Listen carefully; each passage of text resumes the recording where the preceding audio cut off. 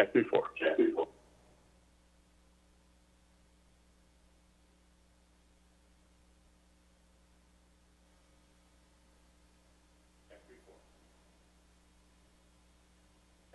Check before.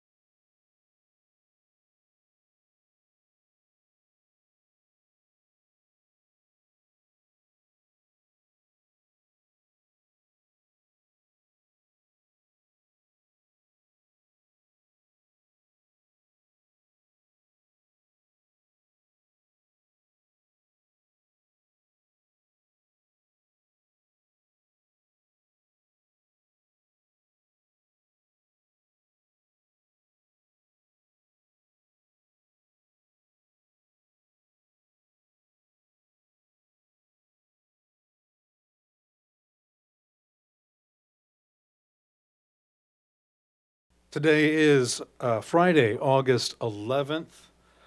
This is the second day of the time that the commission has set aside for the general rate increase case of Confluence Rivers Operating Company. This is file number WR-2023-0006. With me today are Commissioner Glenn Kolkmeyer, Commissioner Jason Holzman, Commissioner Maida Coleman is on WebEx, and I expect to be joined later by the other two commissioners. We do have a couple of announcements before we get into today's events, which for the benefit of those listening, I understand our first issue will be coming up as income taxes.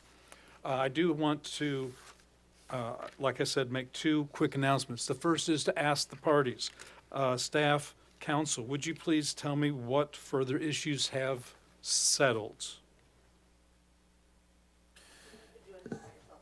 Yes, yeah. For the record, this is a Travis Pringle from Staff Council. Actually, Judge, if it's a little easier, I was just going to give you the issues that are still live. Perfect. So we have income taxes, and this is going off the amended list that was filed on August 8th. So that's issue 4, income taxes. Issue 6, acquisition-related costs. Issue 8, timesheets. Issue 13, cost of capital. Issue 16, advanced meter infrastructure. Then in issue 17, only sub-issues C and D, and that is operations. Issue 21, corporate allocations, and issue 25, capital versus expense. Those are the only live issues remaining. 25 was capital expense? Capital versus expense, correct. One moment, Judge. Yes.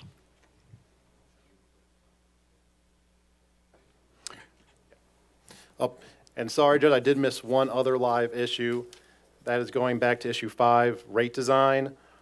Sub-issue A1, what is the appropriate amount of usage for purposes of establishing water rates? But the parties have agreed to waive cross-examination on that issue and just resolve it via the briefs. Please inform, first let's note for the record the arrival of our chairman, Scott Roop, SCOTTRUPP. Council, Yes. go ahead. And that's it, pretty much. Those are the issues that are still live.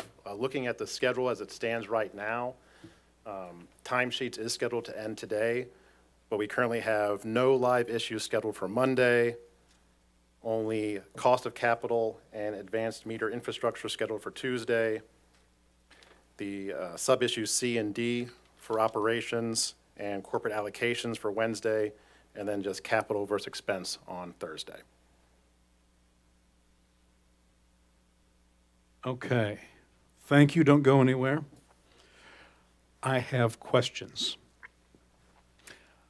You kind of stepped on my toes with my second announcement, which I have not made yet, but we're there. Please fill me in on district consolidation. Without telling me the terms of the settlement, as I believe those would still be confidential, A, have the parties agreed to some form of... I'll tell you, Judge, the only remaining issue on there has to do with the actual water usage amount, the 5,000 that staff proposed, or the, what is it, 3,500? 27 was in testimony. 27, yeah, 50 or something like that. Yeah. That's the only live issue left on the rate consolidation. And if you're inquiring, I'm sorry, Dave Woodsmall, on behalf of the company, if you want to inquire about the nature of the settlement, it's not in writing, but I have no problems either council doing it, or I'll put Mr. Cox up just to give whatever. So, while the commissioners are here, if you want to know a little more substance around how we plan to resolve that, I can put him up and you can ask him those questions. I would say yes, absolutely. That was my second announcement. The commission would like more information on additional district consolidation options. So, You want to do that before income taxes? Okay. Yes. The other thing I'll offer along those lines, this is obvious, this will all be memorialized into a stipulation. Consistent with past practice, I imagine there would be a stipulation presentation in which you can ask further questions. But given the complexity of that issue, I'll put him up right now. I'm sorry. and just a general announcement for those in the room, we do have people listening on WebEx, which only picks up audio if you speak into a live microphone pretty directly. Your Honor, John Kleiser on behalf of OPC. I apologize, but I'm slightly confused. Is Mr. Cox standing up to discuss the terms of the stipulation or to answer commission questions regarding possible other options? Because the latter would be more of an evidentiary point, and we would at least like the opportunity to put on our own witnesses, if that's what's going to happen. Yeah, I'm not ready for witnesses. I'm trying not to break confidentiality. Can I put forward potentially that I think the stipulation is going to be forthcoming relatively quickly? I doubt if it's today. And not today necessarily, but since we don't have anything Monday, would it be possible to postpone that until we have the stipulation, then we don't have to worry about confidentiality? Yes, I like that answer. Would, Your Honor, go ahead, Mr. Woodsmall. the concern there, as Mr. Pringle said, given the settled issues, Monday would be empty. So they're doing it on Monday would possibly cause witness availability concerns. If you want to do it Tuesday or whatever, honestly, I'll be real clear with you. The term of the settlement would provide for 2 districts, water, 2 districts sewer, not geographic. It would go along technology lines. Therefore, and Mr. Cox can explain this further, therefore, wastewater systems, several of them are lagoons. As lagoons, they don't have blowers, aerators, and those type of things. Those are cost elements. So lagoons would be a lower cost because they don't have those cost elements, and mechanical plants would be a higher cost. And there's a similar type of breakdown for water into 2 districts. And if you want to delve into that, he's available, whatever the commission wants. And Judge, also Jim Bush, he's also happy to testify from staff's perspective. Thank you, I appreciate that. I'm nodding my head not at approval of the settlement, but at the idea of checking witness availability. As I said, this has been one of the larger issues in the case. But yes, that was the answer I was looking for. I didn't want a witness, I just wanted a high level, here's the direction we're going. That answers that question. If council sometime through today, without me, I'm sorry, the witnesses that I have are Lyons, Cox, Roth, Seaver, and Dr. Mark. I'm sure those are, witnesses are listening or are in the room. If they would communicate with their counsel between now and the end of today, just tell me what day all of them are available as a group, and that will be the day regardless of council's schedule. I don't want to step on your schedule, but this is a large and important issue that we want to make sure gets covered. Understood. And I have one more update for that list of live issues right now, Judge. I have been informed that when it comes to the AMI investments issue also, that cross will be waived, and that will also be argued in the briefs.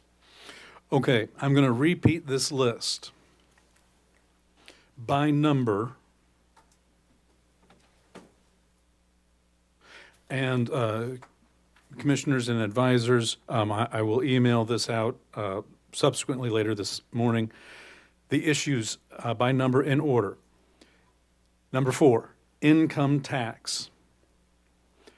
Number 5, only the amount of water to be used in the calculation, and the 2 positions of the parties are 5,000 gallons and 2,750 gallons, and the parties have waived cross-examination on those witnesses, so but for commissioner questions, that issue would be submitted on the pre-filed testimony.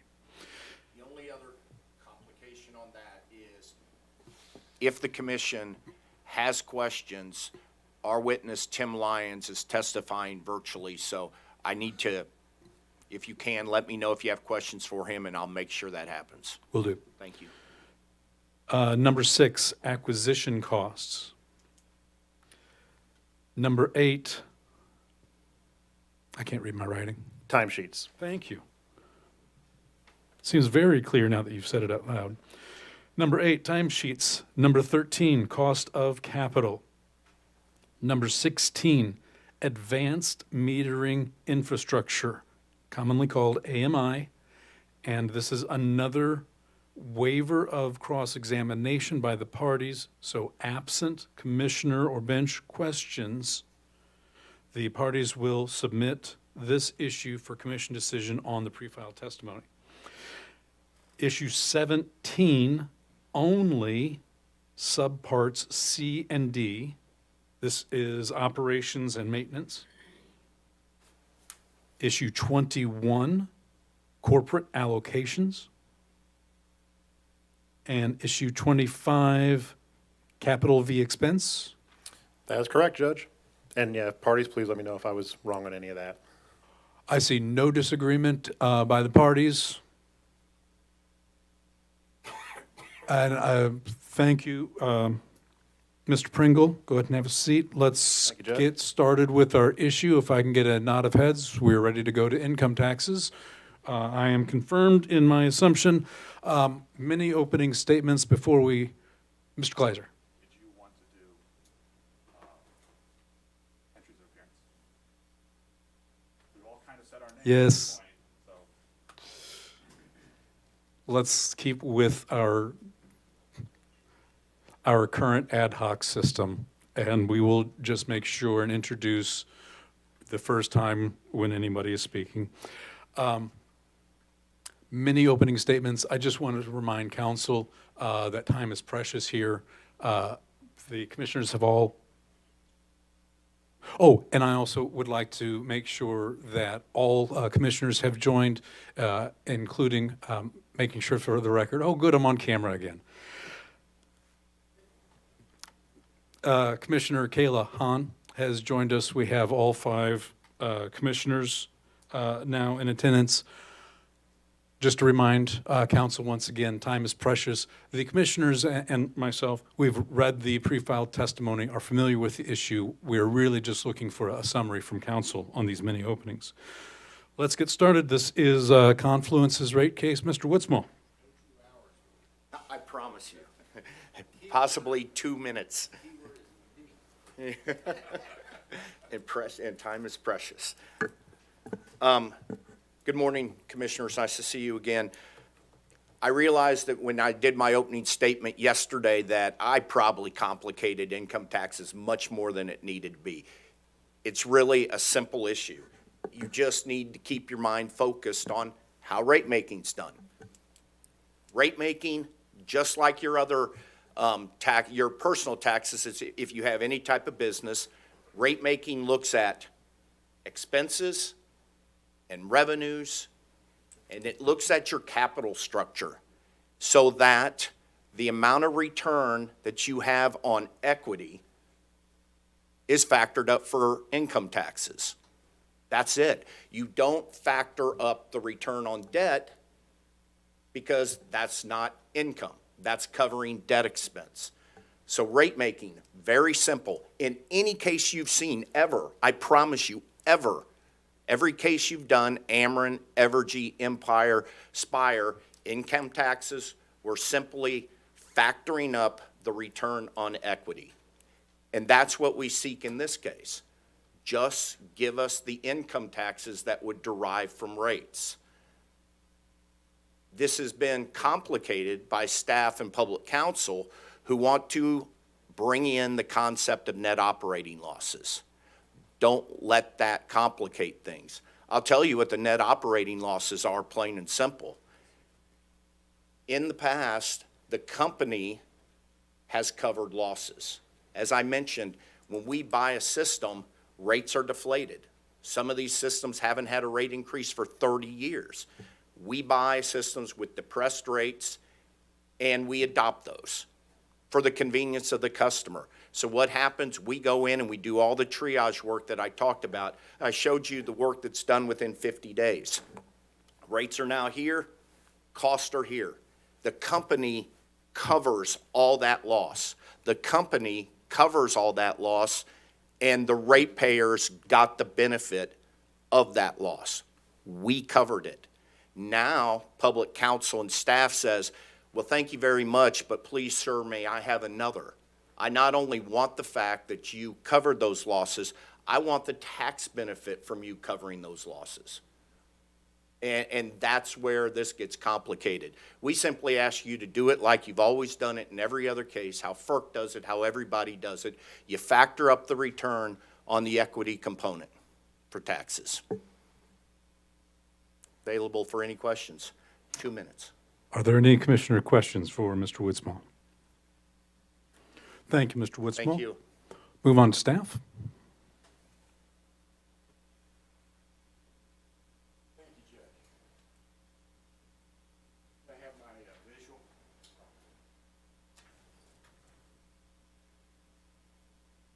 There we go. I was impressed. What's that? Yes, I'm Kevin Thompson. I represent the staff, Post Office Box 360, Jefferson City, Missouri, 65101. I was impressed yesterday that Mr. Woodsmall recruited Benjamin Franklin to his team on the income tax issues. So I have recruited Plato and Aristotle. And the reason I have recruited them, the fathers of logic, is because Mr. Woodsmall's position, the company position, is absolutely illogical. Absolutely illogical. And let me explain it to you. And I'm going to do this in 2 minutes, too. Take a minute at some point to read the position statement of the company on this issue, because you will notice it has absolutely nothing whatsoever to do with what Mr. Woodsmall stood here talking about, because perhaps they have realized that their original argument is a loser, and so they're trying to shift to something else. So how does this work? They buy systems with rates that are inadequate, and they're stuck with inadequate revenues until such time as they have a rate case like this one and raise the rates to a level that is adequate, right? So they have lost that money. Remember that one of the primary principles of rate making is you cannot have retroactive rate making. You cannot go back and recover what was lost. That's gone. That's gone, okay? So they don't get to recover that through income taxes or anything else. So they say, we're trying to steal, bad staff, bad staff. We're trying to steal the benefit of the income tax issue from them. Let me explain that to you. Cost of service rate making means the rates will make the company whole for the cost of service, for what it costs them to provide the service. That includes whatever income taxes they actually pay. Not the income taxes they don't pay, but the income taxes they do pay. So how does that work with net operating losses? You understand, I know, that a business is taxed on its net income, right? To the extent that revenue exceeds expenses, that's what they pay taxes on. To encourage business, the federal government, the Internal Revenue Code, gives business a benefit. The benefit is they can use that loss, if they have a loss year, right, the net operating loss, they can use that to shield income from taxes in a later year. And after the Tax Cut and Jobs Act, that benefit lasts forever. Used to expire after 20 years. No, now it's forever.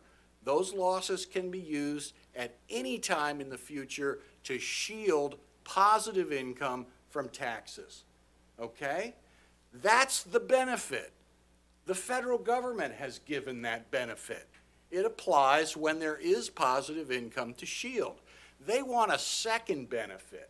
They want the ratepayers to pay as though there was no net operating loss shielding the positive income from taxes. In other words, put into rates what we would have paid had we not had net operating losses.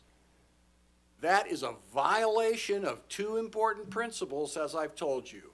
Number one, it's making the ratepayers pay more than the actual cost of providing the service. Number two, it's a sneaky way to try to recover money that was lost because prior rates were inadequate. Both of those are principles that would be violated. I urge you to stand firm on those principles. Thank you. Any questions? I'll be happy to try to answer. Are there any commissioner questions? Yes, Chairman. Showing your archaeological background with the Yeah. Aristotle and Plato. So Greeks. The Greeks, that's right. So, okay, two questions. First one, when I read everything, the analogy I was coming up into my head, and I'm going to give you how my brain worked at it, and I want you to, because I think it's the same thing what you were saying, is if on my personal income, you know, I earn an income, and I am at this income bracket, and I would pay X amount of dollars on that. But with the home mortgage deduction and the standard deduction and everything of that nature, it lowers me down to my adjusted gross income, and then that's what I pay tax on.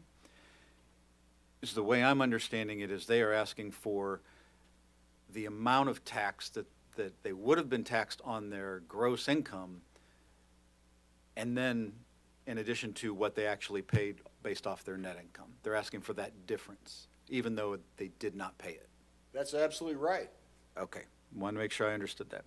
Second thing is, we heard the company's counsel talk about how this is a deviation from how the staff has done all of other water and sewer cases, American Water, and this is how different than how FERC does that. Can you speak to that assertion? I think my witness will be much better able to speak to that than I can, but I will tell you that because this is such a blatant violation of rate-making principles, I would be very surprised if the witness were to tell you that, why, yes, he was correct. FERC and other states do it the way that Mr. Woodsmall has I described. will ask the witness. Thank you. Thank you. Commissioner Holzman. From a macro perspective, do you think that the signals that the commission would potentially send here would disincentivize future purchases of distressed systems, knowing that the revenue is not there to essentially cover your cost, and then knowing that you can't retroactively rate make to get that back? I guess let me ask this way. Should there be an incentive for companies to rescue distressed systems from a macro perspective? That's a very good question, and there's a way for the commission to do that. And the way to do that is not by making ratepayers pay for an expense that doesn't exist. Instead, what you can do is give them a higher return on equity than you otherwise would have. If you want to incentivize them for buying bad systems, then give them some basis points. That's how you can do it, because you have absolute discretion in where you set the return on equity. Would you oppose then the amount of cost that's being argued over here if it were shifted into return on equity, as you know, the same amount versus it being, from a mechanism standpoint, not captured by deferred taxes but through return on equity? Would you oppose that shifting? I have not conferred with any of the, my fellow staff members on that, and I haven't talked to our ROE expert. I would have to say that I think staff would be reluctant to say yes on that, but I think I'm telling you the absolute truth, that is the best mechanism with which to do that if you decide you want to do that. Okay, thank you, Judge. Thank you, Commissioner. And Commissioner Kolkmeyer. Thank you, Judge. Good morning, Mr. Thompson. Good morning, sir. Has staff ever recommending offsetting income taxes on net operating loss amounts in any other rate case? I think we let the Internal Revenue Code do what it does, and I believe that in rates, we put whatever the actual tax burden is going to be, the actual tax liability, that's what we stick into rates. It's unusual to have a situation where you have a lot of net operating loss with a utility company. You know, utility companies have captive customers, they have a monopoly, they're selling a necessity of life, so they're not typically operating at a loss, right? We have a company here that has a very unusual business plan. Let's buy decrepit loser systems and we're gonna make money off it. Okay, we're happy to have them do that because we'd like to have someone responsible buy those systems and fix them up and make them work. That's a great thing, and that's why our engineering department really likes this company. But our accountants, on the other hand, they make them crazy because of the way they keep, or should I say don't keep, their records. So it's a difficult pickle for us. But it's also an unusual situation because, you know, Ameren and those companies, they don't have net operating losses. Thank you. Thank you, sir. Thank you, Commissioner, and thank you, Mr. Thompson. The spelling of Holzman is Holsman. Spelling of Kolkmeyer is Kolkmeyer. And we go to Mr. Kleiser, Clizer, for the Office of the Public Counsel, commonly abbreviated to OPC. Mr. Kleiser, the floor is yours. One second, Judge. Okay, can you tell me whether or not that's in the frame you want?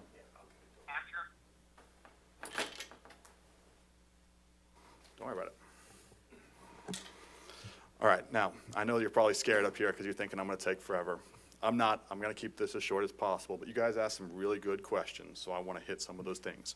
First of all, to answer sort of and to address what you said, this is very similar to how you would actually file your own tax returns, right? You have your income, that's your wages, you take off your available deductions, that gives you your taxable income. Same thing as happens with the company. You have your revenues, you take your expense deductions, what's left over is the taxable income. Now, for individuals, it's really pretty hard for you to actually have deductions in excess of your income. Not so much for companies. They can do that. And when that happens, you have a net operating loss. What that means is that your expenses, your deductions, have exceeded your income. Now, there are two things that happen when you have an NOL. You need to keep them separate. First, in the year that you have the NOL, your taxable income is zero because your expenses have exceeded your income. So you have no taxes in that year. That's benefit one to the company. The company does not pay taxes in the year that they generate the net operating loss. But they get a second benefit. The net operating loss gets carried forward into the future, and it gets used to offset your income in future years. What has happened in this case is staff has simply recognized the fact that the company has net operating loss carry forwards, and that those carry forwards are going to reduce what the company is actually going to remit to the IRS. And if you don't take those into account, the company will collect more money from customers than it's going to remit. What's going to happen to the excess? That's an important question. I'm going to come back to that. But absent anything else, that's just going to be pure profit for the company. They're going to stick it in their pocket and they're going to walk away. Now, I echo what Mr. Thomas said regarding what Mr. Woodsmall's opening about is not at all consistent with what their actual witnesses have argued, and I'm a bit confused by that. I'm going to address something in what their actual witnesses have argued, because what their witnesses are trying to convince you is that an NOL generates a tax liability. There's several points where their witness, Mr. Seltzer, states it generates a tax liability. And what they're trying to do is they're trying to get you to think that this is like accelerated depreciation. I don't want to go too much into detail there, but at a minimum, what accelerated depreciation does is it creates a tax liability on a company's books, which means that they're going to have increased taxes later on. So the IRS has created what's called the normalization rules. And what the normalization rules say is, we're going to force the company, I'm going to have to actually explain a little bit of accelerated depreciation. I apologize. I just want to make sure this is really clear. Let's keep it simple. A company has something called depreciation expense. For depreciation expense, you have a book version and a tax version. For the book version, in Missouri, we use straight line depreciation. So we depreciate by the exact same amount every single year. You have an asset that lasts 10 years, you depreciate it 10% each year. At the end of the 10 years, it's done. For tax purposes, you can take accelerated depreciation. What that means is you get to take more depreciation in the front end. Let's say you take 20% depreciation. You do 20% for year 1, 2, 3, 4, 5. But then you're fully depreciated.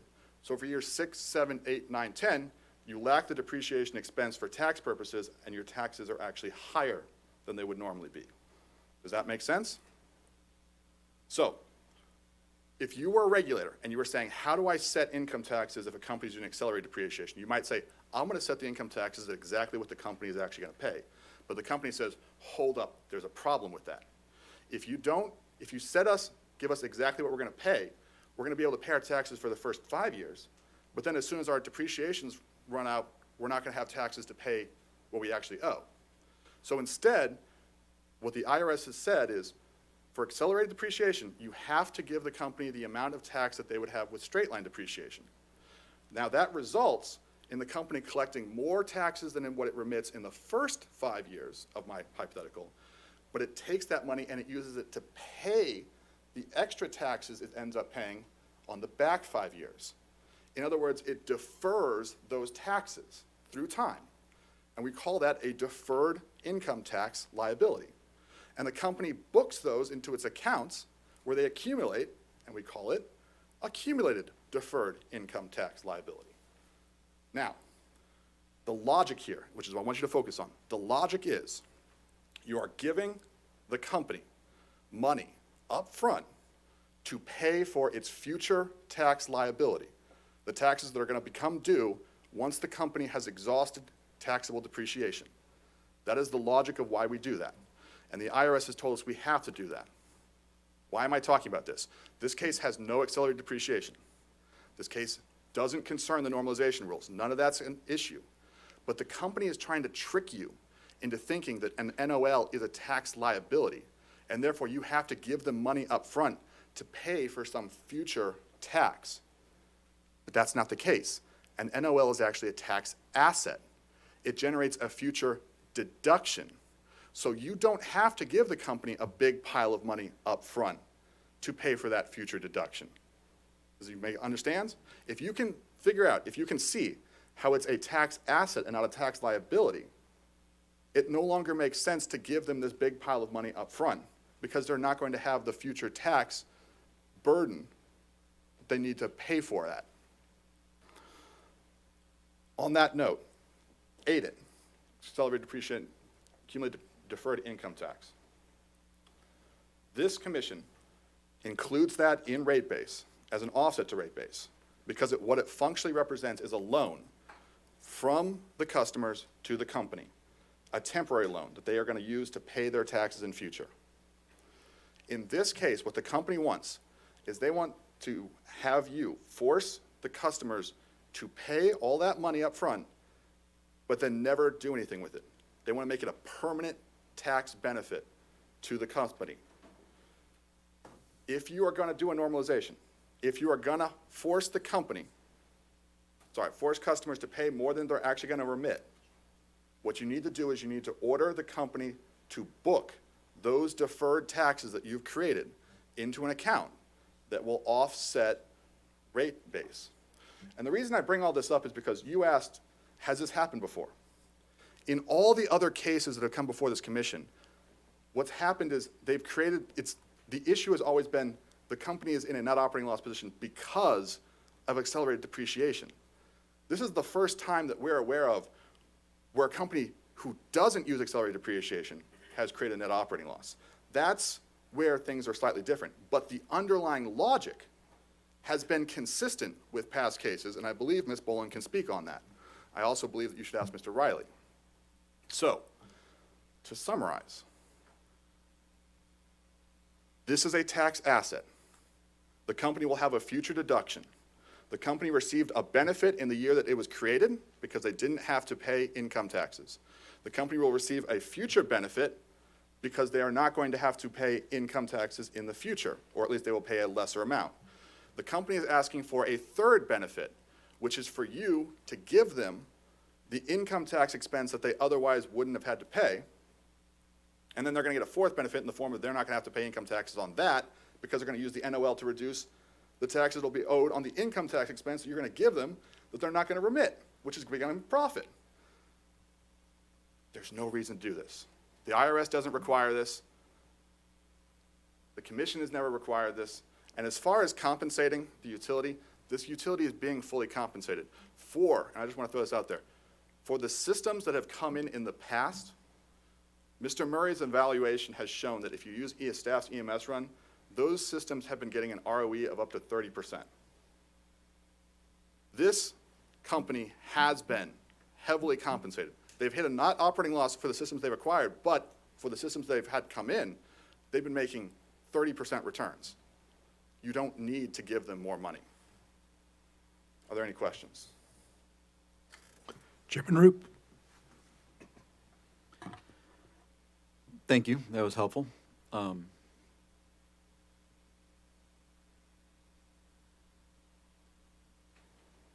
They are choosing straight line depreciation, so all of their tax all of their deferred tax, they are going to be able to reduce their operating income with this deferred tax through the straight line 10% every year. You reduce your income tax by your available deductions. Right. Depreciation expense is an available deduction, whether you use straight line or accelerated.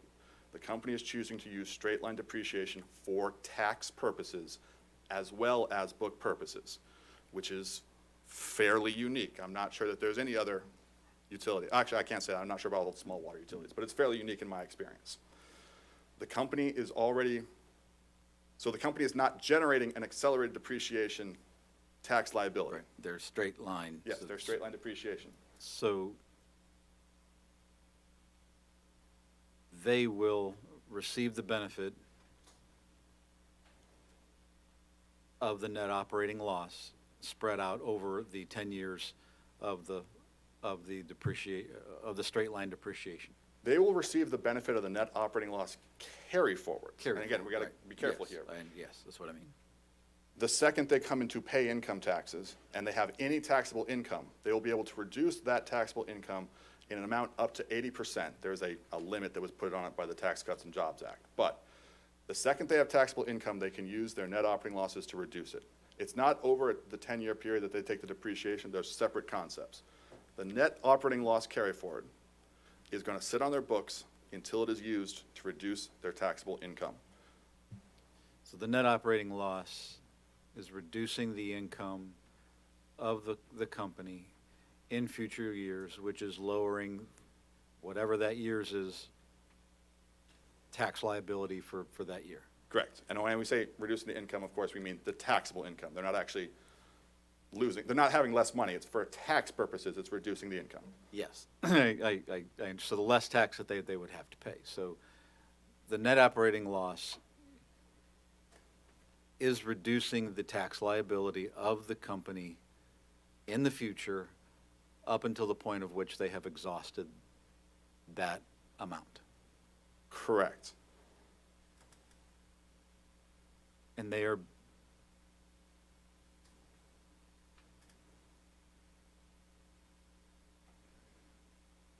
can they, assuming that they're not expending the amount of money on the higher tax level amount in this year because they're deferring it to a future year, but they are receiving money from ratepayers to pay that, are they allowed to earn their rate of return on that amount of money from the ratepayers until they exhaust the liability? So let's break this down. If the commission were to say, normalize the taxes, meaning effectively put into rates the amount of taxes that we expect to be paid without considering the NOL, they're going to have more income tax expense built in the rates than they're actually going to remit. Now, absent anything else, no, what's going to happen is that's just going to be straight profit. Now, if you choose to order them to defer that excess, which is the recommendation of both staff and OPC, you can have them defer that into a tax-deferred account, where you can then have that reduce rate base, which is effectively getting to the same point that you're saying. I mean, because rate base is then you multiply that by the weighted average cost of capital. I mean, just, Yeah, I'm following, I'm just, and that is exactly consistent with how we've always treated ADIT, or accumulated deferred income tax. See, the problem here is twofold. First, they want to defer an asset, which makes very little sense, because why not flow that through immediately? And then second, they don't want the taxes to actually be booked anywhere. At least one of those should be wrong. Both of them, well, in my opinion, you shouldn't allow a deferral of an asset, because customers can receive the benefit of that immediately. But if you're going to book the deferral of an asset, you should require them to book that in their accounts as a deferred tax that will offset rate base. And again, both Ms. Bolin and Mr. Riley have independently recommended that in surrebuttal. thank you, Judge. Commissioner Holzman. Thank you. We talked a little earlier about how this is done in other rate cases with other companies. Is net operating loss not a factor because most of those companies do not have net operating loss, and so it doesn't come in, or is it a policy issue that you don't do it? The companies that come in with net operating losses outside of Confluence come in because the accelerated depreciation is driving them below their taxable income. But remember, accelerated depreciation allows you to forefront your expense. So the company isn't actually, and I'm just going to use as an example, Missouri American Water. They were in this situation.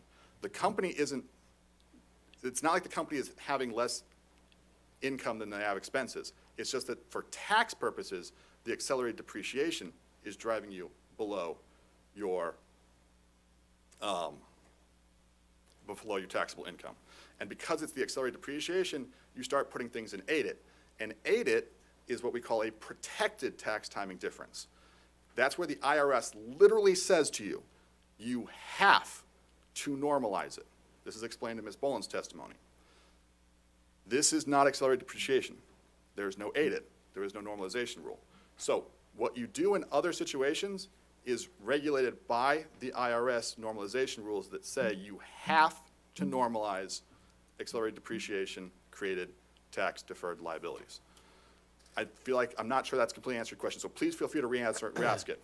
I'm just talking about historically with other rate cases. Mr. Smallwood said that that net operating losses are not a part of the tax discussion in previous rate cases. And my question to you is that true? And is that because most companies who come in for a large rate case don't have any net operating losses, or is it a matter of policy that it wasn't included in that as a choice? You know, I would absolutely love to answer that question. I think I probably could, but I'm a little bit treading on thin ice here, so I'm going to say that that's probably the best answer to either Ms. Bolin or Mr. Riley. I believe that it has always been staff's policy to attempt to flow through non-protected, which would include NOL in most cases, deductions. But from what I understand of what Ms. Bolin has testified, it's been a commission on a case-by-case basis, whether or not non-protected tax deferrals, which would include NOLs in this case, are normalized or not. In this case, is the NOL a confidential number? Would we have to go in camera to talk about the I specifics? believe that it is listed as confidential in Ms. Bolin's testimony, and so I'm going to say yes, unless somebody tells me that the amount of existing NOLs is not. You can make it public. It's $9 million. Okay. Okay? For the record, and those listening on WebEx, Council Woodsmall indicated it was $9 million. Thank you. And so that $9 million of net operating loss in a layman's understanding would be the amount of expenses that exceeded revenue over the period of time that they operated before they have closed that period to come in for this rate case. That net operating loss represents the accumulation of the expenses over income for each taxable year that they had a net operating loss.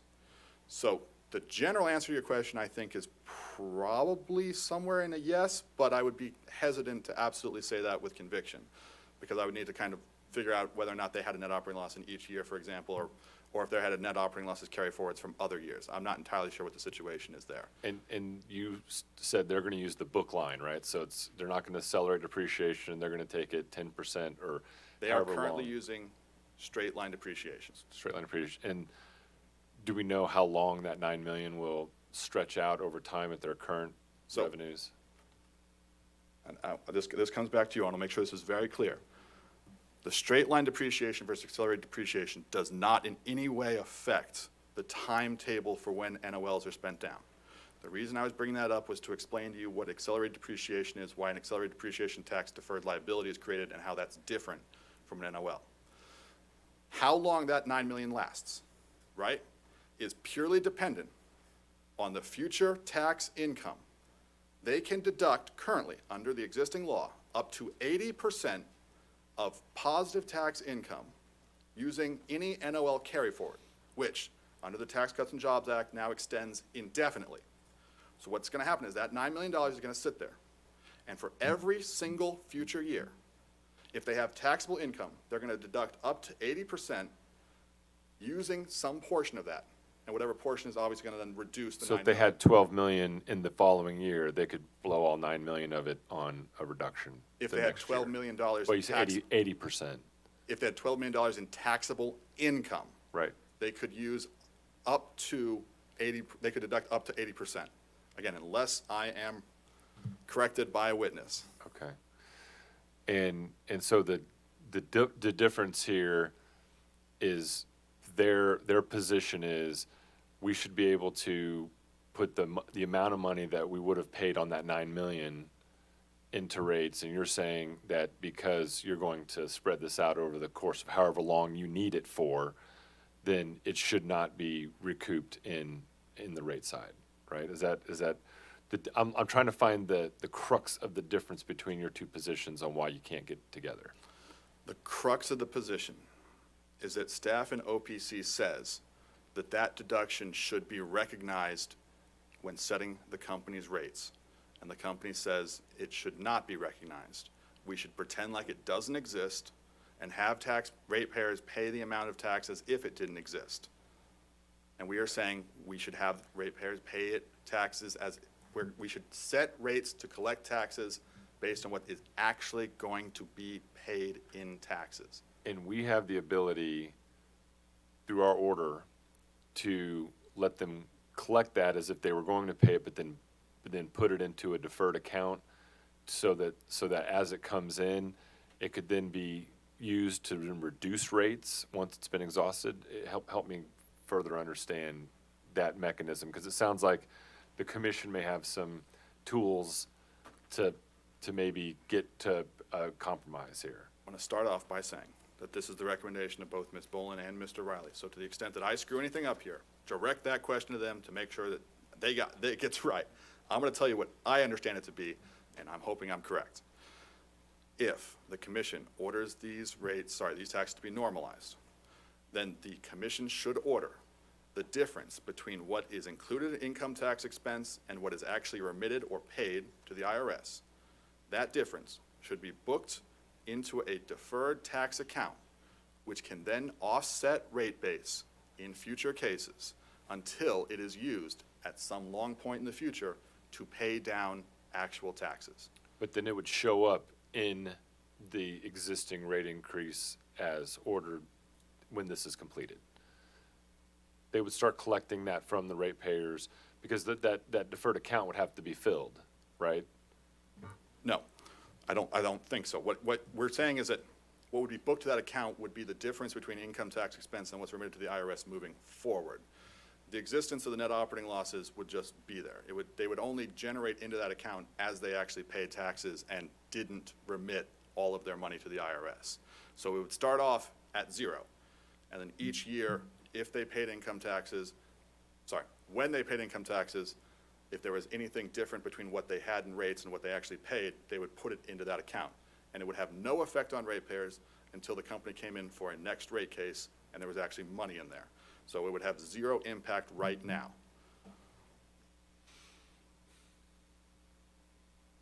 I guess. I'm genuinely trying to do my best. I'm doing my best to try to understand. Truly, I am. All right, thank you. I mean, Again, this is the recommendation and rebuttal of both Ms. Bolin and Mr. Riley. Have them explain it to you if I'm not making sense. so back to the last question I asked, if from a macro perspective, and I heard from staff's position, do you think there should be incentives for rescuing of these distressed systems?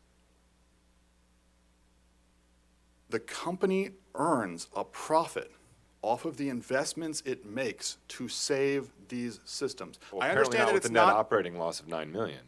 because it hasn't come in for a rate case. Once they come in for a rate case, they have been earning massive profits on their systems. And they're going to earn a profit on these systems now that they've come in for a rate case. The fact that regulatory lag has occurred, that always happens. You can't base your entire decision on the fact that we had regulatory lag. You need to acknowledge the company makes money by making the investments necessary to rehabilitate these systems. And if you look at their entire business model, do you really think they're about to stop? They've been expanding like crazy. They are making money. They were bought out by a large firm because it was recognized how profitable this entire enterprise could be. You are going to increase their rates by some amount, presumably, in order to make sure that they are being incentivized to continue doing this just on what's in rate base. You don't need to give them additional money. You don't need to incentivize a company to do its job. Thank you, Judge. Before I forget, I do have a quick announcement. I'd like the record to reflect the attendance of Commissioner Maida Coleman. She has joined via WebEx. All 5 commissioners are in attendance. Commissioner Hahn. Oh, I have more questions. I apologize. I'm about to step away. Thank you, Mr. Kleiser. Given that this is a very unique company that buys distressed systems and repairs them, do you anticipate that in the future, they would continue to experience significant net operating losses?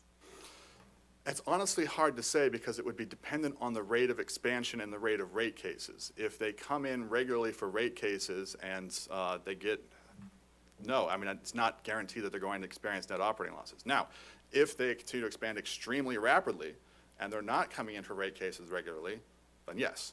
I mean, that's simple, right? If you don't take the time to come in and deal with the regulatory lag, you're going to suffer for it. But it's not a guarantee. Thank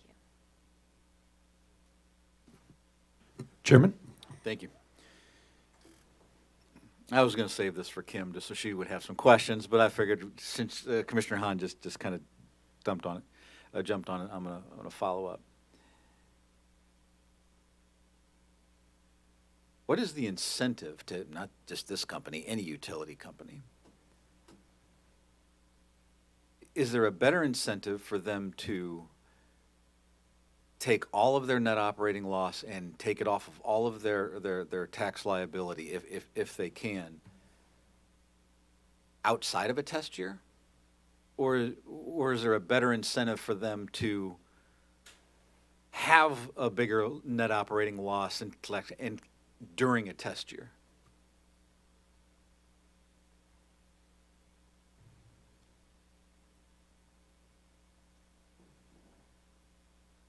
Are you wishing I waited for That's Kim? probably something you should probably ask Ms. Bowman. I will ask it, all I would right. ask Mr. Riley, too. Okay. I would need to think through that one Okay. exactly. Well, thank you. That's Sorry great. about that. Nope, appreciate it. Seeing no more commissioner questions, thank you, Mr. Kleiser. Let's start with our first witness. Confluence, go ahead and call your first witness. Thank you. In some preliminary matters, I'm sorry. First thing, there were a lot of questions that went naturally far afield from taxes. There were questions about incentives and whether someone. Mr. Woodsmall, you've had your opening statement. Can you call your witness? Yes, but I'd like to call Mr. Cox so you guys could ask your questions about incentives and whether companies will continue to invest. No, sir. I would like Mr. Seltzer or Mr. Teese, please. Okay, if the commissioner doesn't want to hear from the guy that knows, then we No, will. the commissioner doesn't want to hear it out of order. Can we please proceed with the issue at I am hand? proceeding. So, given that, we would call Mr. Teese.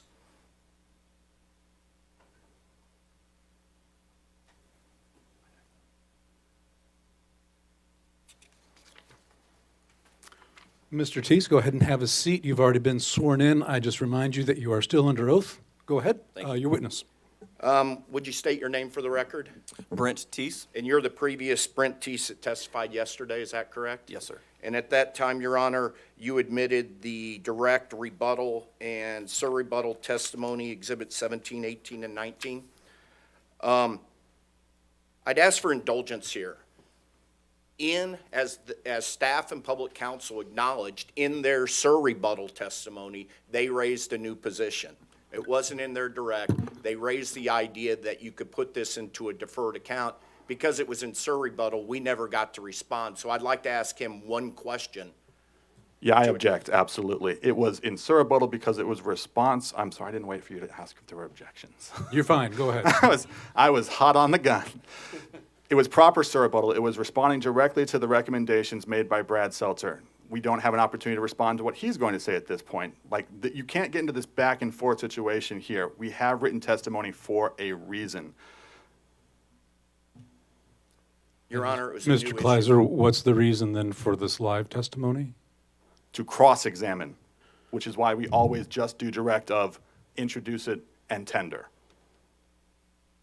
Your Honor, just to complete the thought very quickly, this was an issue introduced in surrebuttal. It clearly got Commissioner Holzman's attention. I'd like one question just to acknowledge the fact that it was done in surrebuttal. Your Honors, if you have that issue in front of you, bench can ask questions. Mr. Woodsmall doesn't need to open this up. If the bench wants to know, I'm sure the bench will ask. And if that's what I'm asking, will the bench allow me to do that for them?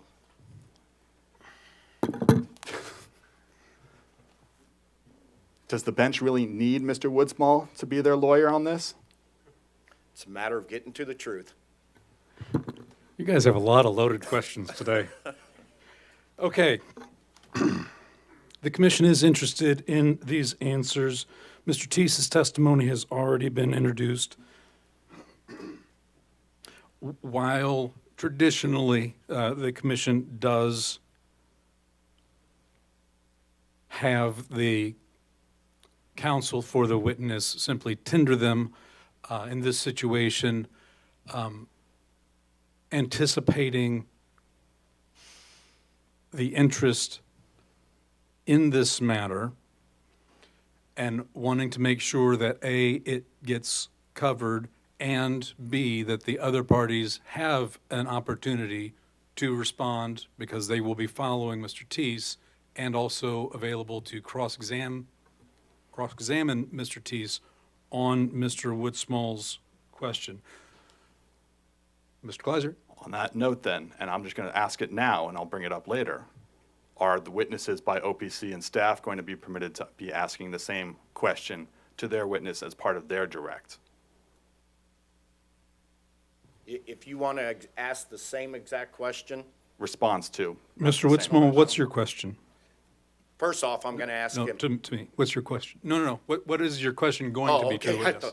I was going to first ask him if he's read their surrebuttal, establish that foundation. What is your response to their proposal as contained in that surrebuttal? We'd like the opportunity to respond to his response. I think that's all fair game. Go ahead. Okay. Mr. Teese, did you review the surrebuttal testimony of Ms. Bolin and of Mr. Riley on the issue of income taxes? Yes. And did you see there a proposal that any taxes collected in rates here be deferred into a liability? Yes. And what is your response to that? I think that makes some sense in terms of what we're doing here. That effectively gives the concept we're talking about here of net operating losses a similar treatment to accumulated deferred income tax as Mr. Kleiser described in his opening. I think the issue that wasn't dealt with that maybe is in the company's view is we have this $9 million number and there's no asset treatment for that in rate base. So we would reduce rate base on one side and not get any credit in rate base for the history of losses there. So it feels a little unbalanced, but as stated there, with a deferred tax liability, that part makes some sense to the company. Thank you. I tender the witness for cross. Thank you, sir. I believe we go to staff.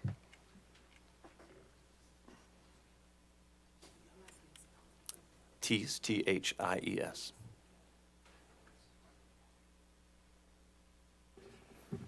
No questions at this time. Thank you, Judge. Thank you, Mr. Kleiser. No questions. Thank you. Are there any commissioner questions? Commissioner Holzman.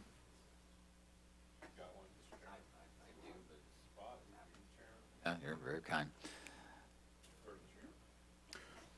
Chairman Root, we have a question. So based off of your answer to your attorney, are you in agreement with staff and OPC's position for this tax liability treatment? I think it's half of the solution. I think their solution to allow the taxes in rate making, which we believe is consistent with the rate making that we've done in the state of Missouri and our other 5 rate cases and that we're doing in other parts of the country, other states.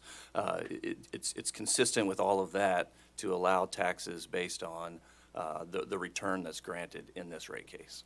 And so to book that into a deferred tax liability because there is this other issue of NOLs makes some sense. I think the part that isn't clear to the company is what is there fairness? We haven't asked for some kind of treatment in rate base for this $9 million number. And so conceptually, we would be reducing our rate base later for this liability and get no credit in it now or in the future for whatever is there in terms of the net operating losses. So it feels like a one-sided solution, but that one side makes sense, if I can say it that way. Okay, thank you. Appreciate the deferment. Commissioner Holzman. Thank you.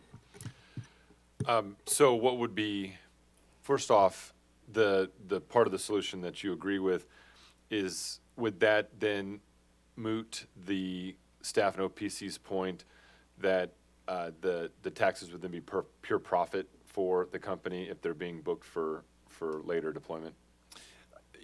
Yes, I mean, from a cash perspective, the cash would be here now, but a liability would be booked that would reduce rate base in the future, so, yes. So what would your recommendation be then for the other part of the equation? So if you say this is one-sided, and how would you then reflect the $9 million net operating loss in some sort of asset or some way to recognize that in the process? Sure. So we have, excuse me, a mechanism in some other states to book the net operating losses on acquired systems as an asset for consideration in future rate cases. And so that's all part of the state's determined incentivization for us to continue to buy these distressed systems. So something like that could recognize a net operating loss as an asset, then it effectively removes it from the consideration, removes that loss from the consideration of taxes in the current year. And so that would be the balancing piece. So think we buy a system and maybe it loses $10,000 per year. If we could book that $10,000 as an asset to be considered in the future in rate base, then the liability makes some sense as the balance. And as I said, we have that in a couple of other states currently. And so your testimony is that in other states, they have taken that net operating loss and booked it as an asset in the overall case? Correct. And is that something that you're aware of that the state of Missouri has a practice of doing, or? Not to my knowledge. So this would be a departure from the way that normal rate cases are proceeded? It would be, and I would also offer that, this whole, net operating loss issue seems to be a departure as to what to do with it. So, but that part would be new and novel in Missouri, yes. Okay, all right, thank you, Judge. Thank you, Commissioner. Are there any other commissioner questions? The bench has no questions. That takes us to recross examination. Mr. Thompson. No questions, Judge. Thank you. Mr. Kleiser. Yes. In response to one of the questions from Mr. Holzman, you said that the deferred tax liability would reduce rate base in future. How would that happen? If we, excuse me, if we were, so as, the way I understand it is, and let's say we were collecting $10 of income tax in the rates currently, the amount that we don't actually pay in cash would be booked into a liability that in the future could reduce rate base. When would it start reducing rate base? Next rate case. So you agree that it should reduce rate base in the next rate case? I'm suggesting that as a part of a balanced solution, it makes some sense to have a mechanism like that. Okay, but to make sure I understand this correctly, you are proposing to create a deferred tax liability that would offset rate base in future? I'm responding to a proposal someone else made, but what you're saying, I think, is, am I suggesting that it would be for a future rate case? Yes. Okay, so you would agree that it makes sense if you were going to book the excess income tax expense that's not remitted to the IRS into a deferred tax liability, that offset rate base in a future case? That concept makes sense from the company's perspective only when accompanied by some sort of asset treatment, but that part, yes. All right, so with regard to recognizing the NOL, let me make sure I understand this correctly. The net operating losses that we're talking about here, and for the record, NOL, net operating loss, I'm going to use them interchangeably. Those were generated per the company's statement because the company purchased systems with existing rates, correct? Correct. And those rates, the company then invested in those systems, correct? Correct. And your argument is that the rates that were currently in effect didn't cover the investments, right? It didn't cover the full cost of operations, which includes more than investments. It's operational cost as well. So what your goal is to allow the company some kind of asset to recognize the fact that those rates weren't covering what you needed to. Is that right? Yes. Right. So it's to go back and say, we need to get the money that we should have been charging in order to cover these investments, correct? Going back would obviously be in the company's interest. I think a proposal like this that starts today and is booked concurrently with the deferred tax liability makes sense as well. But to make sure I understand it correctly, I just want to understand the argument correctly. What you're proposing would be to have an asset to allow you to go back and recover what you should have recovered in order to make these improvements. What do you mean go back? Well, it would allow you to recover what you needed to have recovered, what the rates should have been in order to make the money necessary to cover the improvements. I still don't know what you mean by go back in terms of an actual timeline. Are we talking about going back to 2015? Or are we talking about going back between rate cases? What's the phrase? Okay, let's simplify and make sure we're trying to be clear here. The NOL was created because the rates that were in effect weren't sufficient to cover the improvements made, correct? To cover the cost of service. The cost of service. I'm sorry, let me try to make sure that's clear. You're saying that this asset would allow the company to effectively have the income that would have been in the case if those rates had been set at what they needed to cover the cost of service. It's a little bit nuanced. I'm not suggesting, so the mechanism could work and does work in other states such that you establish a formula, revenues minus operating expenses, and whatever the negative number is there goes into a regulatory asset. So it's not a recovery of depreciation, and it's not a recovery of any lost return on equity or interest kind of expense. It's simply the operational cost. I understand that, but as far as the operational costs go, it would effectively allow the company to recover what they would have recovered if the rates had been changed to allow them to meet those operational costs. Is that accurate?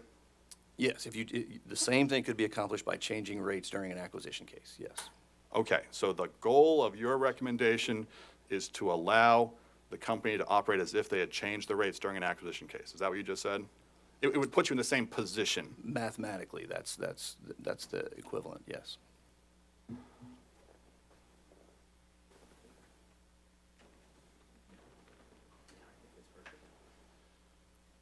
Thank you. I have no further questions. Thank you, and redirect. Thank you, Your Honor.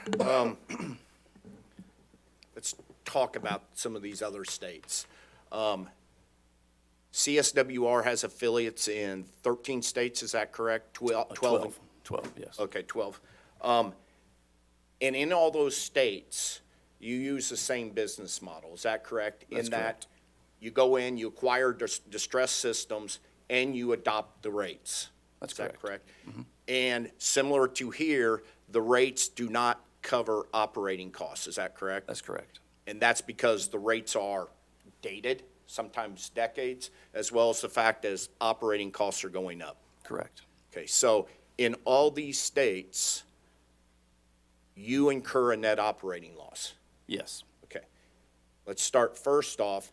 In all these states that you've incurred a net operating loss and you've had a rate case, have any of those states sought to recognize that net operating loss that was incurred by the investors for the benefit of the customers? I'm going to object as to relevance. This case concerns Missouri. We do not concern ourselves with the laws of other states. There may be statutory requirements, rule requirements, et cetera, at play in other states, and it is misleading the commission to suggest that what other states do is what Missouri must do. Your Honor, Commissioner Holzman was asking about other states and incentives and how things are done. So I think clarifying that as to how other states operate is directly responsive to his question. I agree, the objection is overruled. In all these other states, first off, has any commission attempted to use those net operating losses that the investors incurred for the benefit of customers? I object to the form of the question. That is not consistent with what the OPC or our staff is recommending. Can you ask again? Okay. The investors incur net operating losses, is that correct? Yes. And those net operating losses, the customers benefit from the investors incurring those net operating losses. That's correct. Okay. And so while they benefit from the net operating losses up front, are you aware of any state commissions that then try to give those customers the benefit of the net operating losses again through a reduction in rate making? No. Okay. Let's move to the second part. What the other states do. Let's talk Mississippi. You're familiar with the recent Mississippi rate case? Yes. Okay. And there, can you tell me, explain first what the mechanism is. You said a regulatory asset, but can you tell us more about what that is? Sure. It's a System Acquisition Regulatory Asset is SARA is the acronym, and it effectively does what I was explaining to Mr. Kleiser.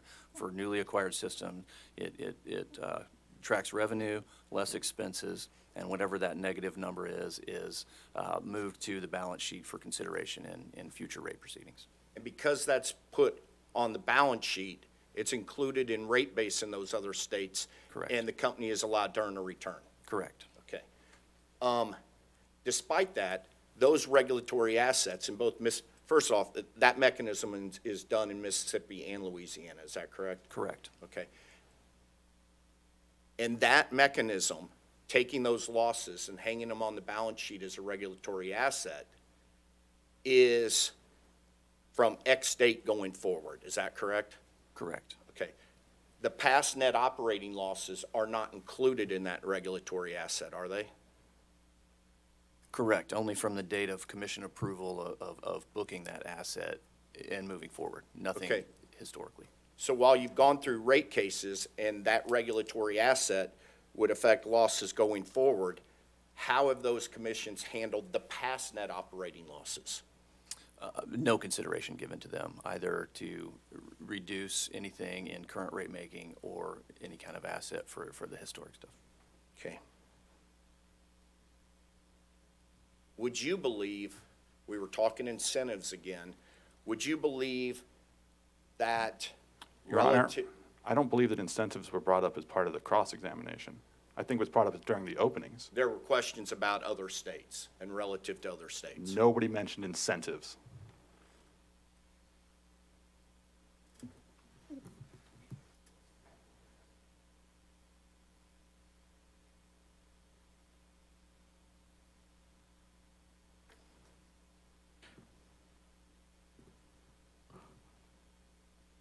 I am of the belief that we're going to have, Additional questions from the bench?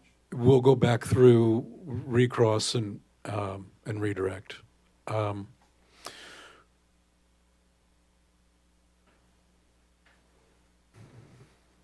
When you say incentives, are you using that as a term of art reference to a statutory or regulatory scheme, or are you using that as language?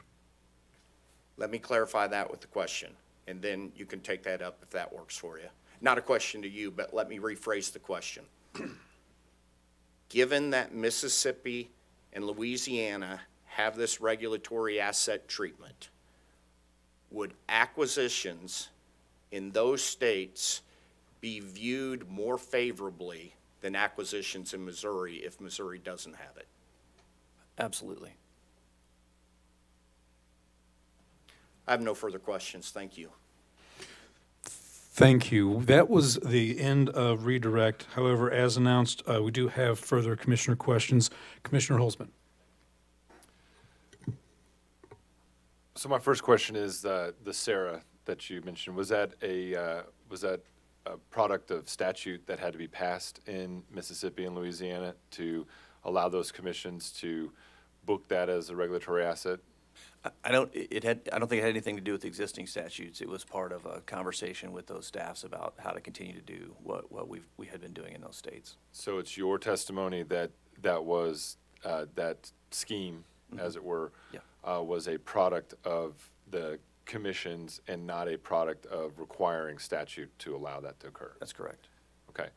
And you view that as we use the term incentive, but as a signal for investors to rescue distressed systems? Absolutely, and certainly in our investor context, it is viewed favorably.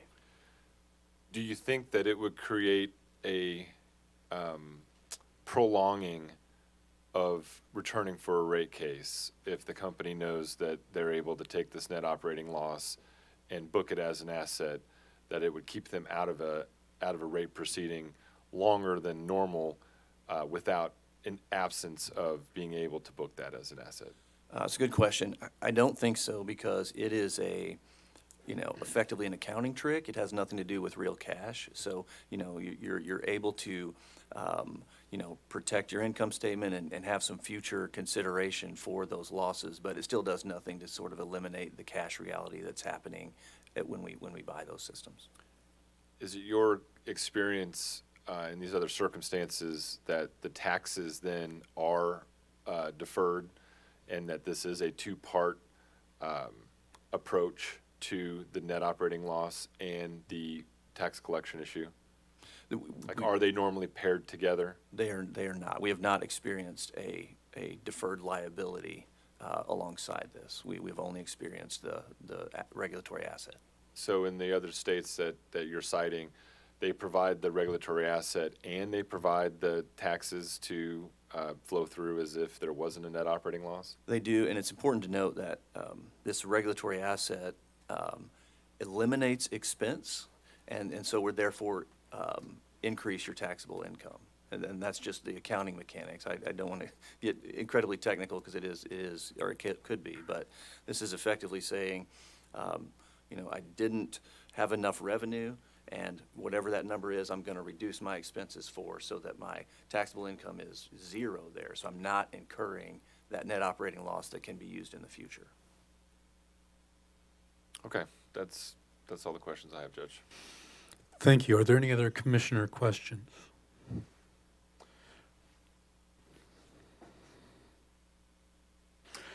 The bench has at least one.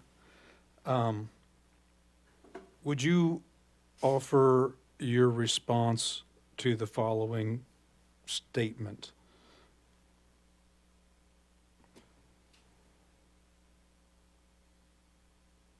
Confluence knew the rules of Missouri when it purchased its systems. Why is it now asking for a change? I guess that was a question. Sure. Sorry. I don't think Confluence is asking for a change. You know, we came into the state with the understanding that there was going to be a period of net operating losses. Then in rate making, in our first staff-assisted rate cases, income taxes were recognized there. And so this removal of income tax expense from the rate-making equation would be the departure, not what the company has requested. Now, that's prior to today. I want to clarify that, and I'm sorry to interrupt. Was that system earning revenue, or was that system earning a loss? Which system? The one that you were referencing, the early on? Because that seems to be the difference here. Well, so everything that we have purchased initially loses money, right? And so as we have, taken some of gone through some of the staff-assisted rate cases, there's one of those companies, Hillcrest, that prior to consolidation, which the commission approved, it actually was earning some income. But other than that one, we none of our 6 companies that became one had ever earned income, taxable income.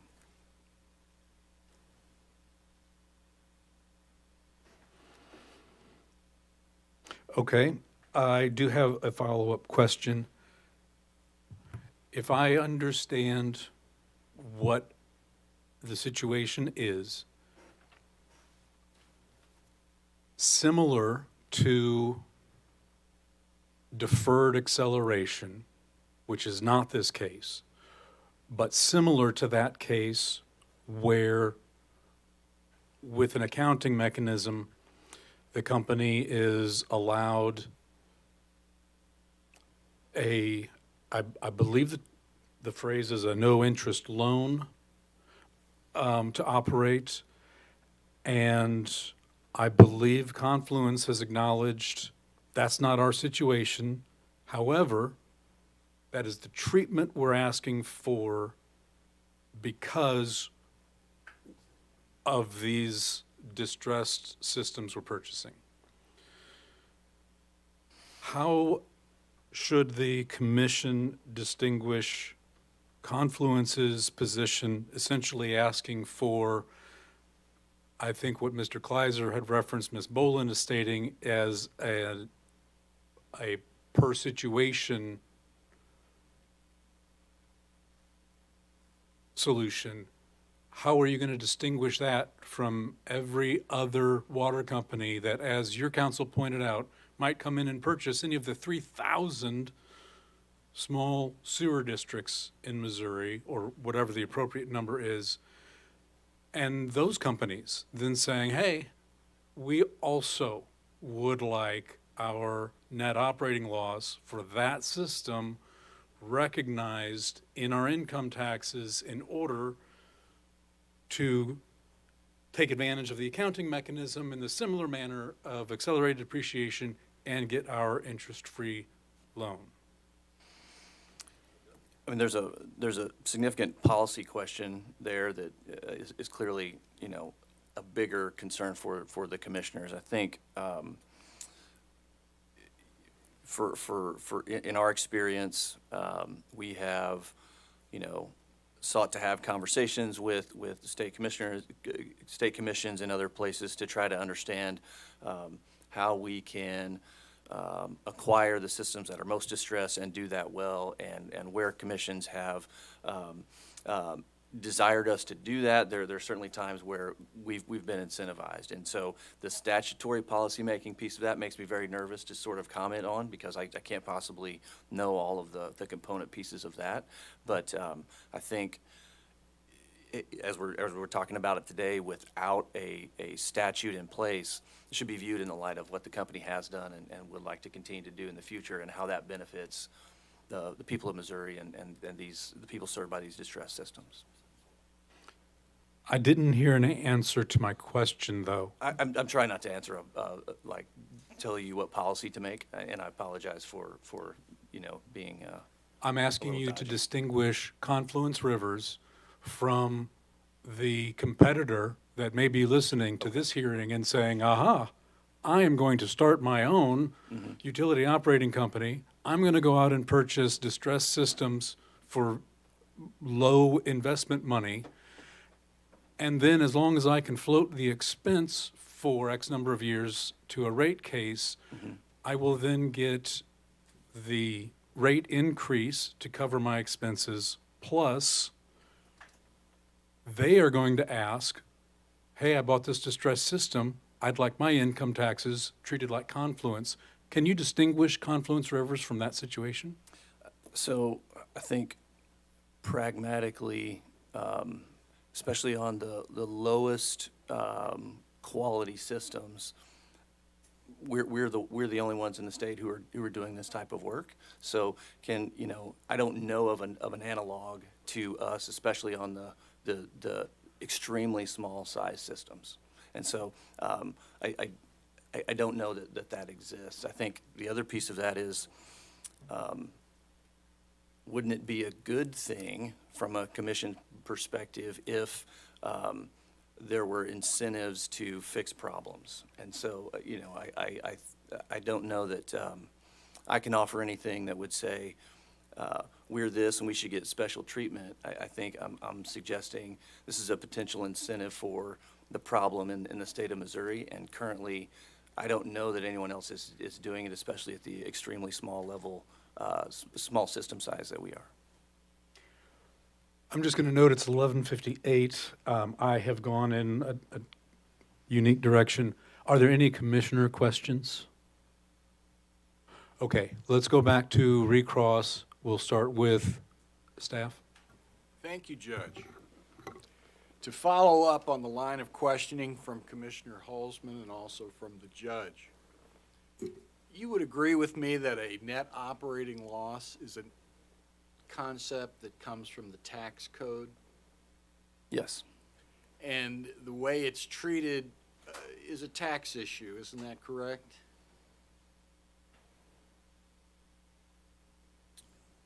Certainly there are ways, and as we described, accumulated deferred income tax, that makes its way into rate making. But it does come from the tax code initially, yes. But ADIT is something different than what we're talking about here today, isn't it? It is. In fact, care has been taken to make it clear that this case has nothing to do with ADIT, isn't that correct? That's correct. Okay, so a net operating loss, you have agreed, is a tax concept. And isn't it true that the prohibition on retroactive rate making means there cannot be anything like a net operating loss carry forward with respect to rate making? Your Honor, I would object to the extent it's asking for a legal conclusion, for him to make any type of legal conclusion that this is retroactive rate making. Certainly, if they want to talk accounting, but whether there's a prohibition against retroactive rate making, we should probably handle that in the briefs. No, I'd like to hear the witness's answer on this.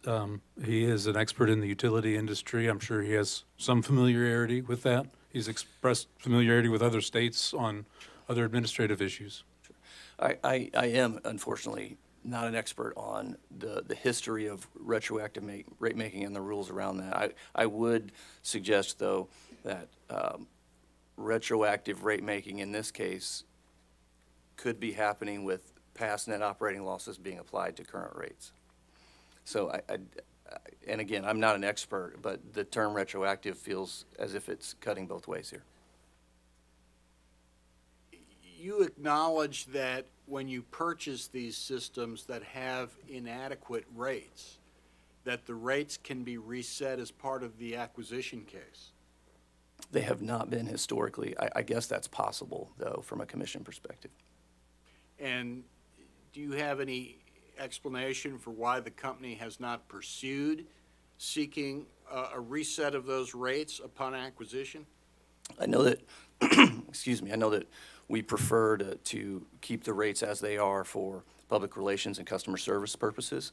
You know, if there were commission policy around setting those rates in acquisition cases, we certainly would pay attention to that. But our preference would be to allow the customers a period of time to get to know us before we raise their rates, which, as we know in this case, is not popular.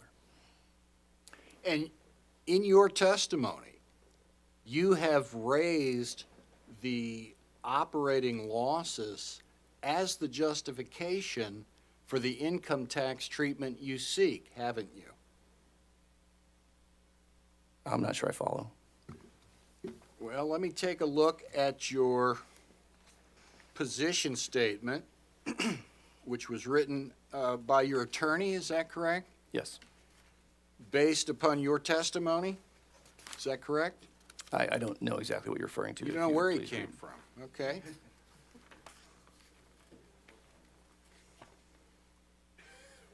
In the process of acquiring distressed systems, Confluence Rivers adopts the current rates charged by those systems. In many cases, these rates are years or even decades old. As such, those rates do not reflect the cost of service at the time of acquisition, and certainly do not reflect the increased costs associated with the capital investment and professional operations provided by Confluence Rivers. Until Confluence Rivers files a rate case and rates are increased to reflect operational costs, Confluence Rivers incurs a net operating loss. Effectively, this net operating loss is a quantification of the benefit that ratepayers received from Confluence Rivers providing service at a below-cost rate. Skipping down to the next paragraph, contrary to other states, staff and public counsel seek to use this net operating loss to reduce the rates resulting from this case, epitomizing the notion of looking a gift horse in the mouth. Staff and public counsel believe that ratepayers should not only receive the benefit of low-cost initial rates, but also receive the tax benefit resulting from those below-cost rates. Do you have any reason to disagree that that's what the position statement filed by this company says? No. Okay. And do you hear any echoes of your testimony in that language? Some, certainly not all. Some. Okay. So you would agree with me then that your attorney at least has linked operating losses to the tax treatment the company is seeking as the justification for that favorable tax rate-making treatment of the tax issue. Isn't that correct? Can you say that again? It linked, I'm not sure what you mean there. Well, when I read the position statement, it wasn't saying anything about tax law, was it? No. It was instead talking about Confluence Rivers losses because the rates are inadequate in the systems it purchases. Mm-hmm. That those rates do not, in fact, cover operating costs. Correct. So you would agree then that the favorable tax treatment that the company is seeking is in fact a way of recovering money lost because rates were inadequate for past services. I would not frame it that way. I don't think that's a way we have framed it. I think the company is seeking consistent rate-making math, if you will. You know, the operating costs plus depreciation, amortization, taxes, and return are what make up the rate-making equation. And that's what the company's seeking. I understand the connection that can be made there, but I don't think that's the way the company views that initially. And a net operating loss reflects losses that occurred in a prior taxable year. Isn't that correct? That's correct. No further questions, Judge. Thank you. Thank you. Mr. Kleiser. Yes. I'd like to start with a line of questioning focused on the incentive conversation you were having with Commissioner Holzman. But before, I want to just kind of level set. You would agree with me that the purpose of this rate case in general is to bring Confluence's rates in line with its cost of service. Correct. And by cost of service, just to make sure everybody's on the same page, we're talking about the cost required to meet its operation costs to continue serving customers, correct? Correct, yeah. And in addition, well, the issue at hand here is income tax expense, correct? Correct. And the proper amount of income tax that needs to be put into rates, correct? Correct. And the issue at hand is the company going to collect more in income taxes than it actually remits to the IRS? Correct. Would you agree with me that any amount of income taxes that are collected but not paid to the IRS aren't being used to pay to the IRS? Sure. And okay. Would you agree with me that that money is therefore no longer being used to serve customers? No. Fine. Moving on, because I am just trying to level set. The company is also seeking a return on equity in this case, correct? Correct. Would you agree with me that a return on equity is roughly analogous to profit? We can call that profit. Sure. And that's what we're going to pay to our shareholders, and that justifies their investment. Sure. Now, the incentive conversation that was had focused on the idea that other states are giving preferentially more beneficial treatment, right? Correct. So am I correct to understand that the company's concern is unless Missouri gives the same treatment we get from other states, we're going to go build in other states, is that right? When you say same, there's not a lot of binary switches for us. Meaning, like, let me say that differently. We did not come in with an ultimatum, right? But what we are saying is, changing the rate-making formula for us is a disincentive in the state of Missouri as compared to states that have used the standard rate-making formula. But it's not an ultimatum. No. So you're not saying you won't come into Missouri. I mean, that is not a question for me. I'm the accountant. That would be a question for Mr. Cox. Fair enough. Well, let's think. Does this mean that Missouri is effectively bidding against other states for your services? I mean, that's a strange way of saying that. I think, you'd be better off to talk to Mr. Cox about incentivization across the industry and in other states. Well, you're the one who had the conversation with Mr. Holzman, and I want to make sure that we get down to this right now. As I understand it, what the company is saying is if we don't get this tax treatment, we're disincentivized from doing stuff in Missouri. That's absolutely true. Okay, so what you're trying to say is, hey, you have to give us as good as we're getting in other states, or we're just not going to, we have less of a reason to do things here, right? I mean, that's not a way the company is framing it. We are not bringing an ultimatum. We are suggesting this is a disincentive, full stop. I'm really not sure I'm seeing the difference. Let me make sure I'm getting this down. You're saying that, again, unless you get the same treatment that other states are giving you, you have a disincentive to continue operation or to expand operations, probably expand in Missouri. That's correct. So again, basically, if another state does something beneficial, Missouri has to match them in order to get you to stay in Missouri or continue to expand in Missouri. I'm going to keep using expand. Let me restate that question because it's getting confused. You're telling me that if another state gives you something more beneficial, you say Missouri has to match that if you want to have us expand operations in Missouri. So I'm not the one making decisions about state expansion. So that would be Mr. Cox for sure. You did testify that it's a disincentive. Absolutely. It's simple math. Again, It's a so disincentive.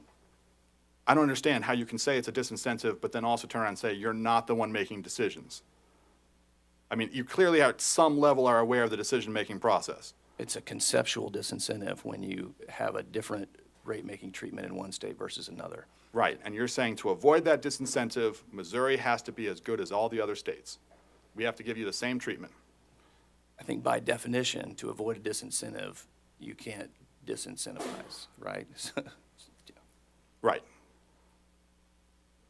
So again, if another state is not giving as good as Missouri is, you're saying we have a disincentive to expand operations. Correct.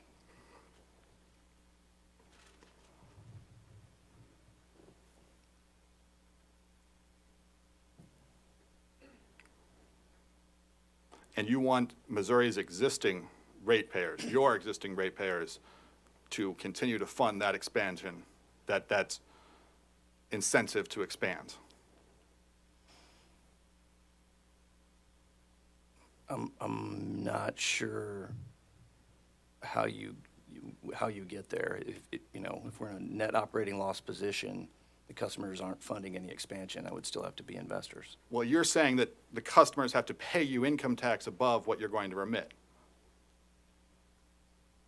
I'm saying that's consistent with regulatory rate making. Okay, so we are in agreement. You are asking customers to pay more than we are going to remit to the IRS. I'm asking the commission to give me consistent rate making. That's the ask. Can we agree that the consistent rate making that you're asking for is for customers to pay more than you're going to be remitting to the IRS? I feel like that's a very simple standard. I don't know why we're arguing about this. Because it's two separate issues. It goes back to a similar concept to accumulated deferred income tax. Because I'm not paying it, there are regulatory rate-making treatments for whether I'm paying it or not. And so I'm asking for the commission to provide consistent rate-making treatment as to what they've done in this state for our group of companies before. And that consistent rate making treatment, according to you, is to allow the company to collect more than it's going to ultimately remit to the IRS. The consistent rate-making treatment would be allowed to allow the company to base income taxes on the return granted in this case. And the effect of that would be to collect more than they're going to remit, correct? Yes. Thank you. I don't know why we had to go to such lengths to get to that simple point. Mr. Kleiser. Sorry.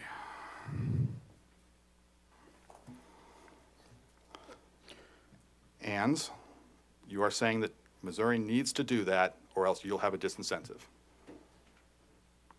Yes. Okay. Are you aware that there's a statute that allows the commission to order a company to acquire a distressed system? I'm not aware of a statute at all, no. So you wouldn't have to know why the commission has never utilized that statute? No.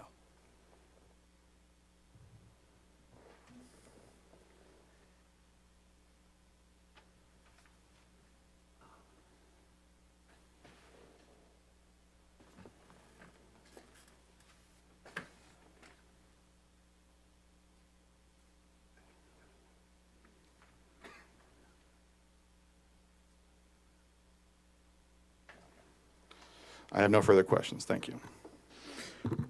Thank you. We will be adjourning for lunch after this witness. We do have redirect to finish off Mr. Teese's testimony regarding income taxes. Mr. Witzmore. Thank you, Your Honor. Let's work backwards.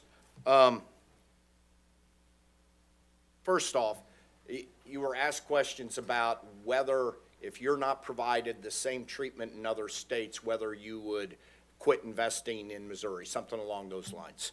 Do you recall that? Yes. Does the company have unlimited capital? No. Okay. And would you agree with the statement that capital will necessarily will go to the states where it provides the best overall return, including consideration of income taxes? Yes. Okay.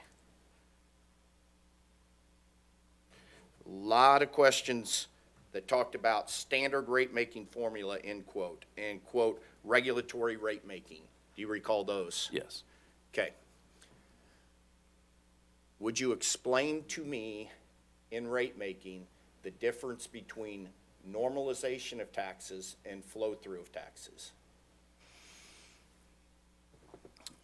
It's a good question. It's a technical issue, and I am not a tax expert, but to the best of my understanding, normalization would be setting the amount of taxes based on all the components in the rate-making equation. Flow-through would be setting taxes based on what is actually going to be paid in that period.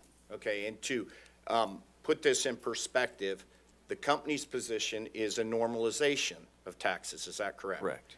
And staff and public counsel want to look at the actual taxes that may or may not be paid and flow that through to the rate-making formula, is that correct? That's correct.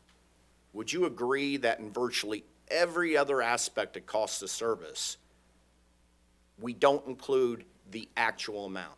Rather, we go in and we look and we normalize and we annualize and we make adjustments to try to look at what the normal amount of that cost is.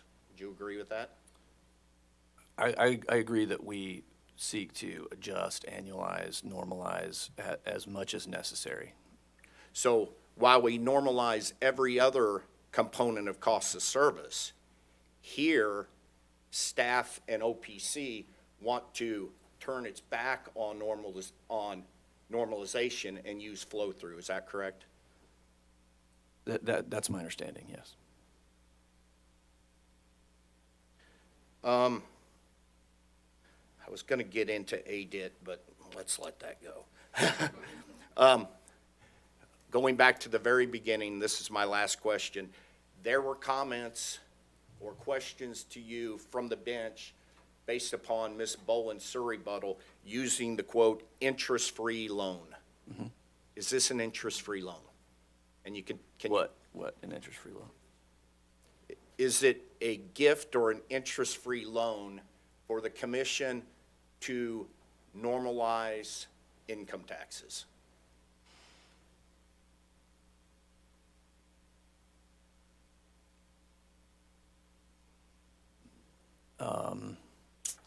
Gosh, I never thought about it that way. I think the context of that conversation was it is reduced from rate base because it's a source of capital that doesn't have,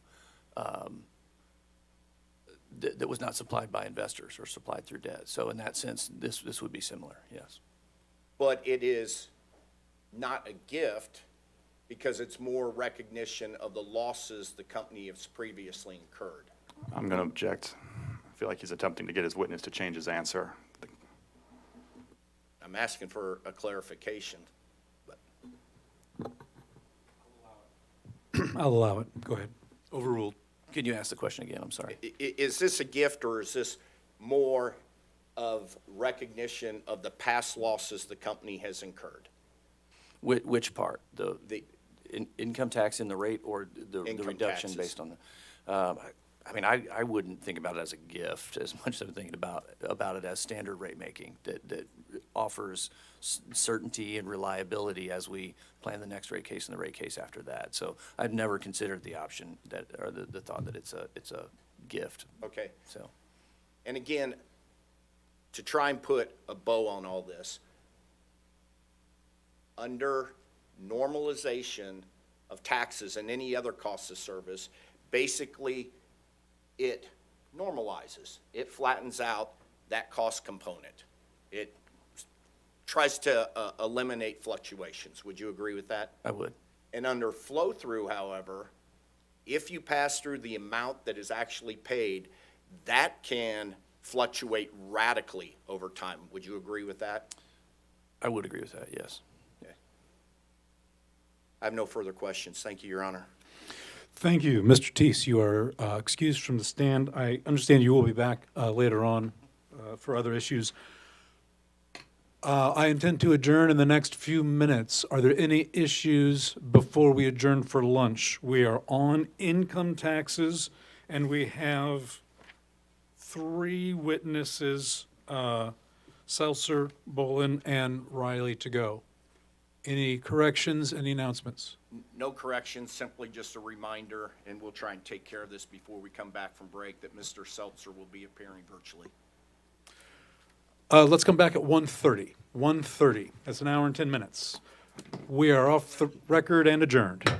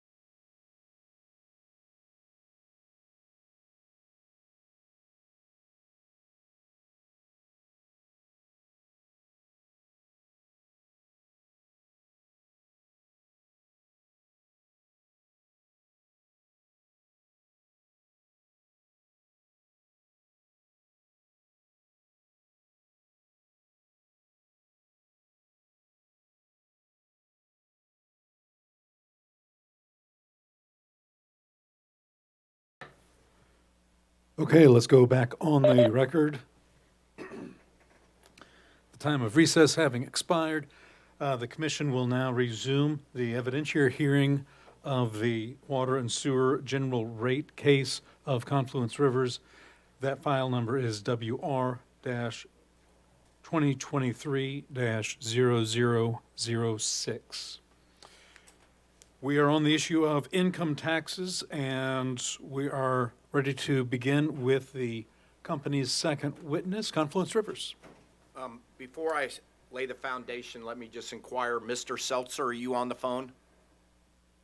I am. Okay, thank you. Your Honor, call Mr. Seltzer to the phone, or to the stand. Mr. Seltzer, you are on our virtual witness stand, so to speak. Please raise your right hand. I'll swear you in. Do you swear or affirm that you will tell the truth and only the truth during your testimony today? I do. Thank you. And counsel, your witness? Thank you, Your Honor. Mr. Seltzer, would you state and spell your name, please? My name is Bradley M. Seltzer, Seltzer. And by whom are you employed and in what capacity? I'm an equity partner at Holland and Knight. And have you been retained to provide testimony on the issue of income taxes in this case on behalf of Confluence Rivers Utility Operating Company? Yes, I have. And do you have a copy of what's been marked as Exhibit 16, your rebuttal testimony, in front of you? I do. And do you have any changes to that testimony? No.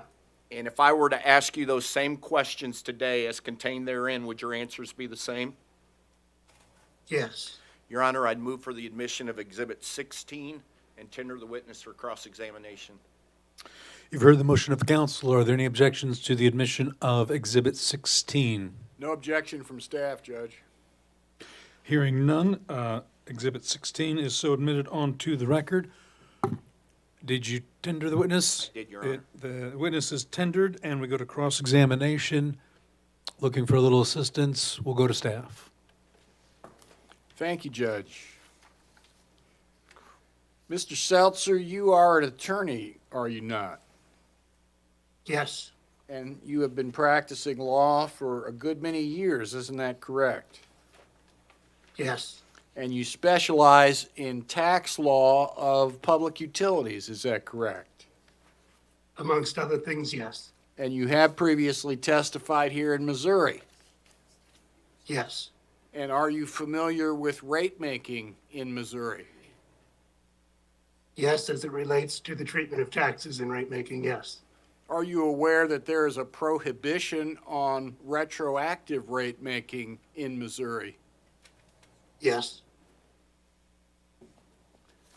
Now, looking at your testimony, I'm on page 5 at line 4.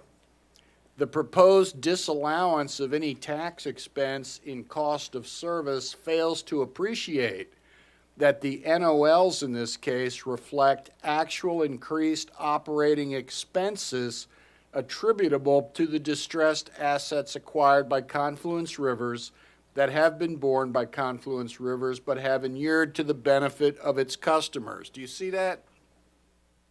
I do. Now, those NOLs reflect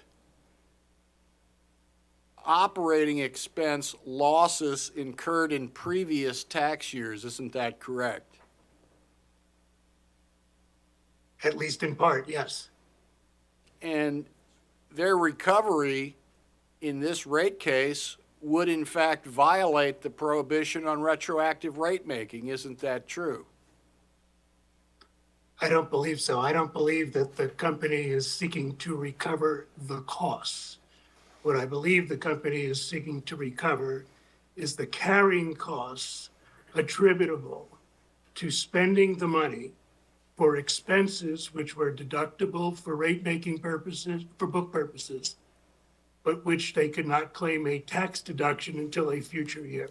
It's the carrying cost of the deferred tax deduction.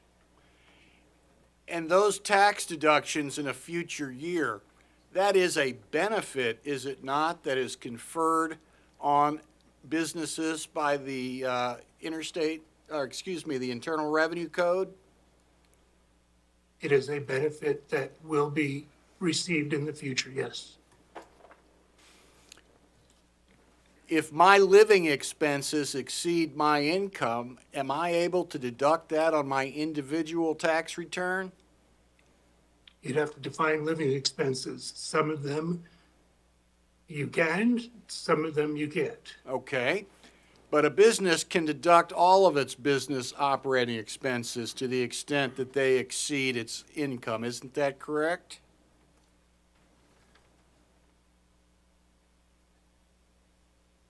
Eventually, I guess that's true. Depending on when they happen to have positive income, correct? And again, as you mentioned earlier, subject to the 80% limitation, yes. Thank you. I have no further questions. Mr. Kleiser.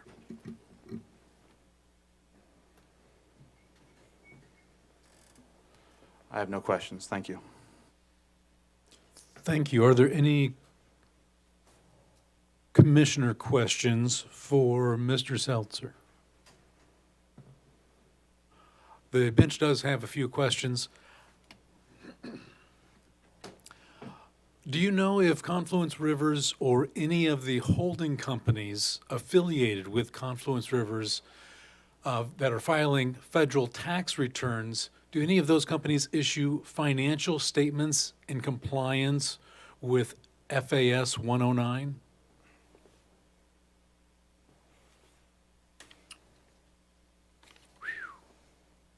Honestly, I've never seen their financial statements.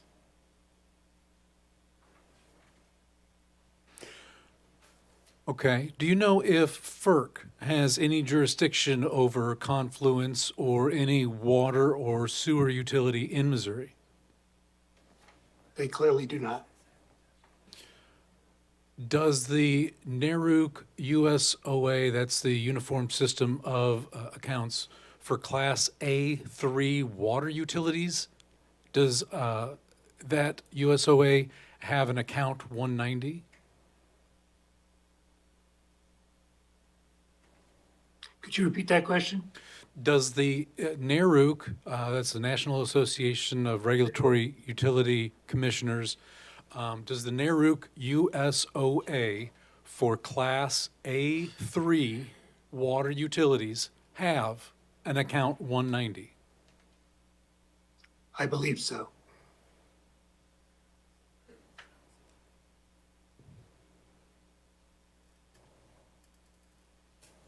And I'd like to turn to your rebuttal testimony. And I'm going to be looking at pages 5, 6, and 8.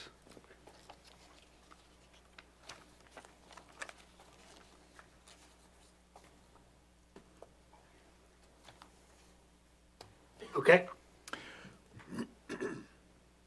Can you provide a copy and the authoritative source of the actual tax doctrine and/or principle that you refer to on pages 5, 6, and 8? Are we talking about the actual tax doctrine? Yes. It's discussed at length in Order 144 by FERC. It's discussed to some extent in one of the two leading treatises on accounting for public utilities, which is written by Richard Matheny. It's referred to from time to time in cases, but those are the two leading authorities on the actual taxes doctrine. It might be a helpful time to clarify one thing, because there's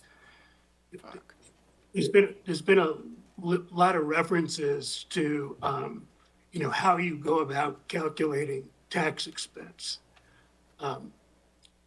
When you calculate tax expense, the way the Internal Revenue Service looks at it, and we all agree that the Internal Revenue Service only has jurisdiction over accelerated depreciation as it pertains to this net operating loss.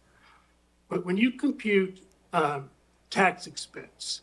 And you basically take your rate base and multiply it by your rate of return, and you apply a tax rate. You only apply the statutory rate. It doesn't care what your effective tax rate is, even if it's less than the statutory rate. You compute tax expense for under normalization for federal tax purposes at the statutory rate.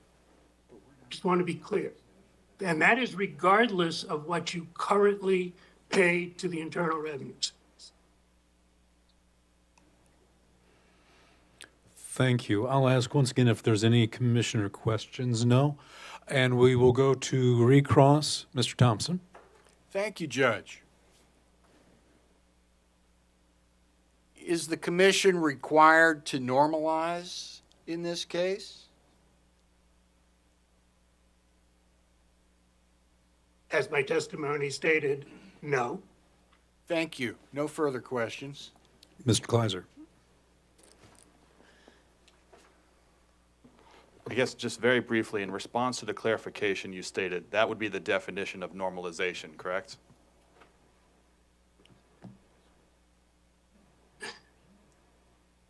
The definition of normalization is longer than that, but it does embrace that principle, yes. All right, thank you. That was all I had.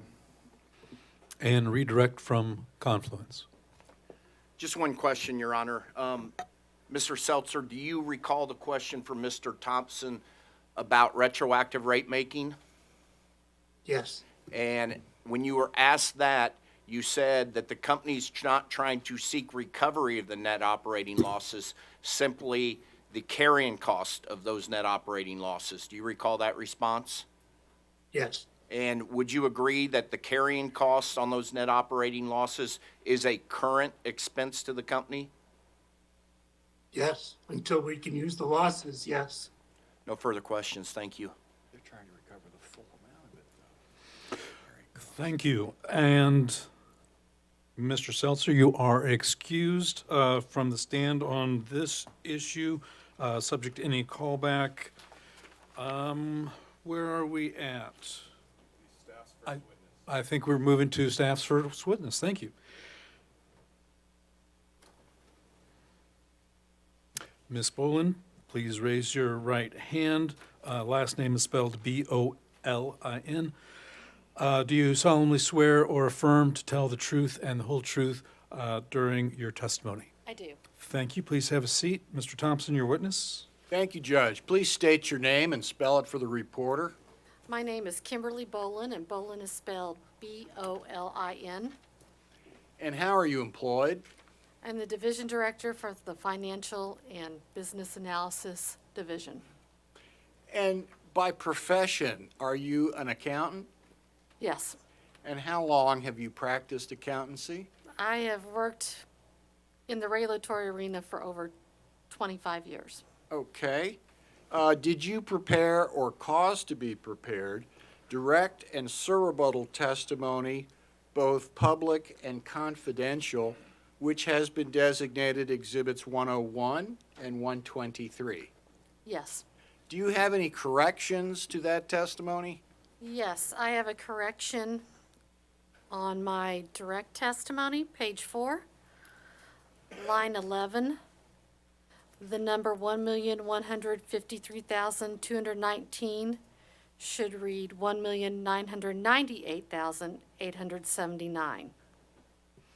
Before you get to what I expect is your next correction, that includes confidential number that is included in Exhibit 133 and is available to be seen by all of the parties and the commissioners and the bench, but will not be repeated by Ms. Bolin as she testifies today. Go ahead, Ms. Bolin. Okay, so So I'll paraphrase what I believe is your next correction on page 4, line 13. Correct. Delete that confidential number and replace it with, Nah. that's a public number? that's a public Okay. number.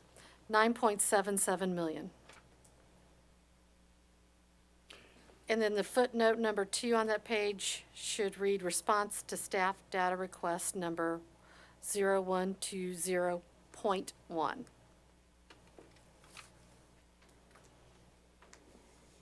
Do you have any other corrections, Ms. Boland? No, I do not. With those corrections in mind, is your testimony true and correct to the best of your knowledge and belief? It is. If I were to ask you those same questions today, would your responses be the same? They would. At this time, Judge, I move for the admission of Exhibits 101 and 123, both public and confidential, as corrected. You've heard the motion of council. I'll take both together at once. Are there any objections to the admission of Exhibit 101 or 123? Seeing none, they are so admitted. Counsel, your witness. Thank you, Judge. I tender the witness for cross-examination. Mr. Kleiser, thank you. Good afternoon, Ms. Boland. Good afternoon. Do you happen to have a copy of Mr. Seltzer's rebuttal testimony with you? Yes, I do. Do you have a copy of your own testimony with you? Yes, I do. I'll probably be bouncing them back between the two. Starting with Mr. Seltzer's testimony, could you turn to page 5 for me? And I will clarify, he only filed rebuttal testimony, that's why I'm not specifying it. Okay, I'm there. You would agree with me that starting on pages 2 through 4, well, actually, starting on line 1, page 5, my apologies. And I'm going to try and paraphrase this. He accuses staff of misrepresenting or misapplying the actual taxes doctrine by failing to acknowledge the deferred tax liability Yes, that's what it says. that an NOL represents. And again, I've omitted some there, trying to keep it simpler. And at the same time, on lines 17 through 19, again, I'm not going to read the entire line, trying to keep things a little bit quicker. He references the deferred tax liability inherent in the NOL. Is that correct? He refers to that, yes. And if you'll turn to page 8 for me.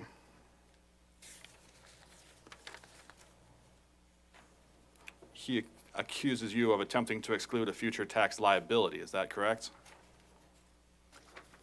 Yes, he does. And would your understanding be that he is referring to the NOL in that case as well? I believe that's what he's referring to, yes. So we can assume then that Mr. Seltzer's testimony is referring to an NOL as creating a tax liability. Is that correct?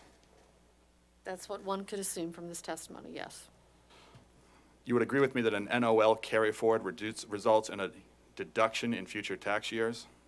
Yes, it does. You would agree with me that an NOL you would agree with me that an NOL results in a carry forward for future tax years? Yes. And you would agree with me that an NOL does not result in new taxes in a future year? If it reduces the taxes for future years. It does not increase taxes in future years? Correct. Your Honor, I'd like to mark an exhibit. This should be 215.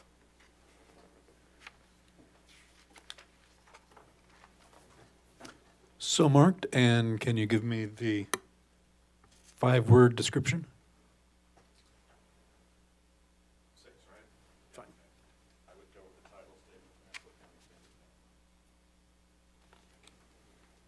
Thank you, sir. I'm going to run out of numbers.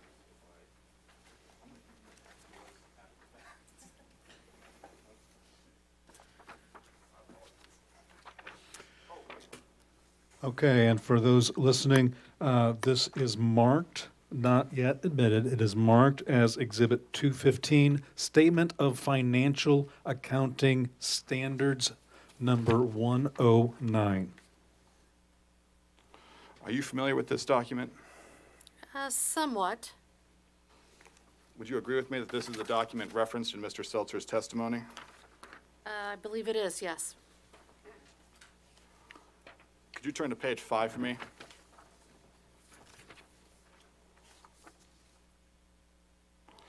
Would you agree with me that the line under deferred tax liability reads, "A deferred tax liability is recognized for temporary differences that will result in taxable amounts in future years"? That is what it says. And you would agree with me that a deferred tax asset is recognized in the next paragraph as, "A deferred tax asset is recognized for temporary differences that will result in deductible amounts in future years and for carry forwards." That is what it says. Based on these definitions, you would agree with me that an NOL would be at most creating a deferred tax asset, correct? I agree. You would agree with me that therefore the statements made in Mr. Seltzer's testimony claiming it's a deferred tax liability is contrary to the sources upon which he relies, correct? It is contrary to this document. I'm going to just press forward.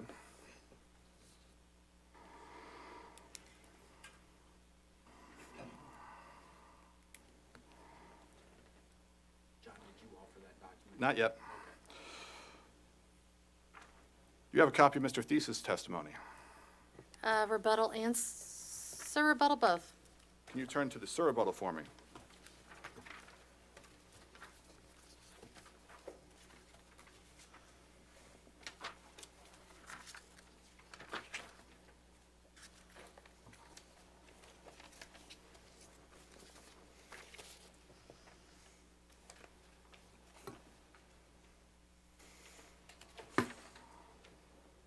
Specifically page 10. I'm sorry, I forgot to tell you what page.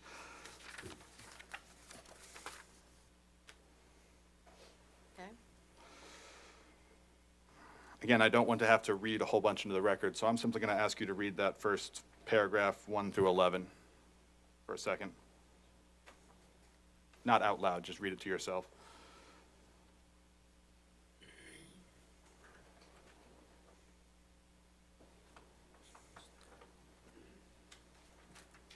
And let me know when you're finished. I'm finished. Sorry, thank you.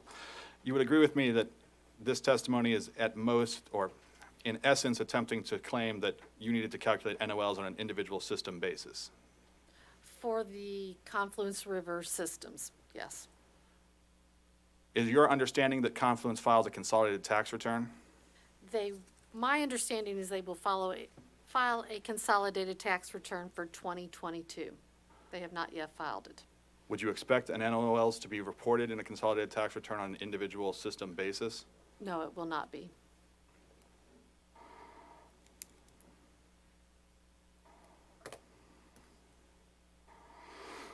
I believe you were in the room earlier when there was a discussion with Mr. Seltzer regarding what a normalization is. Yes, Would you agree with him that that's a fair characterization of normalization for tax purposes?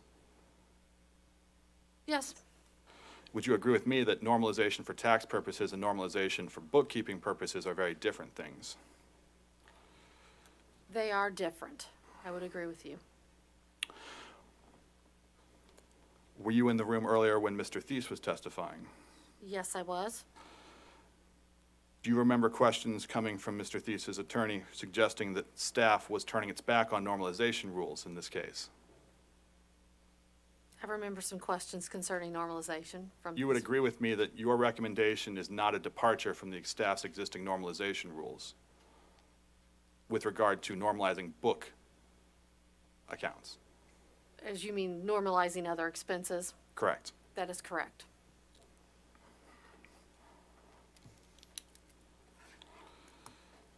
Much has been said that this is a novel approach. In your opinion, is what you are proposing inconsistent with the staff position taken in past cases? In past cases, we have not had NOLs that have not have occurred due to accelerated depreciation. If in past cases you had had a situation similar to this one, where you had NOLs generated that were not caused by accelerated depreciation, would you have taken the same position? We probably would have. I'd have to review all circumstances, see how large the NOL was, and see if it would be continuing in the future. I believe earlier you indicated that you were in the room during the testimony of Mr. Thies. Is that correct? That is correct. Do you recall his recommendation to the commission regarding the creation of an asset to account for the difference between rates and what the actual operating cost of acquired systems are? I'm trying my best to keep that consistent with what he recommended. I remember the discussion on the creation of an asset. Would you agree with me that that asset would constitute retroactive rate making? I believe it would.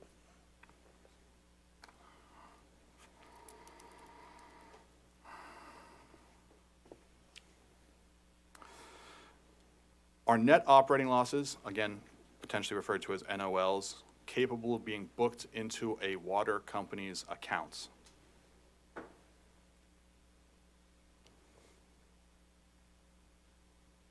Actually, let me try and clear Not sure I that. understand your question. Your Honor, the bench asked previously a question regarding account 190. Was it 190 or 109? I have dyslexia sometimes. 109. It was 109? Are you familiar with account 109? I thought it was 190, but Gosh dang it, it was FAS 109 and account 190. Yes, thank you. I did not bring up my neighbor chart of accounts with me, and I cannot tell you right now what account 190 is. Are you requesting that Confluence book NOLs to its accounts? I don't think I am. Is it correct to say that your request is solely for net operating losses that are being experienced for tax purposes to be reflected in income tax calculations? That is correct. So there is no request to change how things are being booked in Confluence's accounts. Now, under our alternative, we are asking that if our alternative of including the income taxes and then tracking the difference between what is paid and what is built into rates, we would be setting up an account for that, having them book that amount in an account, But only under that circumstance. under that circumstance. I believe in your rebuttal testimony, you describe the situation analogous to AIDIT, not analogous to. You describe the situation with AIDIT, which is analogous to what you're proposing here. Do you recall that conversation? I'm in Timothy Lyons, that's not. In my surrebuttal,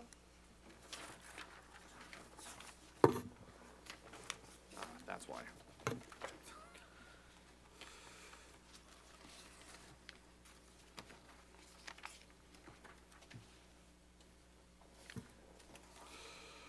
Yes, specifically on page 6, lines 7 through 13.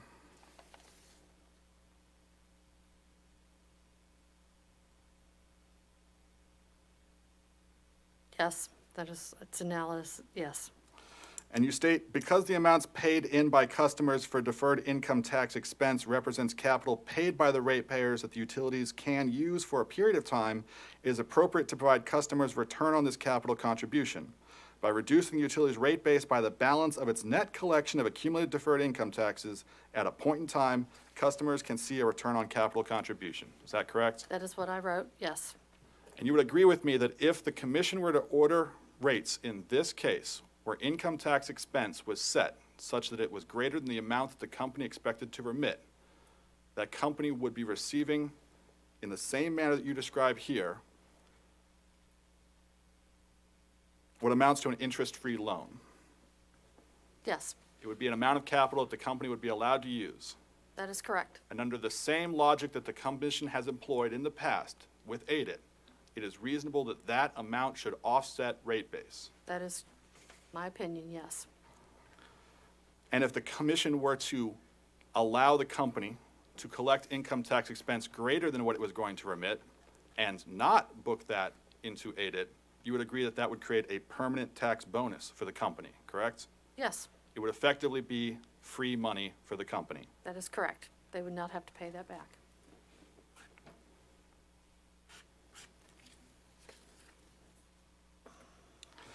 For the systems that are being acquired by Confluence that are currently regulated by the commission,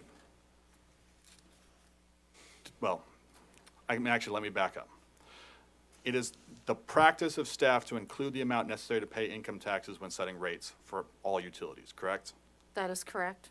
So for the systems being acquired by Confluence that are currently under the jurisdiction of the commission, that have had their rates set by the commission, an amount for income tax would be included for those rates, correct? Yes, it should be.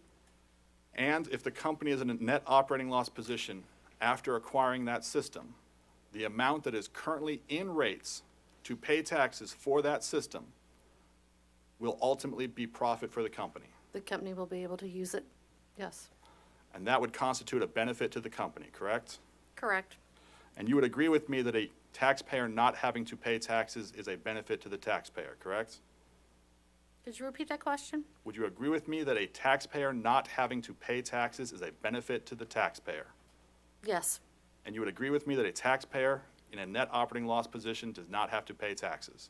I would agree with you. So you would agree with me that a taxpayer in a net operating loss position receives an immediate tax benefit in the form of not having to pay taxes? That is true. Are you familiar with the actual tax doctrine? I have seen a data request where that was requested by the Office of the Public Counsel and what was provided. I don't know that it's an actual tax doctrine. It outlines normalization. Because of the name, let's make sure we got that clear. When you say you're not sure it's an actual tax doctrine, what did you mean by that? Because the name is actual tax doctrine. I don't know that the document I provided said anywhere that it was an actual tax doctrine. Do you understand my point of confusion? Because I want to try and clarify. Okay, you think, okay, I'm just gonna move on. So you're not sure if it's a real doctrine, let me put it that way. That's correct. Okay, that's what I was trying to get to.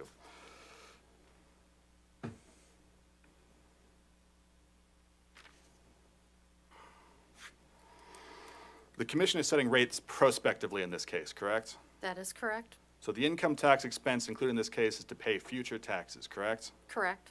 And the taxes coming due in the future will be able to make use of any existing net operating loss carry forward. Yes. So the taxes paid on rates set in this case will immediately be able to make use of the benefit of net operating loss carry forwards, correct? For a certain period of time, yes. As long as the NOLs are still available. So when you say for a certain period of time, you mean for Till as they- long as the net operating loss carry forwards exist? Correct. Until they are fully used up? Correct. And the company will be able to receive that benefit immediately.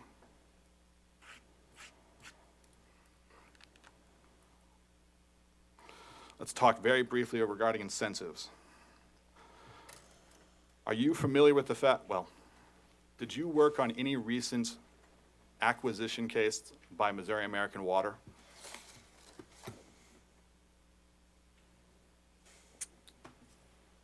You could give me an exact case number. How about, and I'm just going to list these off and you can tell me, WA 2021-0376 Eureka, WA 2022-0049 City of Oric, WA 2022-0293 City of Purcell, WA 2022-022, I think that's a 9, Maness Lake Estates, or WA 2022-0311 Stewartsville. I did not work any of those cases. I am somewhat familiar with them, but I did not work. You described Confluence's request in this case as creating a phantom tax. Is that correct? That is correct. Is it you would agree with me that such a phantom tax is not necessary to incentivize acquisitions of systems, correct? I would agree with you. You would agree with me that other utilities in the state are acquiring small systems without the need of such a phantom tax, correct? That is correct. And to your knowledge, does any of the other systems that are acquired by other utilities, do those utilities request this phantom tax treatment? Missouri American pays taxes, so no.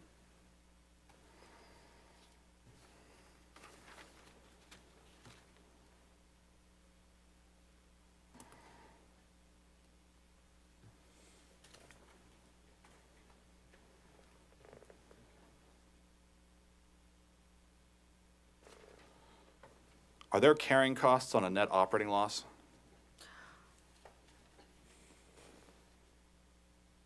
Not on the net operating loss. So a net operating loss generated for tax purposes does not have any carrying costs associated with it? Correct. And that's because it is effectively just a thing that the IRS has created for the benefit of a taxpayer when filling out their tax forms. That is correct.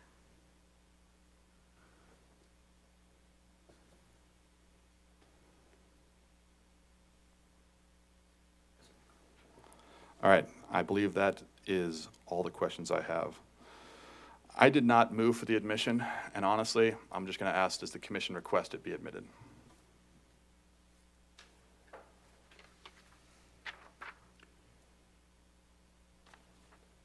No objection, and if he's not going to move for it to be admitted, I will. Okay, In that case, then I will move and I'll use my number. okay. Any objection? No objection. No objection. It is so admitted as Exhibit 215, Statement of Financial Accounting Standards, number 109. Mr. Witzmal, your witness. Thank you. Let's start at a higher level. What's your current position? Division Director, Of which division? the Financial and Business Analysis Division. Okay, and relative to the witnesses that have appeared in this case, you would supervise all those auditors, is that correct? The auditors, yes. Okay, so, Mr. Majors, Ms. Lyons, Amanthor, Doherty, Sarver, all of those, is that correct? That is correct. And would you review their testimony? I do review their testimony. Okay, and so you are familiar with the positions in that testimony? Yes, I am. Do you consider how those positions may reflect on a bigger policy of trying to encourage acquisition of distressed systems? I do not. Okay, so in this case, for staff, who would consider how auditing positions may impact acquisition or non-acquisition of distressed systems? I don't know that anybody on staff would be concerned with what auditing's positions are and how they would impact future Okay. acquisitions. In your role reviewing all this testimony, did you go back to look at how staff handled certain issues in staff-assisted rate cases for Confluence River? I talked with witnesses from those previous cases, yes. Okay, and so you're familiar with the positions in that case? Somewhat familiar, yes. Okay. Do you believe that staff's position on preliminary legal cost are, in this case, consistent with that done in previous cases? Not for the Confluence River case. We have a little different position. Okay, Further review of this in this case made us, but it is different. it is different. Okay, preliminary engineering costs are different than how it was handled in a previous case. I'm not exactly sure on the preliminary engineering costs because I do believe some engineering costs, if they're tied to construction, are capitalized. Okay? Your Honor, I'm only making this objection to the extent that these are issues which are being brought up later in the case, so I'm not sure why the cross of those issues are being done right now. I mean, Because Ms. Bolin, as the supervisor for all those, is only scheduled to appear once. So this is my only time to ask her about how staff's position has changed or how it fits the bigger picture. okay. Go ahead. I'm sorry. I saw you nod your head, but I think you want to make a ruling, so. I understand that the objection was withdrawn.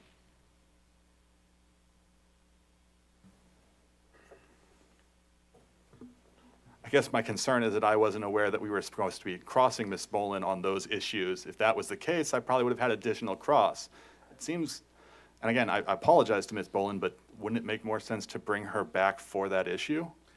Your Honor, rules of evidence say that I can cross-examine on anything relevant. I knew the rules of evidence. I knew that this was her only time, and I'm crossing on things that are relevant. Okay. I can certainly see both sides. The commission operates by breaking down large rate cases into issues. Those issues that you're cross-examining on are going to be raised next week well, today's Friday, so yes. Ms. Bolin, are you going to be in the office next week? I guess I will. I I don't- will. Okay.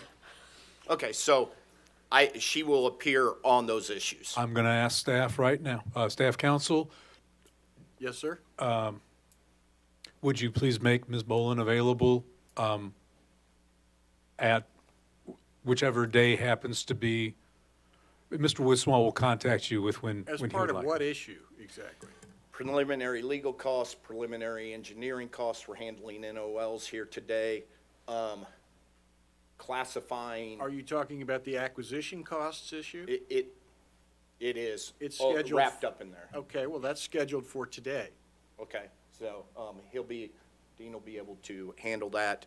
And then the issue for next week regarding the reclassification of capitalized Gotcha. cost as repairs. That is currently set for Friday, or Thursday, I believe, of next Okay. week. Okay, so we will then limit your cross here solely to net operating losses. I'm sorry, did you have, okay. Did you go back to look at how staff previously handled net operating losses in staff-assisted Confluence River cases? Yes, I did. And did you include income taxes in those cases? Did. Okay, so your treatment here today is a departure from your typical, or your treatment in those previous cases, It is, we look at things on a case-by-case basis. okay? And would you agree that your treatment in previous Confluence River cases is more consistent with the treatment that you have done for Ameren, Spire, Evergy, Missouri American? Those entities use accelerated depreciation, so that's why this situation is different than that. Okay, putting aside the ADIT issues resulting from accelerated depreciation, your tax calculation in those previous Confluence Rivers cases is consistent with Ameren, Evergy, and those type of cases? We did not apply an NOL to those Okay. And you previous calculate, confluence cases. sorry for interrupting you. That's all right. You calculated taxes in those previous cases simply by looking at the equity component and the cost of that equity and applying just a income tax factor up. That is correct. Okay, and that's different than what you're doing today. That is correct. Okay. Do you know if any of the have you looked at how any other states that handles these net operating losses for CSWR affiliates? I have not reviewed that. Okay. So you haven't reviewed how other states handled it. You didn't look at how staff's positions affect the bigger picture. And you made a departure from how staff did it in previous cases. Objection asked and answered. Okay, you said yes? Yes, based upon the large amount of Can I get a NOLs here. ruling? Or the answer? Mr. Woodsmull, do you have a response to the objection? No, I think I got the answer I wanted. So I'm ready to move on. Okay. Objection seems moot. I move to strike the answer, Judge. Mr. Woodsmull.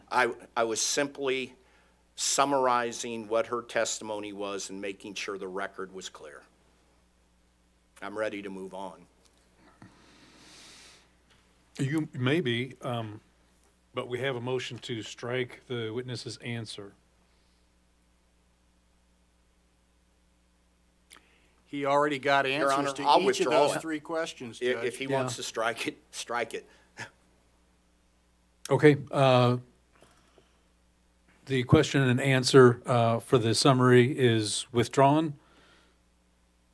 Now the motion is moot. Mr. Woodsmull. Thank you. You were asked some questions by Mr. Kleiser about some other acquisition cases. Do you recall that? Yes, I do. And I believe his point was to show that there are other entities besides Confluence Rivers making acquisitions in Missouri. I don't know if that was the point of his Okay. question or not. Do you agree that there are at least Missouri American making other acquisitions? I am aware of Missouri American filing for acquisition cases in the state of Missouri recently, yes. Do you know if any of those are distressed water systems, as in they are not compliant with environmental regulations? The city of Oric may have been a distress system, if I remember right. So maybe one of the cases? I'm not familiar with all of them, but I do remember hearing something about the city of Oric. Okay. Let's talk size. Are you familiar with the city of Eureka? Somewhat, yes. It- I know where it's at, yes. Significant size city, would you agree? Depends on how you define significant. Okay. But Let's say more than 20,000 people? I'm assuming, Okay. And that was a Missouri American acquisition, is that correct? that is correct. Have any reason to believe that they weren't in compliance at the time? I am not aware of any compliance issues. Okay. But I'm not aware either. I mean, Okay, so to put it in perspective, do you know of anybody else out there acquiring small distress systems? in the state of Missouri, Correct. maybe other public water supply districts, Oh. which we don't regulate and we don't approve. Point taken. Okay. But other than that, you're not aware of anybody else Any buying? other regulated. Okay, thank you.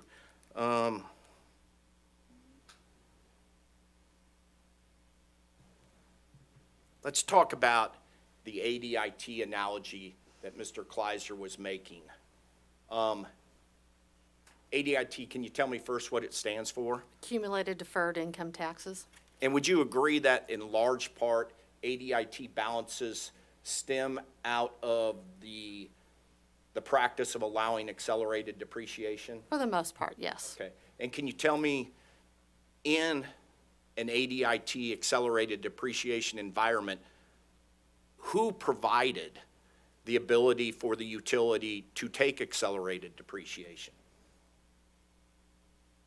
Would you agree that it was a governmental code or governmental statute regulatory provision? The IRS code. Okay? Yeah. Let's analogize that to now. The net operating losses, what are the genesis of those net operating losses? Are they some type of governmental rule or policy change or anything the government did? I don't know if I understand your question. Let's get at it this way. Would you agree that the net operating losses here are not the result of governmental action, but the fact that this company was buying systems where rates were below cost? I don't know that I would attribute it to them buying systems. I would probably attribute it to they have more expenses than revenues. Okay. It was an operational, not the acquisition, is the point you're taking. Yes. Okay, that's fair.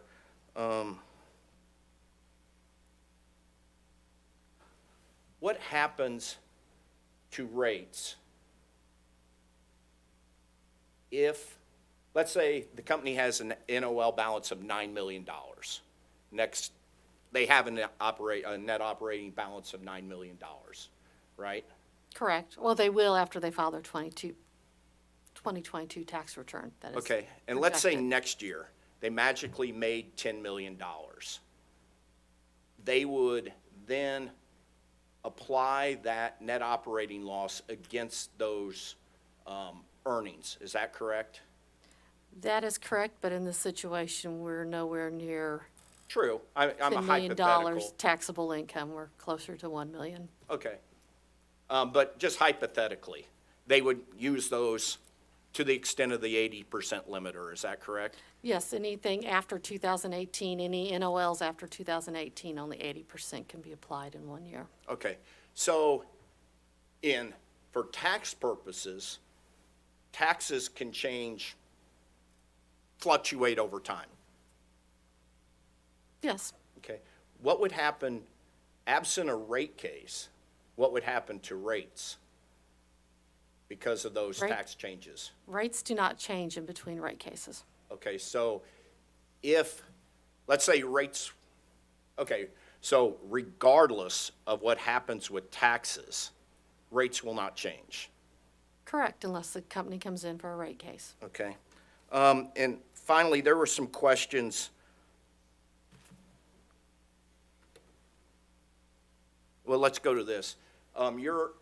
Your experience is solely limited to rate making in Missouri, is that correct? That is correct. Have you ever done a FERC rate case? No, I have not. Not familiar with how FERC handles this issue? Not at all. Or you haven't done cases in any other jurisdiction?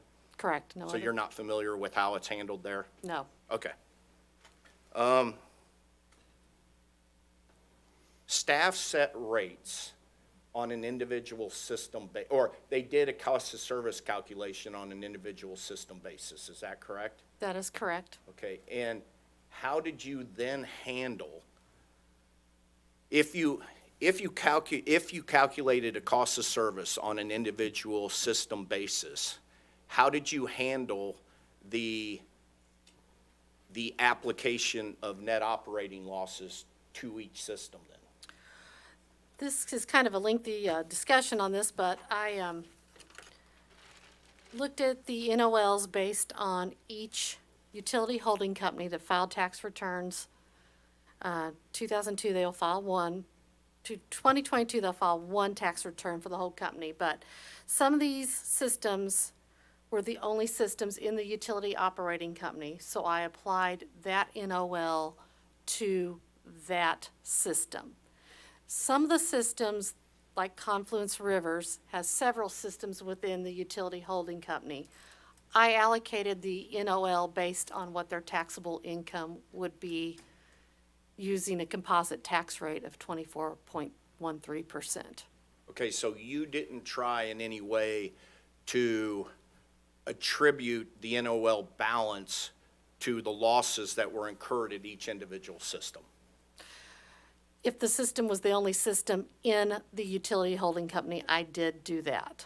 Okay, But for the ones that were within Confluence Rivers, I did break it out by systems. okay, so let's take as an example. Are you familiar, have you heard of the Glen Meadows system? Yes, I have. And it was acquired in December of 2022? I'm not sure the exact date, but yes. Okay.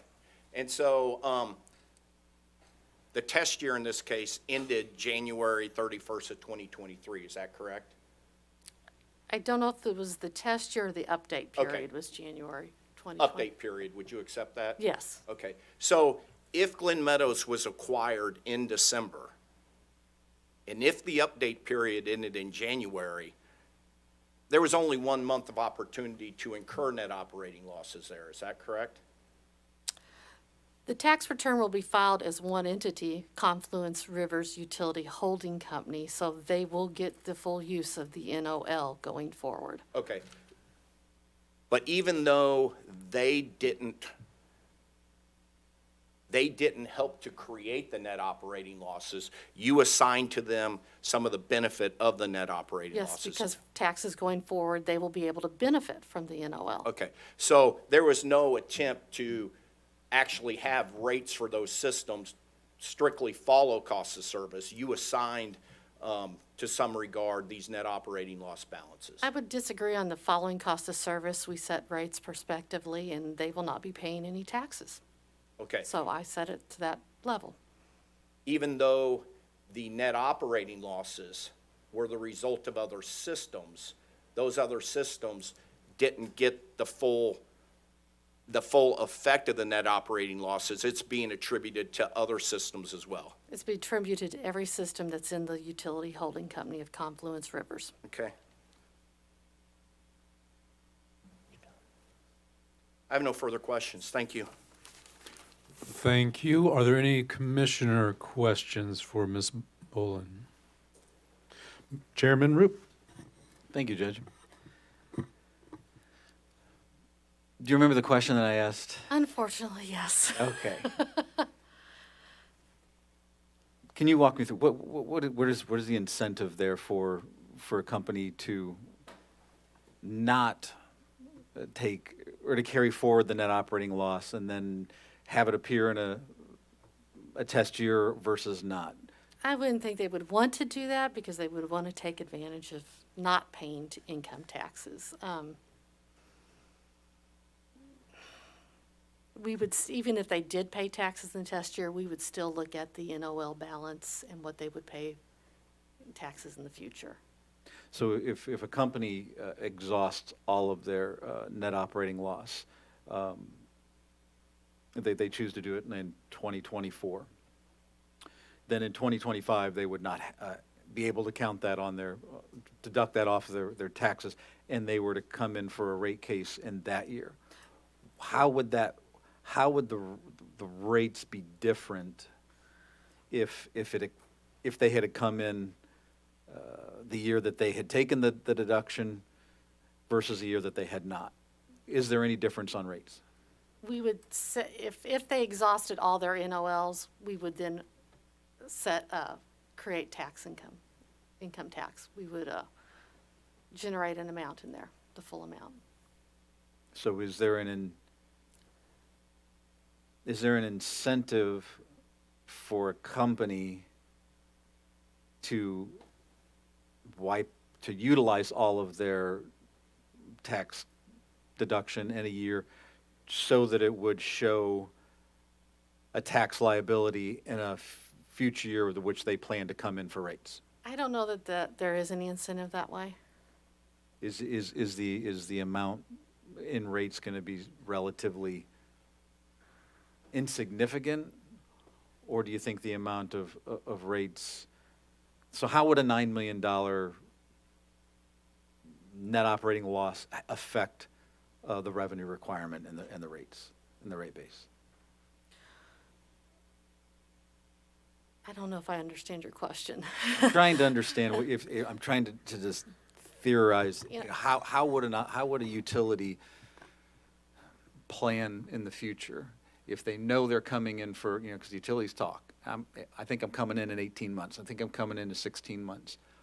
What is the incentive for them when they are looking at, should I exhaust all or use all of my net operating loss from the previous year to, yes, I'm going to get the tax benefit now, but how will that hurt me if it's a test year? And are they having those conversations internally to anticipate what will show up in a test year? We asked for several previous years' tax returns and review those balances. If we would see that, they may flag something that we would have to take into consideration if they did not happen to use their NOLs for a tax year and they still had them sitting out there. Or if they exhausted all of them. Does that not violate the test year of, this is the information of the test year if you're going back and looking at previous years? Or- Well, all these NOLs were generated from the year 2000, let's see here. They're generated from previous years. Previous yeah, I got years. you. So, I looked at all those tax returns, watched the balance. One of the operating companies did start to eat in to their NOL. So I reduced their NOL on the balance, just like they did on their tax return. What I saw was going forward and setting rates, you want to set rates for what's going to incur in the future. And it does not appear they're going to be paying taxes for a couple of years.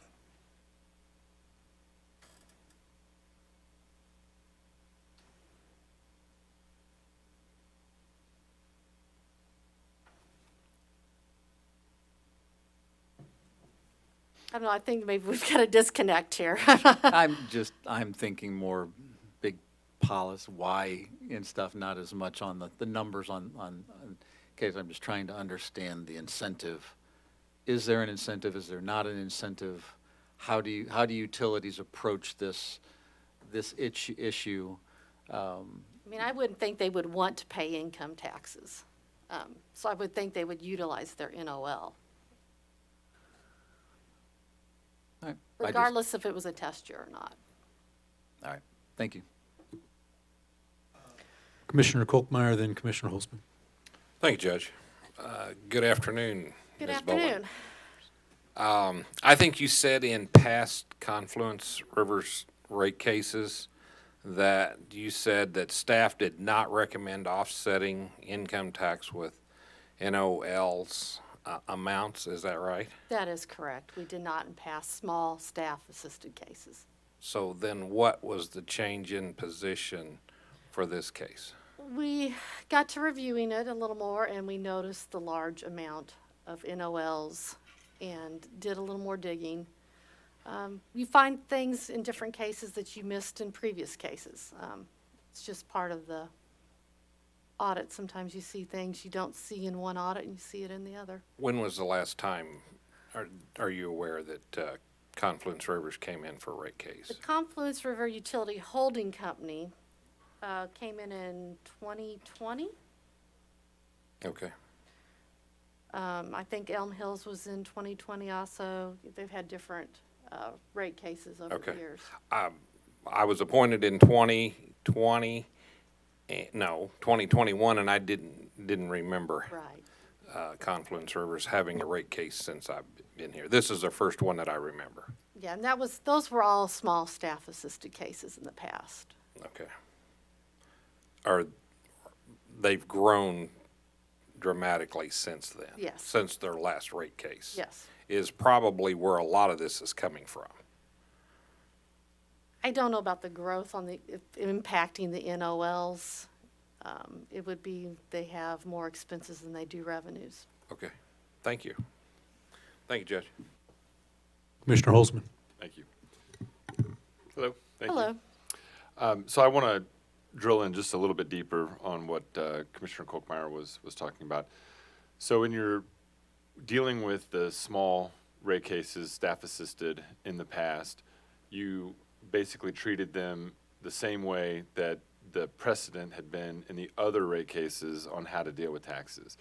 Now you've got a departure, and what I heard you just testify was it was the amount of the net operating loss that got your attention, which put it into a different classification or category in your estimation, which then created a different approach than what you have done previously. Is that accurate? And the fact that they do not use accelerated depreciation. And the fact for that they not yeah, use, to separate them from the other utilities that do use accelerated depreciation. Okay, for so- tax purposes. so then the answer to the question of why are Ameren and Evergy and Spire and American Water and everybody else treated differently because they use accelerated depreciation? Yes, That's yes. what your Yes, position and so is. we have to normalize on that per IRS code.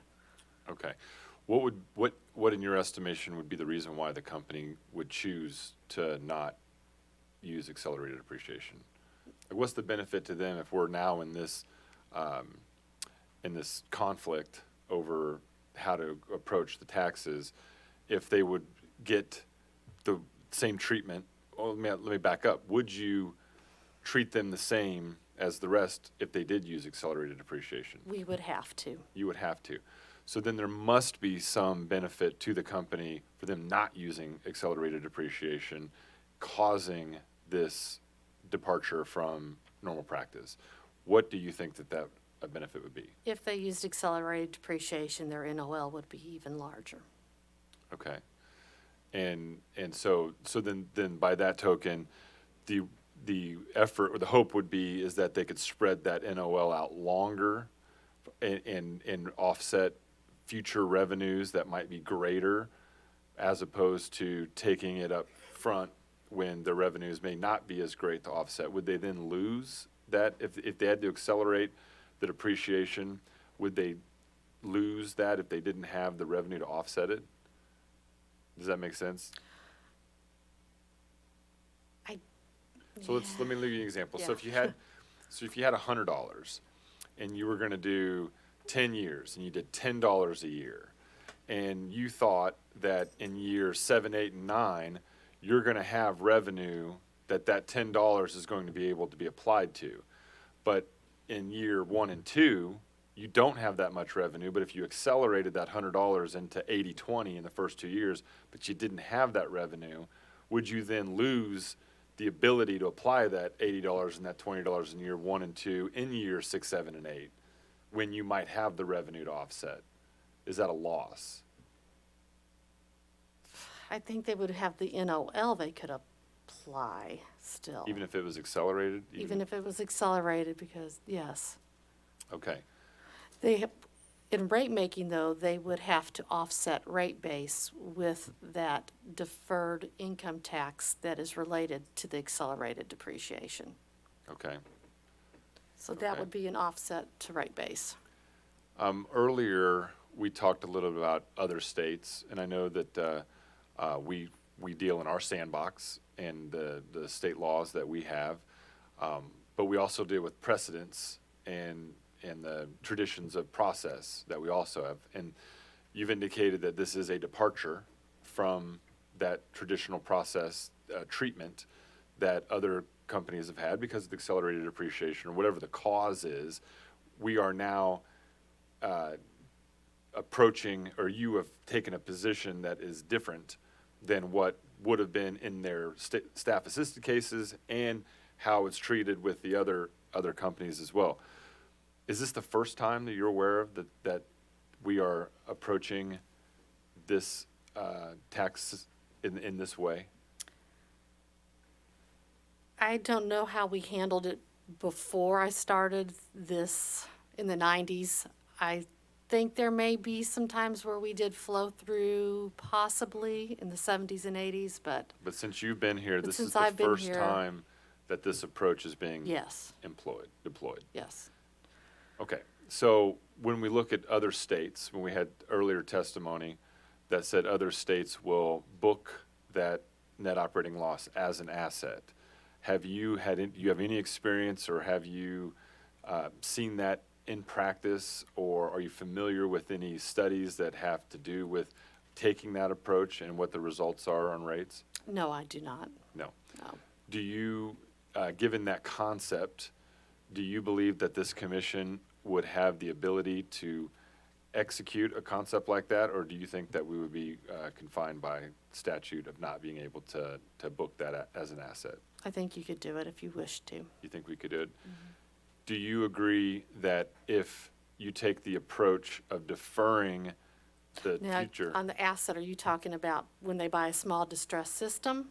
Yes, the time period that they're operating at a loss on distressed systems to the time that they come into a rate case, we were testified earlier that in other states, they will be allowed to book that as an asset.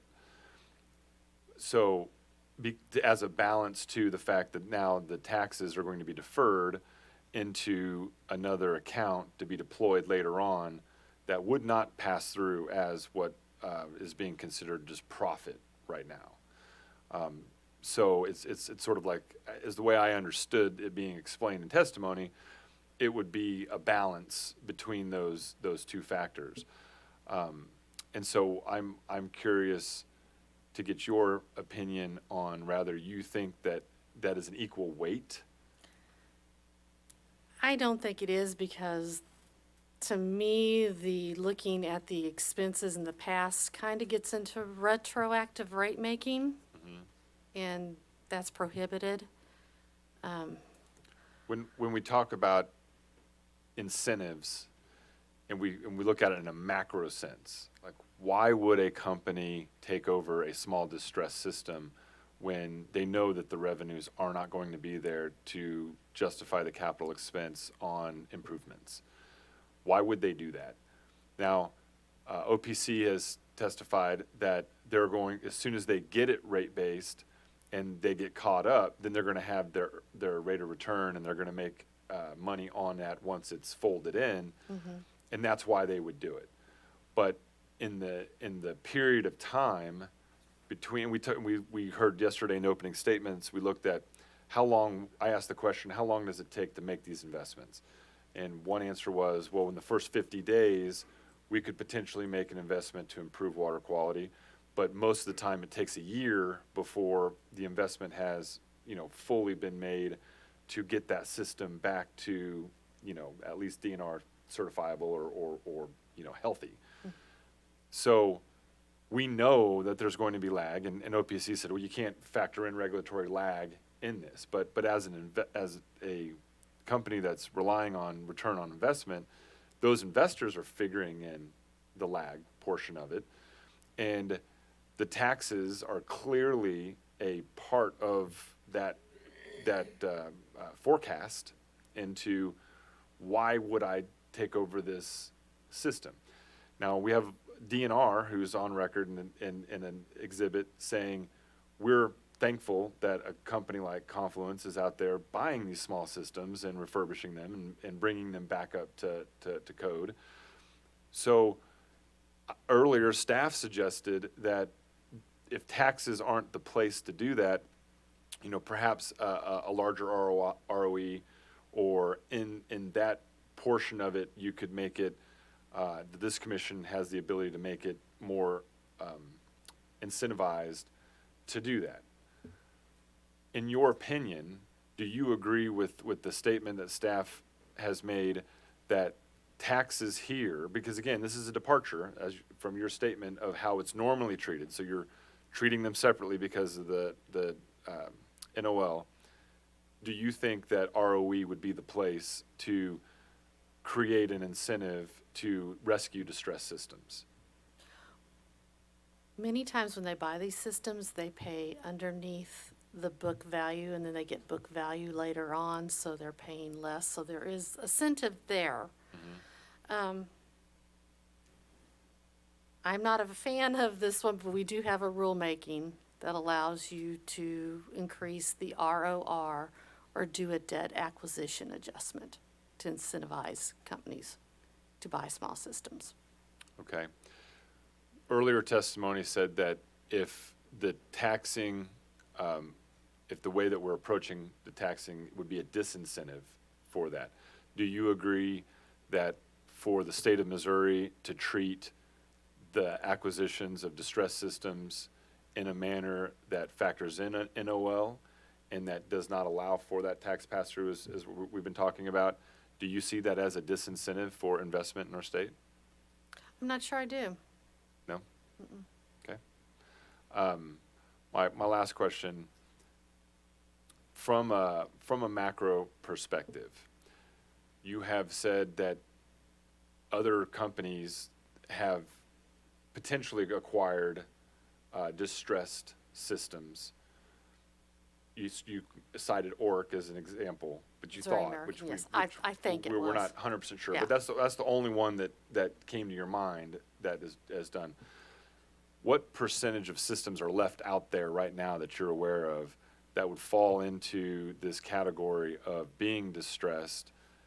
How many systems, do we know how many systems there are in the entire state? I don't know that number. Don't know that would number. be better addressed to Mr. Gately. Okay. So would it also be the question of what percentage of them are distressed left out there that need rescuing? Yes. Okay. All right. Thank you very much. Thank you, Judge. Any other commissioner questions?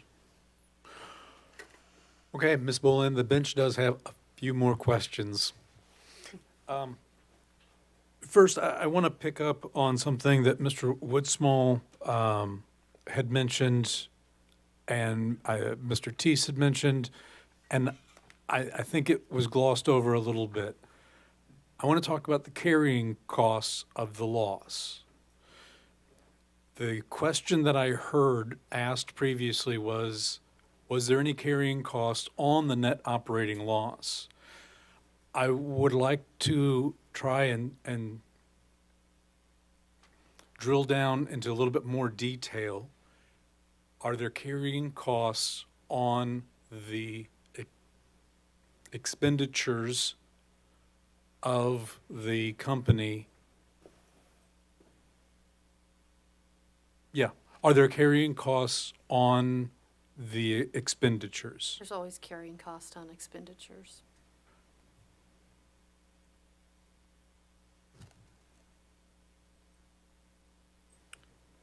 Do you have any knowledge on how the commission has historically viewed those carrying costs? Through the CWC, the cash working capital. Okay.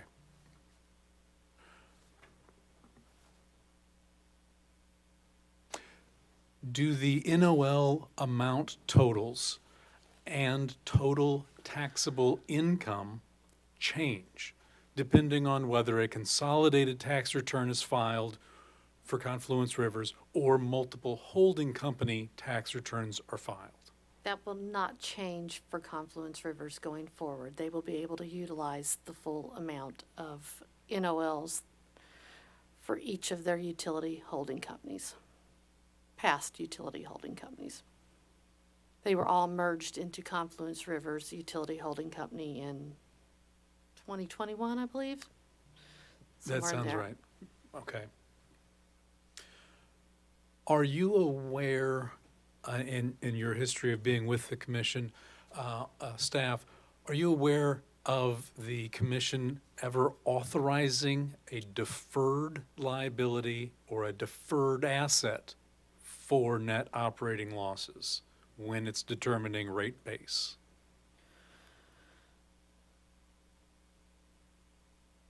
We have had net operating losses that offset the ADIT, but they were all, because we had to do that due to the fact that it was accelerated depreciation. And driving the, just to clarify, the references to accelerated depreciation, underlying that is federal law. So when a company is taking that, federal law says the treatment is thus. the IRS, It's not a Yes. distinguishment between staff likes to treat it this way when it's when it's accelerated depreciation and likes to treat it this other way when it's not. It's a citation to a federal law. that we must normalize, yes. Okay. I don't know if this next question is or should be amended because of the pending settlement regarding the rate districts that are, just summarizing the attorney statements, were 2 and 2. That's 2 water systems and 2 sewer systems. How does staff allocate the income tax expense between the rate districts it proposed? So I think this is probably referring to the original proposal by staff of 4, I think it was 4 water, 5 sewer. How was staff proposing to divvy up the income expense in that scenario? I did it based on the 2021 income tax returns that were separated by each utility holding company.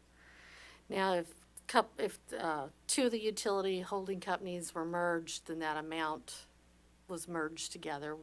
Say one had taxable income that wasn't offset by an NOL and one did not, the amount would be the same. It would be one merged amount. But going forward, this company will file one income tax return.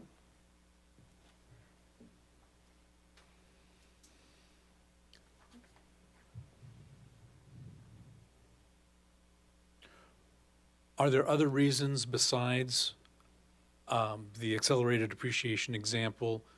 Are there other reasons that staff is recommending the flow-through method in this rate case? When we look at the NOLs that they'll be able to utilize, they will not be paying income tax expense for several years. Excellent. And that brought up, I want to clarify that. You've said several just now. In response to Chairman's question, you said a couple.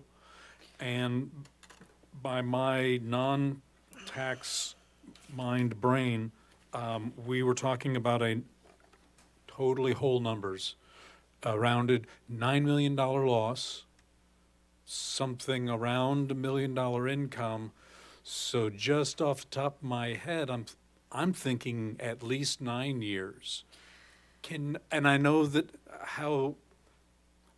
that is impossible to put a definitive, even a formula to apply to it. In your professional expert opinion, what do you think that longevity is? Because I'm having a problem reconciling 2 years and almost a decade. In data response to the company, from a data response to staff from the company has calculated that they believe the balance of net operating loss could potentially last for 6 or more tax years. They have also answered us that they will have taxable losses in 2023, so that will increase the NOL, and then they will have projected taxable income in 2024. That is their projection. We don't know. It depends on the tax, if they're going to pay taxes or not. It depends on the expenses they claim and the revenues they have. And the company has a solution if that situation arises in 6 years to come in for a rate case? Yes, they absolutely do. Okay.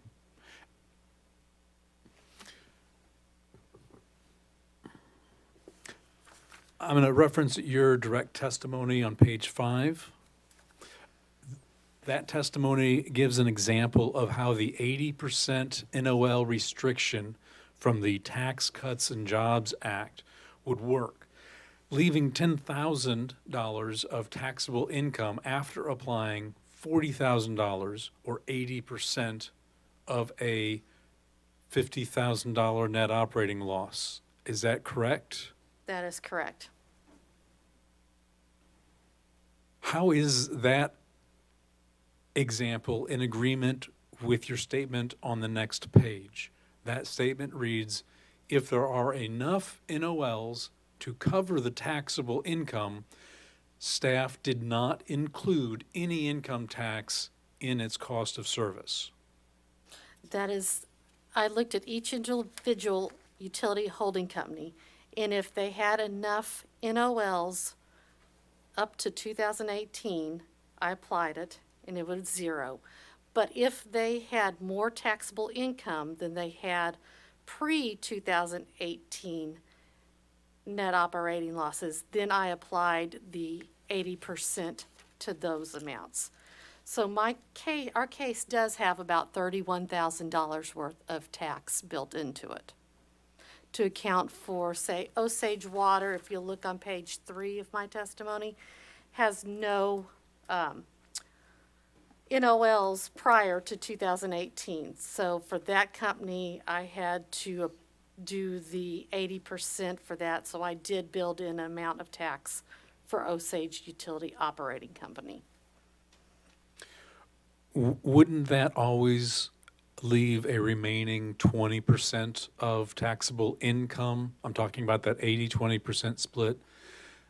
Wouldn't there always be a 20% remainder similar to the $10,000 in the example on page 5? Once they exhaust any pre-2018, yes, they would. But total company-wise, they have 1.9 million of pre-2019 net operating losses they can carry forward. And in this case, taxable income is roughly $1 million. Your rebuttal testimony states that the commission is not required to follow the financial accounting standards. That's the FAS, and that is also what was introduced as Exhibit 215 by OPC. If Confluence booked deferred taxes and used accelerated depreciation for tax purposes, would staff recommend following financial accounting standards for rate-making purposes? We don't have to follow that, but we would include income tax if that was the case, if they had accelerated depreciation.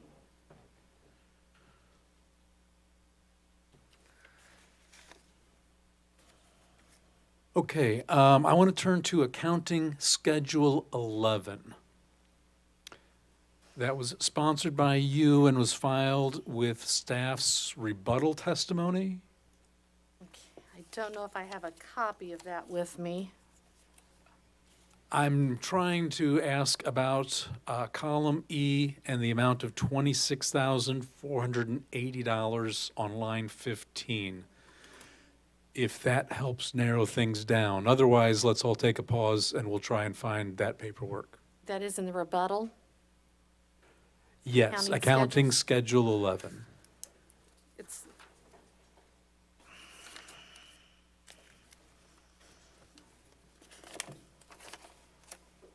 can I? We have a copy, but it's marked on.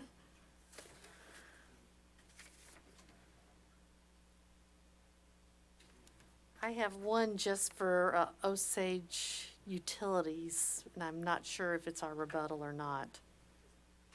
A Schedule 11. Can you check line 15, see if there's a number around 26,000 there? Line 15? Yes. No, there's not. Okay, that's not it. And is that our combined accounting schedules, or is that a certain individual one?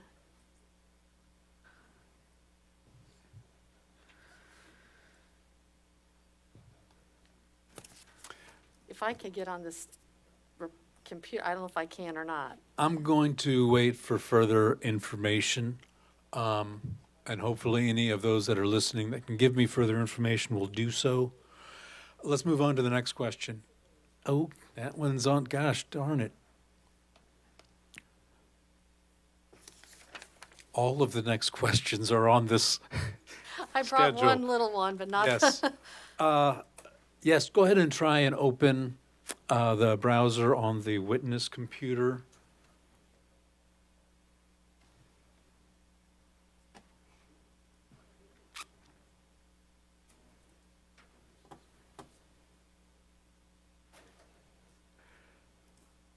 Judge, do you know what it says on the cover sheet of the one we want?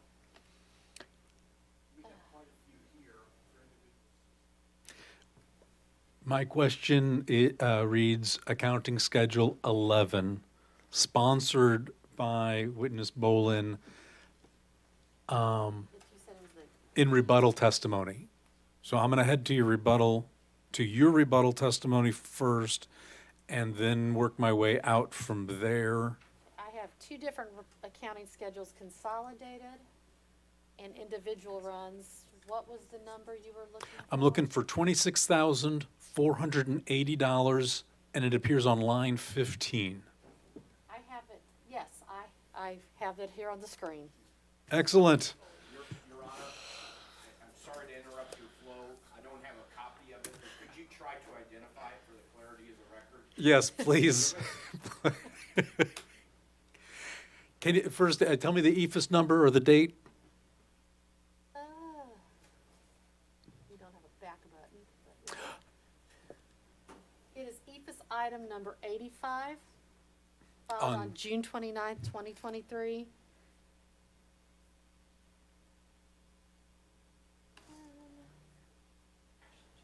Oh, and at the bottom right corner, they are labeled accounting schedule by number. And I'm going to scroll down, accounting schedule 11, which shows as sheet 12 of 14 in the Edge Adobe Reader. Is that on the screen up there, Mike? Oh, excellent. We have it on screen. Thank you. It's the combined accounting schedules. Okay. Confluence Consolidated, it says. Okay, we have council caught up. My question is column E, and to read that out loud, it says 8.05% return. Line 15.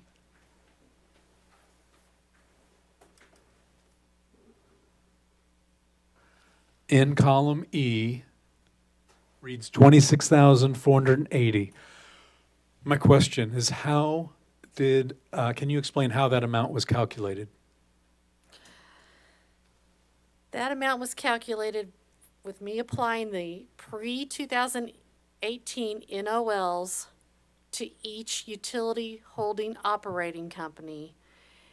And if there was additional taxable income beyond the NOL amount, I then had to figure out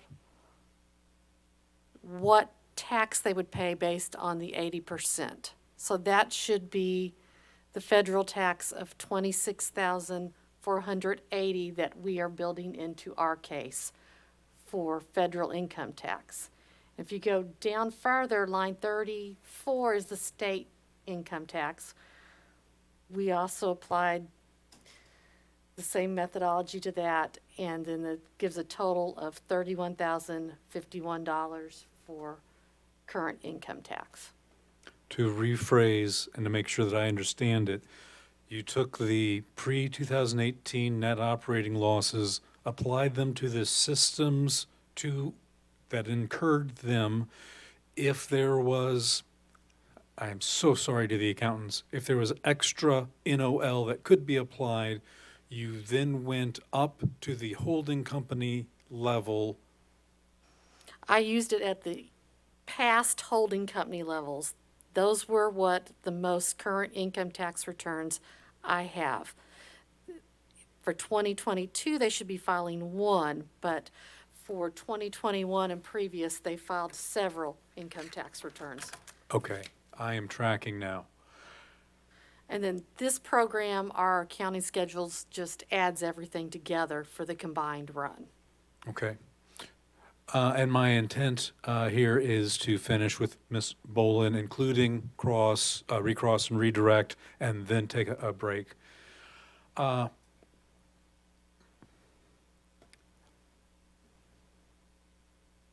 If you go to page 2 of Schedule 11, so just the next page down, line 51, that is the final line, and it reads total federal income taxes. We should probably not include that because we do not use, are you talking about the tax, it's got tax rates?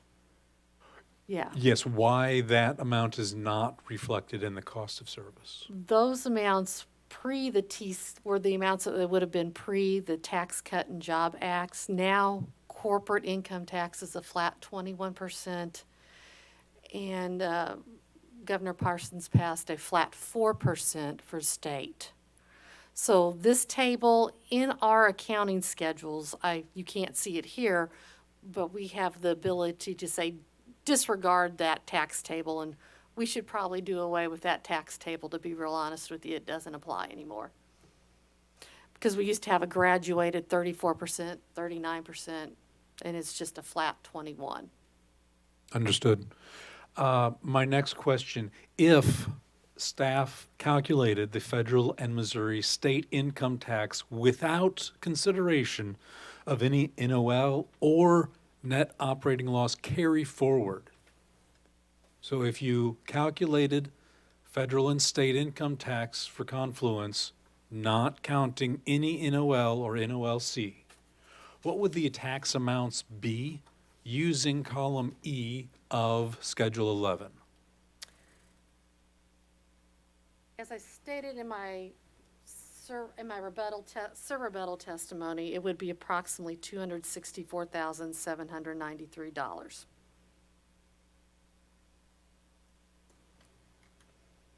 That amount may change, depending on the case, how the outcome of this case is.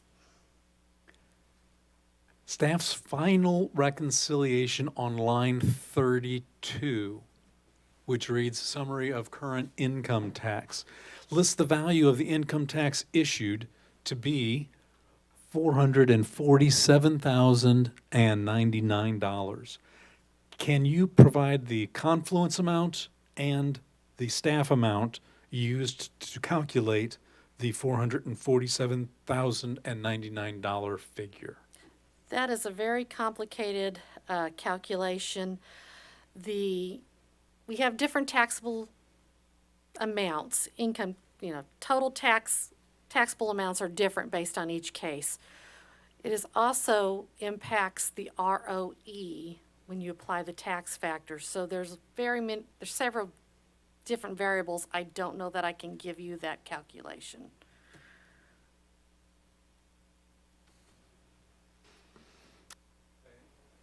Okay, and where is staff's treatment of Confluence's net operating losses or NOLCs reflected on Schedule 11? We could not reflect them on Schedule 11. I had to do that calculation in my work paper, and then for each individual run, I had to come up with the tax rate to get the tax amount that you would need to pay. So if you would open up the individual runs on here, you would see some have tax rates and some don't. Okay, thank you.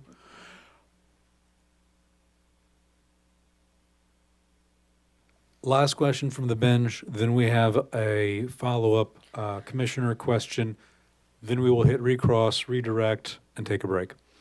The differences between Confluence and staff's income tax amounts result from both differences in net income before taxes, that's line 1 on Schedule 11, and the treatment of NOLs, correct? Correct. Are there other cost of service items that affect the income tax differences between Confluence and staff? Yes, when you apply it to the certain ROE, we have different ROEs. So that would also impact the tax difference. I do remember reading about that. Thank you, Ms. Boleyn. Any commissioner questions? Commissioner Holzman? One quick follow-up. As I was sitting here listening and thinking about this, we've established that this is a departure from the way it's been done. And you had said that one of the reasons it was a departure was because the amount of the NOL was up there. Can you tell me a little bit about what that threshold would be, that if a staff assisted was going to say, all right, it's $1 million, it's $5 million, we're at $9 million, like when all of a sudden can the next company that comes in with distressed rate cases consider their NOL to be too high to get normal treatment? We would have to look at what their taxable income is going to be for the next several years and look at Okay. the level of NOLs. Now, if it was going to expire within a year, So who ultimately makes that decision then? it would be the individual working that case, or they would have to. So would you suggest that that number is an arbitrary number? Yes, it is. Okay, thank you. Thank you. Any other commissioner questions? And we'll go to recross. Yes. Oh, I got to think through this. Mr. Kleiser. Good afternoon again. Good afternoon. I'm going to bounce around a little bit. You were asked a question from the bench regarding the statement of financial accounting. Do you recall that? There was a lot of questions, I know. Yes, I think I recall that. And you were asked if you would include income tax if there was accelerated depreciation following the statement of financial accounting. Do you recall that?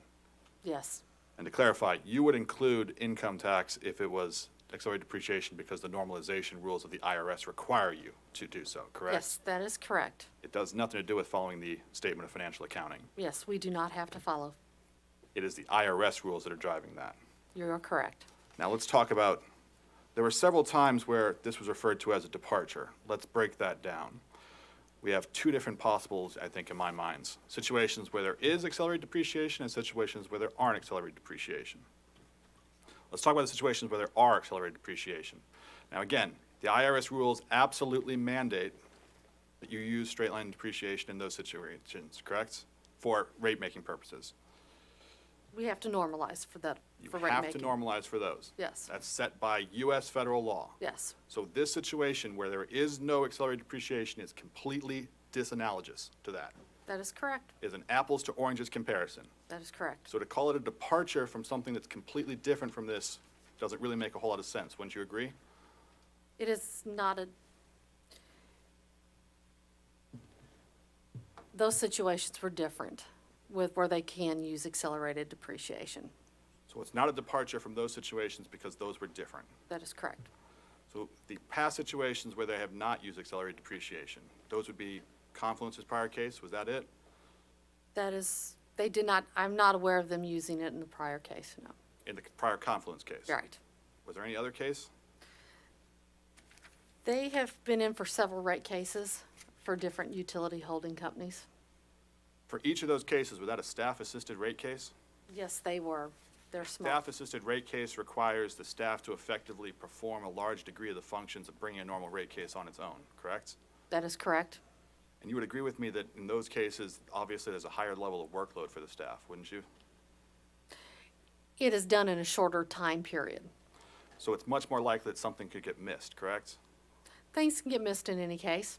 And you would agree with me also that these small rate cases are going to have a much lower income tax amount, correct? They should. They should. In this case, we have a much larger income tax amount than what we've seen in those past cases, correct? I don't have a direct comparison. I don't have the numbers in front of me. You would agree with me that if it was a much larger income tax income tax expense, the effect of the NOL issue on this case would be much more dramatic in this case than in prior cases. If the amount was lower, the taxable income. And earlier, you were kind of talking down this idea that if in the past it looked like the NOL was going to expire in only a few years, you wouldn't have included it. Do you recall saying that? That is correct. And the reason for that, if I'm gonna guess, and I want to say if I'm correct, is that because you assume what the company's gonna do, you don't assume the company's gonna come in the next year for a rate case, right? I hope they don't. So if they're gonna lose the NOL after maybe 1 or 2 years, you're gonna say, well, they're not gonna come in for a rate case in those 1 or 2 years, so we're not gonna include the NOL in that situation, correct? Yes. But that's not the situation here, correct? They appear like they can, per their own answer to the DR, they can will not exhaust these for 6 years. And just to reaffirm, when we talk about, there was a question from the bench, are there other reasons for why the flow-through? Is it correct to understand that the central reason from staff is that this amount constitutes free money for the company, correct? That is correct.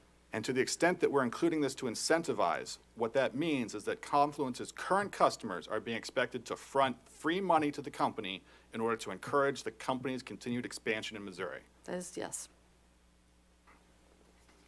But if Confluence continues to expand and it takes those new systems at their existing rates, the new customers won't be funding that continued expansion, correct? Could you repeat that question? If Confluence buys a new system and it acquires a system and allows the rates that are in effect for that system to continue, those new customers will not be paying the free money generated by these rates.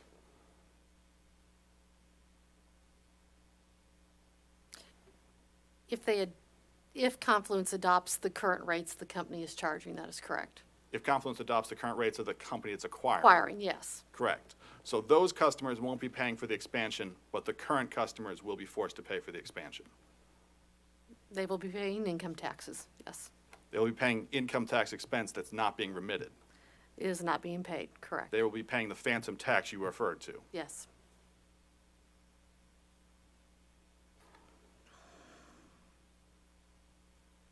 Just one last thing. I know there's been discussion of, I think, exhausting the net operating loss. Actually, I'm taking that back. It's not going to be one last thing. Sorry. I'll make it quick, though. A company wants to use every availability to reduce its income tax each year, right?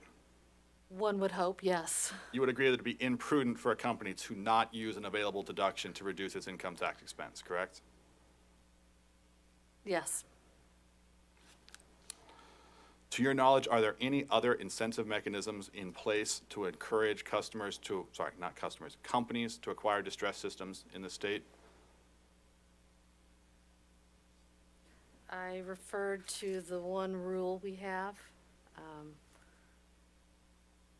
Are you familiar with the statute that allows companies to acquire a distressed system to take it at the value that an appraiser appraises it at? I'm aware of the statute that allows a large utility to purchase a smaller utility using the appraisal value.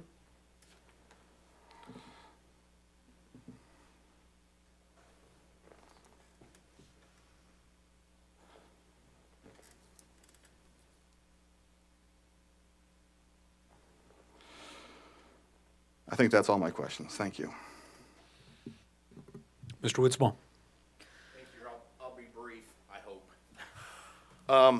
You had some questions from Commissioner Holzman, and he was asking, why would any company come in and acquire? And you made the statement that there are times where staff will allow a rate base associated with net book value that's greater than purchase price. Do you recall Yes, that? we always use net book value for the purchase, Even- for the company. Okay, so if the company buys a distressed system for $1 and it has a net book value of $1,000, you always use that We $1,000? always use original cost. Okay.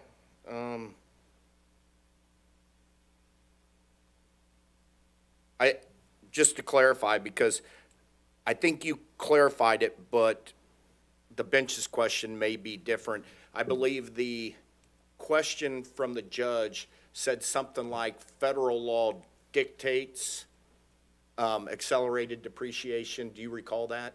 Dictates accelerated depreciation. I thought that was the question. I think you're going to clarify. Go ahead and, It dictates that if you utilize accelerated depreciation, we have to normalize taxes. okay.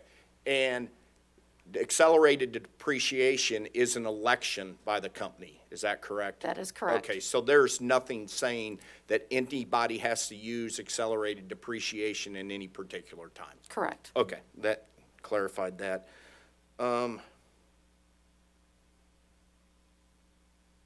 And to your knowledge, the company or any of its predecessor companies, they have never used accelerated depreciation. Per the tax returns that I looked at, no. Okay. A lot of talk about the staff's position here is a change from its position in the staff-assisted rate cases. Do you recall that? Yes, I do. After the last staff-assisted rate case, when the company kept acquiring systems, did you ever indicate to the company, you guys might want to consider this, we're going to change our mind? No, we did not. Okay. This is something we discovered in this case. Okay. Do you understand the concept of regulatory certainty? I've heard of it. Okay, would you believe that, at least for this company, this introduces an element of regulatory uncertainty? I'm not sure if it does for this company or not. I'm not Okay. with the company. There was some discussion about free money for Mr. Kleiser, but earlier you said everything has a carrying cost. I think I meant with expenses, we measure a carrying cost through the cash working capital. If you have to pay up your expenses ahead of time, then the company, if they pay it before they get the revenue, then we build that into rate base and they get a return on the cash working capital. Okay. But that cash working capital element never considers the operating losses that occur after rates are set. Is that correct? It only changes going forward. That is correct. So carrying costs on these past losses, or let's say we acquire system X tomorrow, and we start incurring cash losses, operating losses. There are carrying costs on that in reality, isn't there? Money's not free. The amounts that you book in your income tax return may not be the same that we would consider just and reasonable and prudent rates for the rate case. You establish cash working capital forward-looking, is that correct? That is correct. So to the extent that tomorrow we make an acquisition and start having operating losses, there is no consideration of carrying costs for those operating losses. That's retroactive rate making. Okay, but even going forward, you don't say, wow, you're getting authority to acquire XYZ system. Going forward, you can apply carrying costs for the losses. You don't do Do that. not do that, no. Okay. So, but there are, to the company, there's a cost to that. Would you agree? Possibly to the company, yes. Okay. And there are carrying costs for other elements. Would you agree that when a utility builds a power plant, you give what's called construction costs to carry that entity forward to the rate case to account for the costs of that capital that they've invested? You mean by construction costs? Construction accounting? We apply a rate, a debt rate to the construction amounts for the amounts they have to expend. Okay, and so even though rates have been set, they come in and build a power plant, you give a carrying cost of some degree to account outside of rates for the carrying costs on that investment. On the plant, but we don't on their expenses. If they have more expenses, we don't Okay, apply a carrying cost to that. but you acknowledge that there is a cost for that money that the company's invested that they're not getting in rates. They get it through their equity and through their cost of debt. Did you, or will you be willing to apply a debt carrying cost going forward for the net operating losses we incur after this case? No. Okay. No further questions, thank you. Thank you, Mr. Woodsmall. We will be in recess until 3:40. That gives everyone 20 minutes. Ms. Boland, thank you for your testimony. You are, Do we do recross? Redirect? oh, gosh, Sorry. no. Judge's error. My apologies. Let's do redirect. Thank you. Mr. Thompson, you're up. Thank you, Judge. First of all, Ms. Boland, you were asked by Mr. Kleiser about staff's alternative. Now, did staff make a alternative suggestion in case the commission decided to go with the company's treatment of income tax? Yes. And could you briefly describe that suggestion? Suggestion would be if the commission decided to go with their income tax, that the difference between what was built into rates and what they actually paid would be an offset in future rate cases in rate base.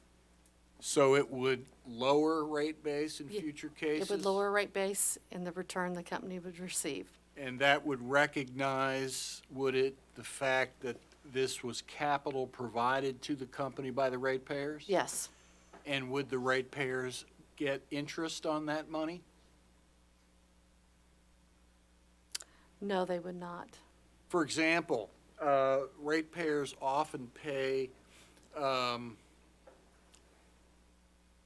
amount of money to the company up front as security for their payments on their service, right? And the company holds that money for a certain time, isn't that correct? Customer deposits, some, Customer deposits, Yes. thank you. And do customers, is that a reduction to rate base?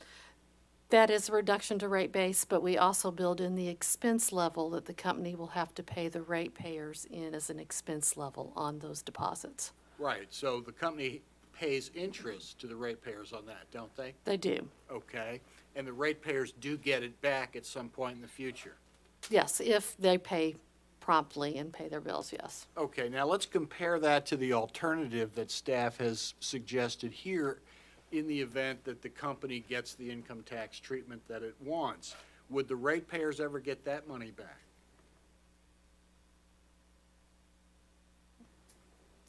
Eventually, when the company has taxable income, that amount would lower, but I don't Could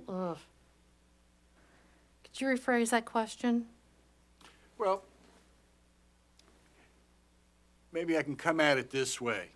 The amount of money given to the company in excess of the income taxes they are actually going to remit, will that money ever be given to the IRS?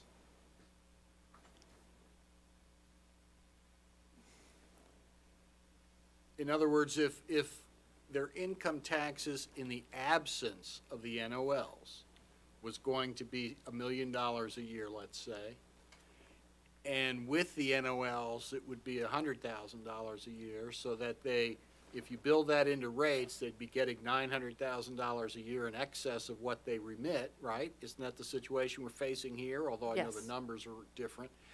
Would that money ever be remitted to the IRS? I'm not sure. You're not sure, okay, so if they have a tax liability for tax year 2023, and they have sufficient NOLs to offset 80% of that taxable income, so they're only going to pay taxes on 20% of that income, correct? Correct. And if they receive money in rates that covers 100% of the tax liability on that income, in other words, the 80% they're not going to pay, would they ever pay that to the IRS? Or would that just be free money in their pocket? That would be free money in their pocket. Okay, free money in their pocket. IRS doesn't get it. Do the customers ever get it back? The only way possibly under the scenario would be if they paid more income taxes than what we built into rates. Okay. We would reduce that rate base item. I see. Okay. So staff's alternative, while providing some sort of mitigation to the ratepayers, in fact, does not make them whole. That is correct. Okay.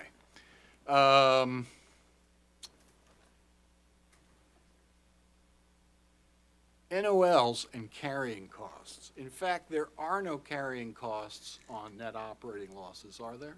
Not on a net operating loss. Okay.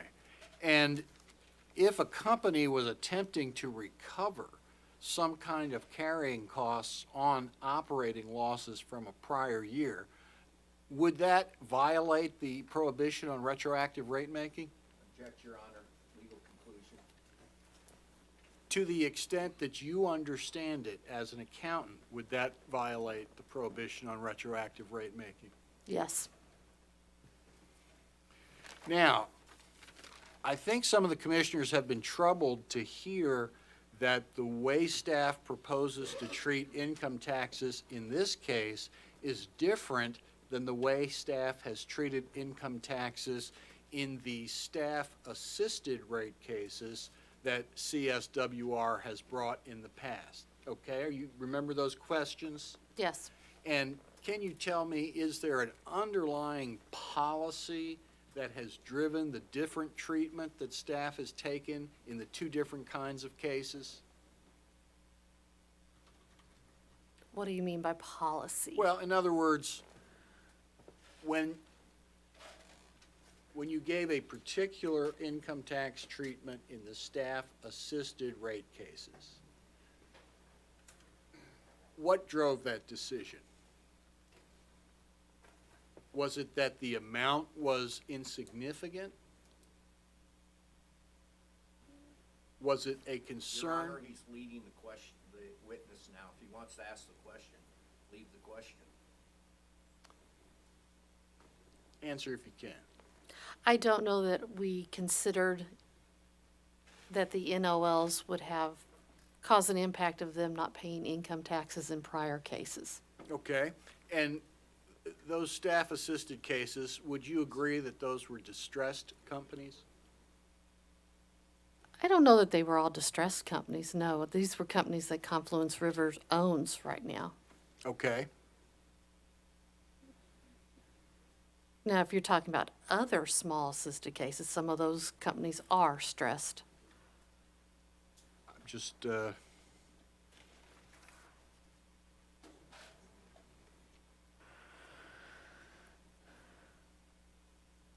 that's all the questions I have, Judge. Thank you. We are now at recess until 3:45. 3:45, that is 16 minutes. We will reconvene with witness, OPC witness Riley, and then depending on the time, and because of the light issue schedule, and because today is Friday, I think that will conclude today's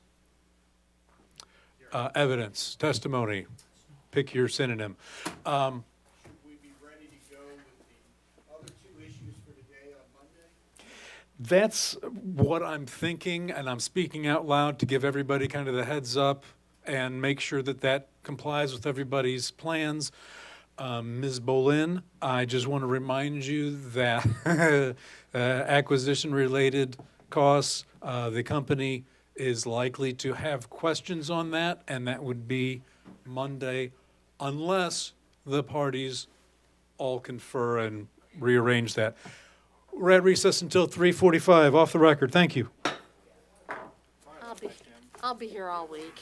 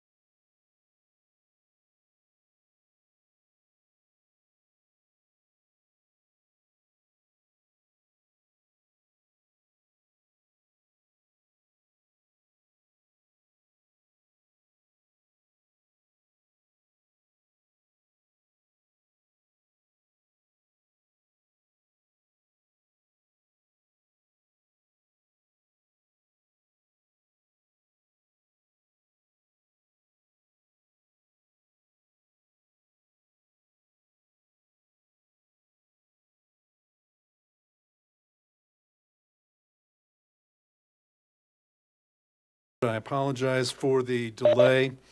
First, a quick announcement, Monday morning, 10 a.m. 10 a.m. We have a lot of travel that will be accomplished in Monday morning, and that makes it much easier for all of us to do that. We have a witness. We are on the issue of income taxes. I do intend for this to be the last issue, the last witness for Friday. Mr. Riley, R-L-E-Y, please raise your hand and be sworn in. Do you solemnly swear or affirm the testimony you're about to give will be the truth and the whole truth? So help me God. Thank you. Please take a seat. And Mr. Kleiser. Since you've already had, well, let's start at the beginning. Can you state your name for the record? John Riley, R-I-L-E-Y. And have you prepared or caused to be prepared your rebuttal testimony, which has been pre-marked as OPC Exhibit 203? Yes, sir. And are the questions and answers contained therein true and correct to the best of your knowledge and belief? Yes, they are. And if I were to ask you those same questions today, would your answers be the same or substantially similar? Yes, sir. I move to admit OPC Exhibit 203, the rebuttal testimony of John S. Riley. You've heard the motion. Are there any objections to the admission of Exhibit 203? Hearing none, it is so admitted. I tender the witness for cross-examination. Witness is tendered. Oh, I need a hand. Who is, Mr. Thompson? Thank you, guys. No questions. Thank you, Judge. Okay, any commissioner questions for Mr. Riley? No? Go ahead. Are you a CPA? Yes, sir. You're a great American. Mr. Jesus. I would like you to respond to Mr. Seltzer's rebuttal testimony, page 5. I'm just going to read you the quote. However, when those net operating losses are limited or are no longer utilized against future income, the deferred tax liability inherent in the NOLs will become due, demonstrating that they are temporary, not permanent differences. Parentheses also referred to as, quote, tax timing differences, end quote, in parentheses, period. Mr. Riley, can you respond to that, please?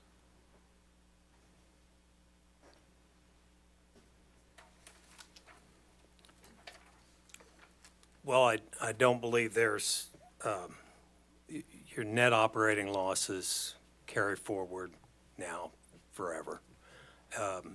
So there would never be a deferred tax liability associated.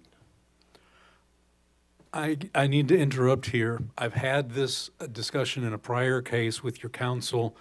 I have a problem with the use of the word never. Can you clarify and give me either a time estimate, whether it be in decades or centuries or years, but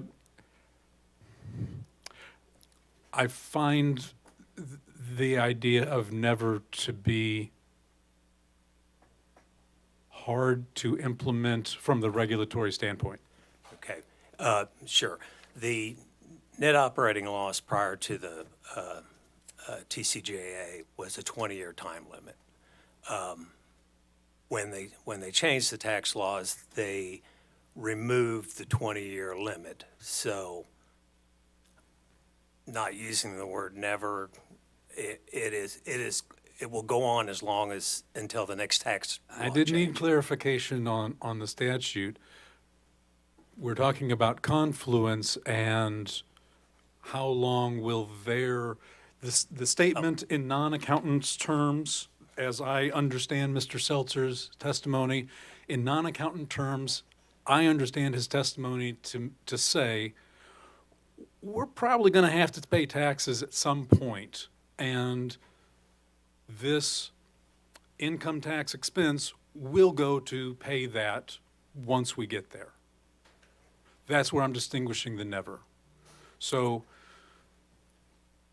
how long is reasonable, do you think, to have a to not include the full income tax expense that they're requesting. Okay. Now with Ms. Boland's testimony and the answer to a data request, they estimate they will start paying income tax again in 6 or 7 years. Now, what happens with this net operating loss through those 6 years is as they create income, net taxable income, the net operating losses will be applied to that. So, absent the 20% limit, the net operating losses which were created, years ago, will be applied to that, so they will not have to pay that income tax. So that expense doesn't exist, absent the 20%. But that expense doesn't exist. So if you're going to include, if I'm understanding this correctly, if you're going to include, or he would like to include the income tax expense in the rate case, the income tax expense will already be paid by the losses, by finally using the losses. So in essence, to include income tax expense that doesn't exist is, it's free money to them. They don't need the income tax expense in order to pay the income tax in future years, because that's what the net operating losses will do. They will offset taxable income to the point of no income tax. I mean, absent the 20%, but that answered the question. If I understood staff's recommendation or alternative recommendation,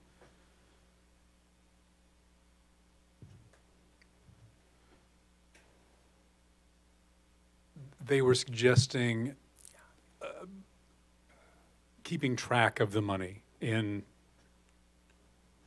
terrible non-accountant terms to ensure that by the next rate case, there would be some sort of a true-up such that the staff would then be looking at how much income taxes they are paying and how much they have collected and are in this account up until then. Was that your understanding of their alternate recommendation? I think their recommendation was in line with what I had suggested, that you would offset the the income tax expense, which I'm contending is not needed to be paid. And if you include an income tax expense, there should be some sort of offset on the books, which would be a deferred tax liability, because you're providing money. You would be providing money that would not go to the IRS. And in that instance, typically in rate making, is we would consider that accumulated deferred income tax. However, as we've stated in testimony, this income tax will never be paid. But if you're going to give them money to pay income tax, you should, and they aren't going to pay income tax, then you should offset that with some sort of deferred liability. You could call it a deferred tax liability, but it's a liability that should, because it falls in line with the idea of an interest-free loan. And so you would offset rate base in order to provide the ratepayer with a return on their loan. So, Do you know if the revenues generated by rates led to Confluence's net operating loss because revenues weren't enough to cover expenses? well, that's my understanding that I mean, the loss that Confluence has incurred, as I said in testimony, is an honest-to-goodness lack of revenue, too much expenses, no income tax specific, that, how do I want to say, it's not generated by any income tax statute. They actually did not have enough revenues to cover their expenses. It's an honest-to-goodness financial loss, not just an income tax loss. In this case, they're both the same. Your income tax loss, your financial loss are the same.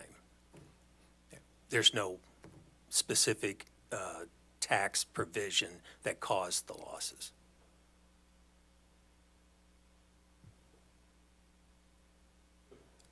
To my question, do we know if revenues generated led to the operating loss? I'm hearing yes. Yes. Okay. Thank you. I do have commissioner questions. We're going to circle back around. Commissioner Holzman. In this alternative plan, help me understand. So potentially, the company would receive the money that they would otherwise be taking as taxes, but they wouldn't be able to pocket it as has been earlier suggested. But they would be able to deploy it almost like a no interest loan, and then when they came back in for a rate case at some point, then that would offset what they could come in for at that point. So it would potentially lower rates in the future, in a future rate case, but that money would flow through and be available for deployment now from the time that this case ends until the next rate case. Am I understanding that correctly?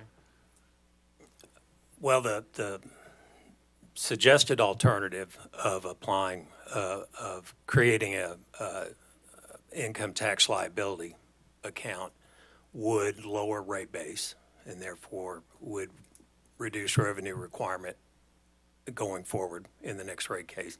The income tax expense built into rates now would be available for the company to use going forward. And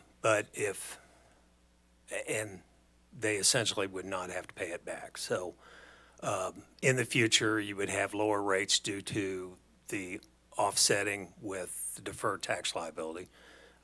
But they would have the income tax expense to use at their discretion. Okay, so the way I understand what you're explaining is that staff's position is two options.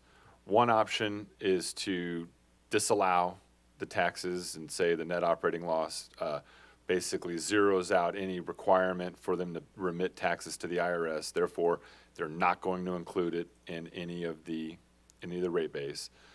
Second option is go ahead and include it in the rate base. Let them collect what otherwise would have been the taxes had they been treated the same as previous rate cases or in the small staff-assisted rate cases, but they would not be able to pocket that money as profit.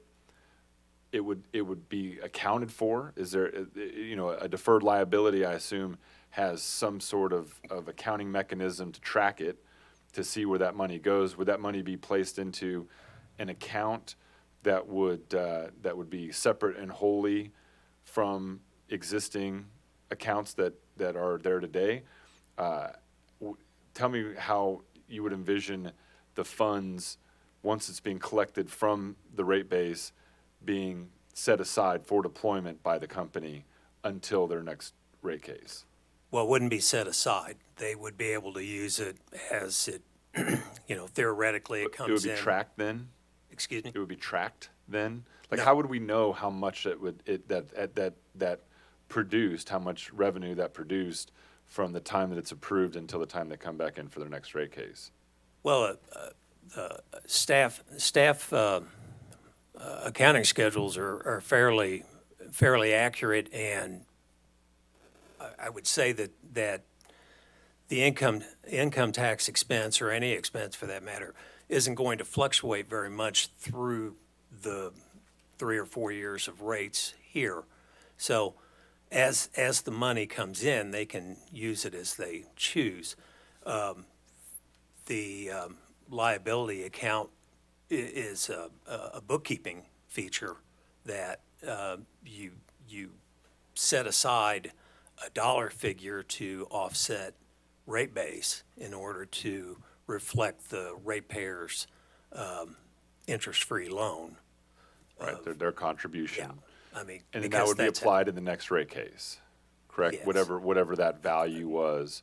Yes, sir. Would then be applied. And so, one of the things that we heard in earlier testimony was that there was no notice given to the company that this change was going to, and OPC wanted to argue that it wasn't a departure, but it was a material change in process approach from the way things had been done. Rather, it was appreciated or accelerated appreciation or not. Rather, it was federally required or not. The way that it has been treated and applied is now different. So to me, that is a departure from the way that the company had previously gone through rate cases, small, staff assisted, all the arbitrary reasonings for why that's the case. Now it's different. And there was no notice given that it was going to be different. Would you agree with that testimony? Well, it may be a departure for staff. There's a legal, as we've gone through, there's a legal definitive act with the IRS and accumulated deferred income tax. However, to be honest, it would not be a departure on how I treat it. I would never have, I would always try and reduce taxes down to what they actually are. Okay. And I think that's the way it should always be. Now, I don't have all that much experience with small water cases, so if somebody wants to say, well, John, But it was it's nude. testimony earlier that it was based on the individual conducting that case. And it was also testified that it was an arbitrary amount that triggered a change in direction for how it was going to be applied. And it was also testified that the company was not given any notice that this was going to occur. So would it be fair to say that the alternative proposal that staff has proposed, by allowing for those taxes to be collected, but then not be pocketed as profit, but to be applied towards reducing rates in the future, would be an approach that gives the company at least a middle ground in the shift in how it's being treated in terms of towards the property tax or towards the income taxes? Would that be fair that it's a transitional, that the alternative approach that staff is recommending is a transitional approach versus just a denial or a disallowance? I'm not quite sure I would characterize it as fair or unfair. As you said earlier, you said, we're in this sandbox and we have this regulatory framework. And like I said, this idea is not a departure from what I would have argued. It would be the same as it is now. The company has been buying and they've been expanding and buying small water companies for several years now, and now they're large enough that they are considered, instead of a small water company where staff is assisting, they're now big enough to play with big boys. They've got all these lawyers out here. But in any large case prior to this, with any other company, has the taxes been treated in this way? Well, Like we heard earlier, the answer was no. this actually hasn't really occurred before, because there isn't a IRS mandate to calculate taxes that way. Would you consider the change to be regulatory certainty or regulatory uncertainty?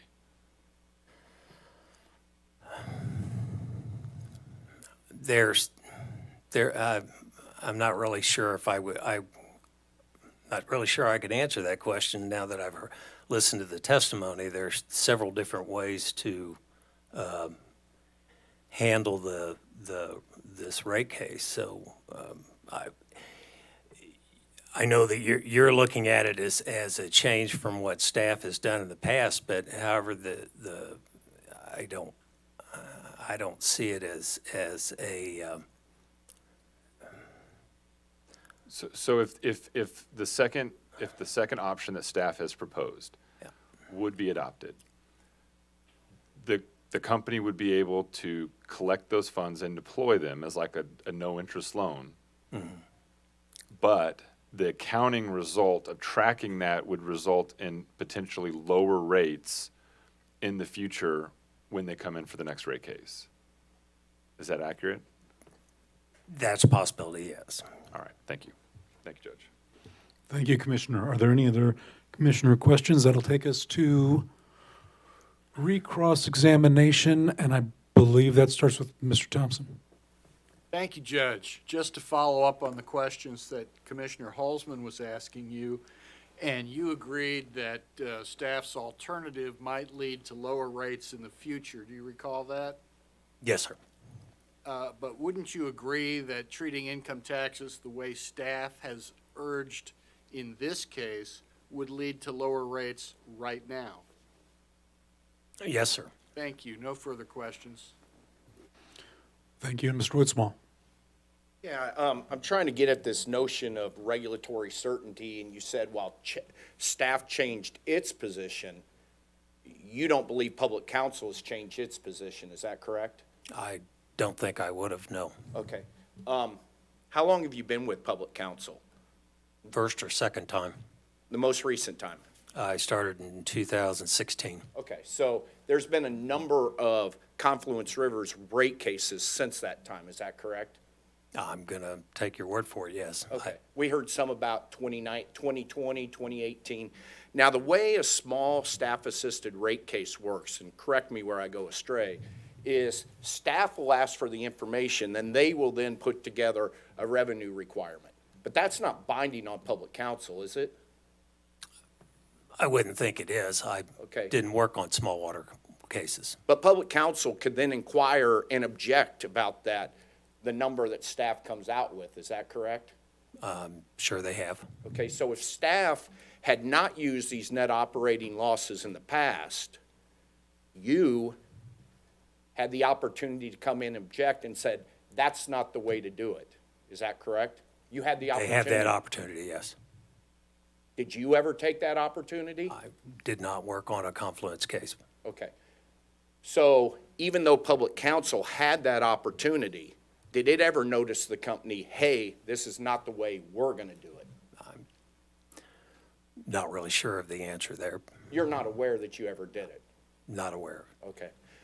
Let's try and get at the real crux of this argument, and I'm a little slow on the uptake on some technical type issues, but it seems to me what I'm seeing is staff and public counsel keep saying that if you give them taxes, if you give them money and rates for taxes when they don't pay taxes, that that's a gift. Is that essentially what it boils down to? It's free money. I mean, yeah. Let's spin that around. Try and look at it from the company perspective here. If the company covers net operating losses when rates aren't sufficient, isn't that a gift to the ratepayers, to the customers? Not quite sure I would call that a gift. It's within your business model. So you want to call that a gift to the ratepayer. We don't ever get compensated for that because you keep saying retroactive rate making, so we never recover that. Is that correct? That's incorrect. So when would we recover that? You recover that when you start making a profit and you don't have to pay income tax because of the net operating loss will be used. Great point. So let's inquire into that. We haven't had a net profit for 8 years. Yep. We're not likely to have a net profit for another 8 years. There is a cost of money, whatever that cost is. So we're going to go 16 years with that cost of money, and we're never going to get it. Is that correct? That's not correct. Where will we get that cost of money? Well, this is your business model. That's not my question. Well, you were talking about certainty, and you knew, or the company knew when they got into this business that they were gonna incur some losses. So how they planned on recouping those losses, I'm not really sure, other than if they thought they were gonna get income tax expense that they were never gonna spend on income taxes, if that was gonna be the way they were gonna fund everything, and then to apply a net operating loss, I mean, that's kind of double dipping, so But that's how you would get it back. you're not going to give any recognition for the carrying cost of those losses that we incurred 16 years ago before we have a profit. No. Okay, that's all the questions I have. Thank you.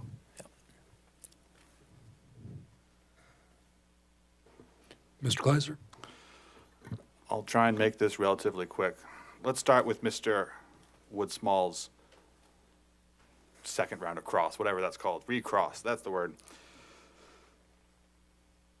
The company made a choice to acquire these systems at the existing rates, right? Yes, sir. No one forced them to. No. Why did they do that? It's something, it must be something in their business model that they see an opportunity to make money down the road, so, Now, they have to file a CCN to acquire a system, right? yes, sir. Does that CCN require you to consider all of the rate impacts?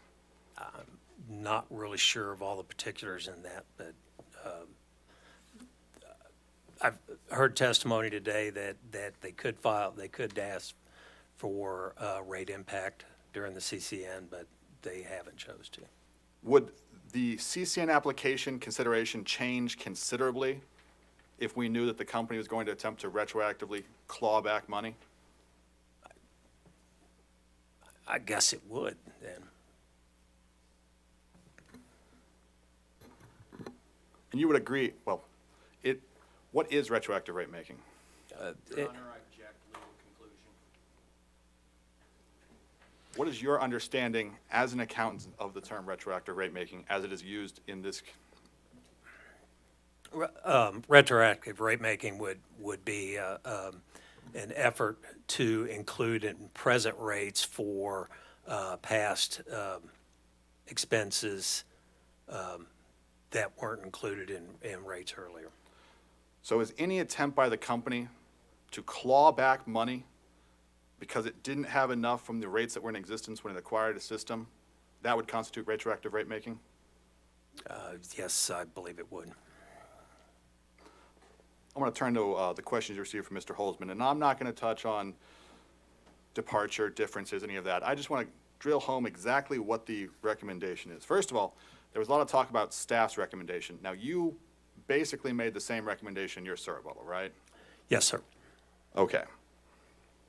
And that recommendation would be if they're going to if the commission is going to order normalization, you need to book the tax expenses that aren't remitted to the IRS to some kind of tax deferral account or some kind of deferred liability account. Yes, sir.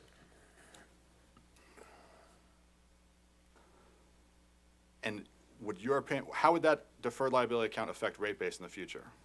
Well, deferred liabilities are an offset to, the calculated rate base.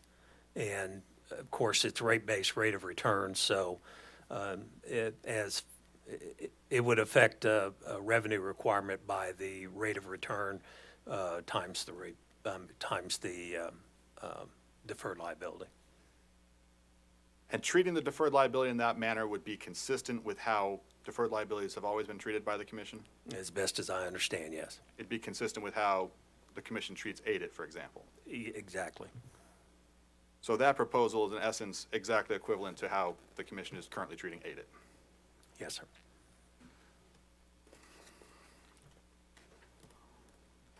There was a question regarding whether the revenue generated by the systems acquired, I think, generated the NOL. Just at a high level, what is an NOL? Can you define it? A net operating loss is basically revenues less expenses equals your, in this case, your financial income. And the revenues are not enough to cover all the expenses. So it's not really revenues that ever generate the NOL, it's expenses that generate the NOL. That's probably a better way to look at it, yes. All right. The judge's first question to you was citing you to a portion of Mr. Seltzer's testimony. Do you recall that? Yes, sir. And the section that was referred to, it described the inherent tax liability of the NOL. Do you recall that? Yes, sir. Is an NOL a tax liability or a tax asset? Well, net operating loss is considered a tax asset because it will be used to reduce income tax in the future. So there is no inherent tax liability in an NOL. Not standalone, no, there is not.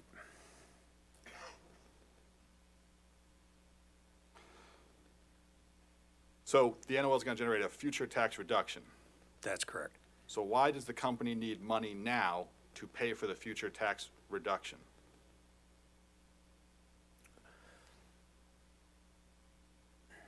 Does the company, let me rephrase that, does the company need money now to pay for a future tax reduction?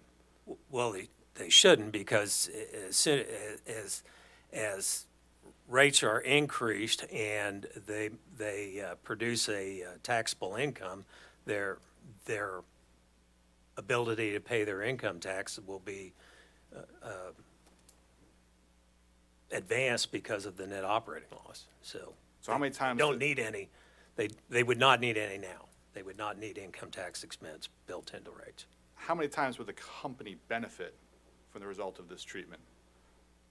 How many times? Well, every year until the net operating loss is used up. So I think you used the phrase double benefit earlier. well, yes, there's a double benefit if you're going to allow. I didn't realize you were talking about allowing income tax expense into rates. Yes, so there's double benefit because they'll get paid back as their net operating loss is consumed.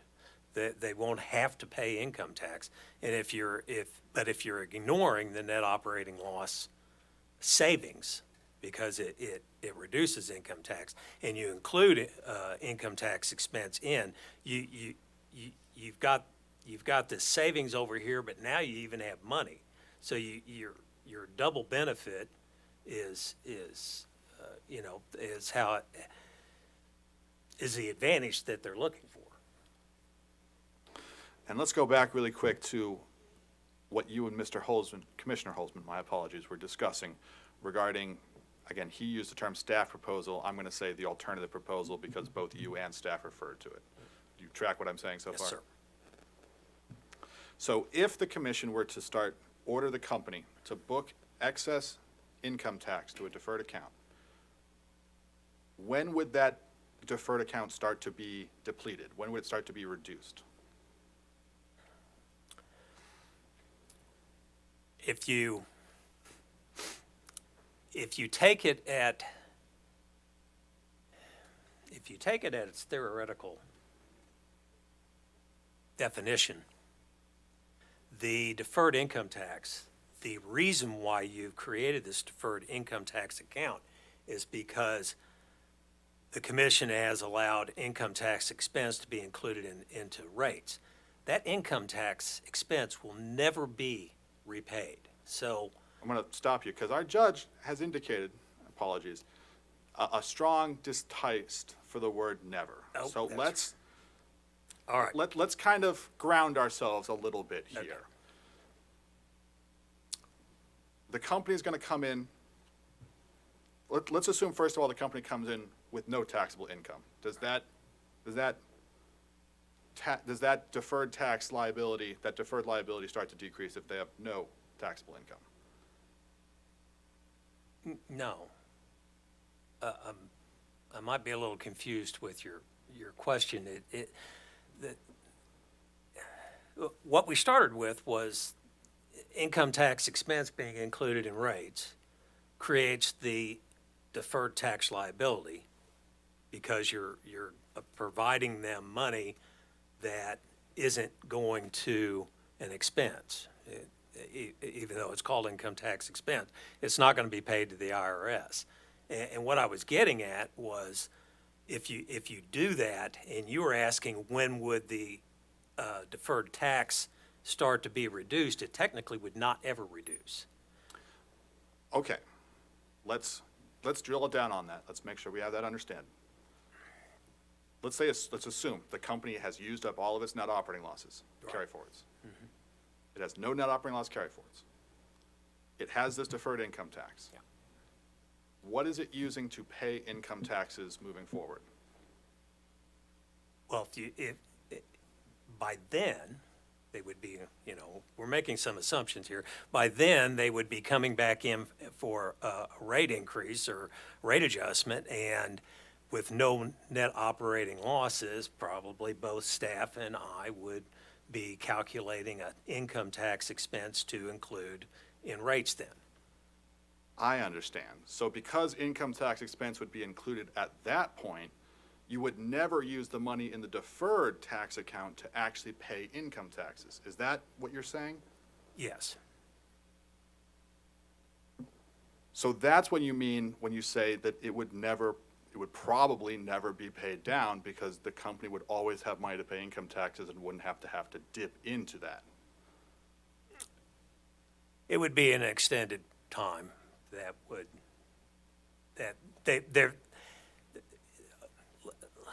maybe I need to better explain something. When we're talking about accumulated deferred income tax and the usual arguments we have with Spire and Missouri American and that, the idea is that accumulated deferred income tax reverts back over time.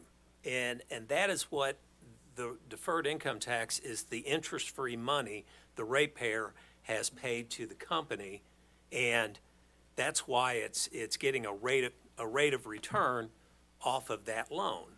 And it is a loan because it eventually, time coming back, it will revert back to amortize off of the books as according to the Internal Revenue Service rates. So it will fall back. In this particular instance, there's no loan. There's no payment that reverts back. It's just it's going to be free money. So in order to actually amortize it back, you'll have to artificially say, we're just going to amortize this back just to get it back off the books. There's nothing in the mechanism that would do that on its own, because there's nothing in this net operating loss that was created by a tax change or a tax adjustment that would sponsor this to revert back over a period of time. It's free money from the get-go because the net operating loss is not a tax-generated item. It is, income doesn't cover expenses. It's a financial loss that equals the tax loss, but it's not created by a tax.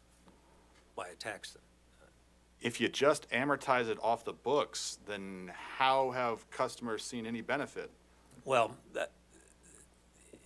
they lose their benefit over the period of time because the deferred liability, if you amortize it like that, deferred liability will eventually fall off of the reduction in rate base. So, over time, they would lose their benefit. And is that why you call it a permanent tax savings? Yes, sir. So just to summarize and make sure everything's okay and I can finish this off. The alternative proposal would be for the excess income tax expense over what's actually remitted to the IRS to be deferred to a liability account that would decrease the company's future rate base, but it would stick around for an extended period of time unless the commission decided to arbitrarily reduce it just off the books.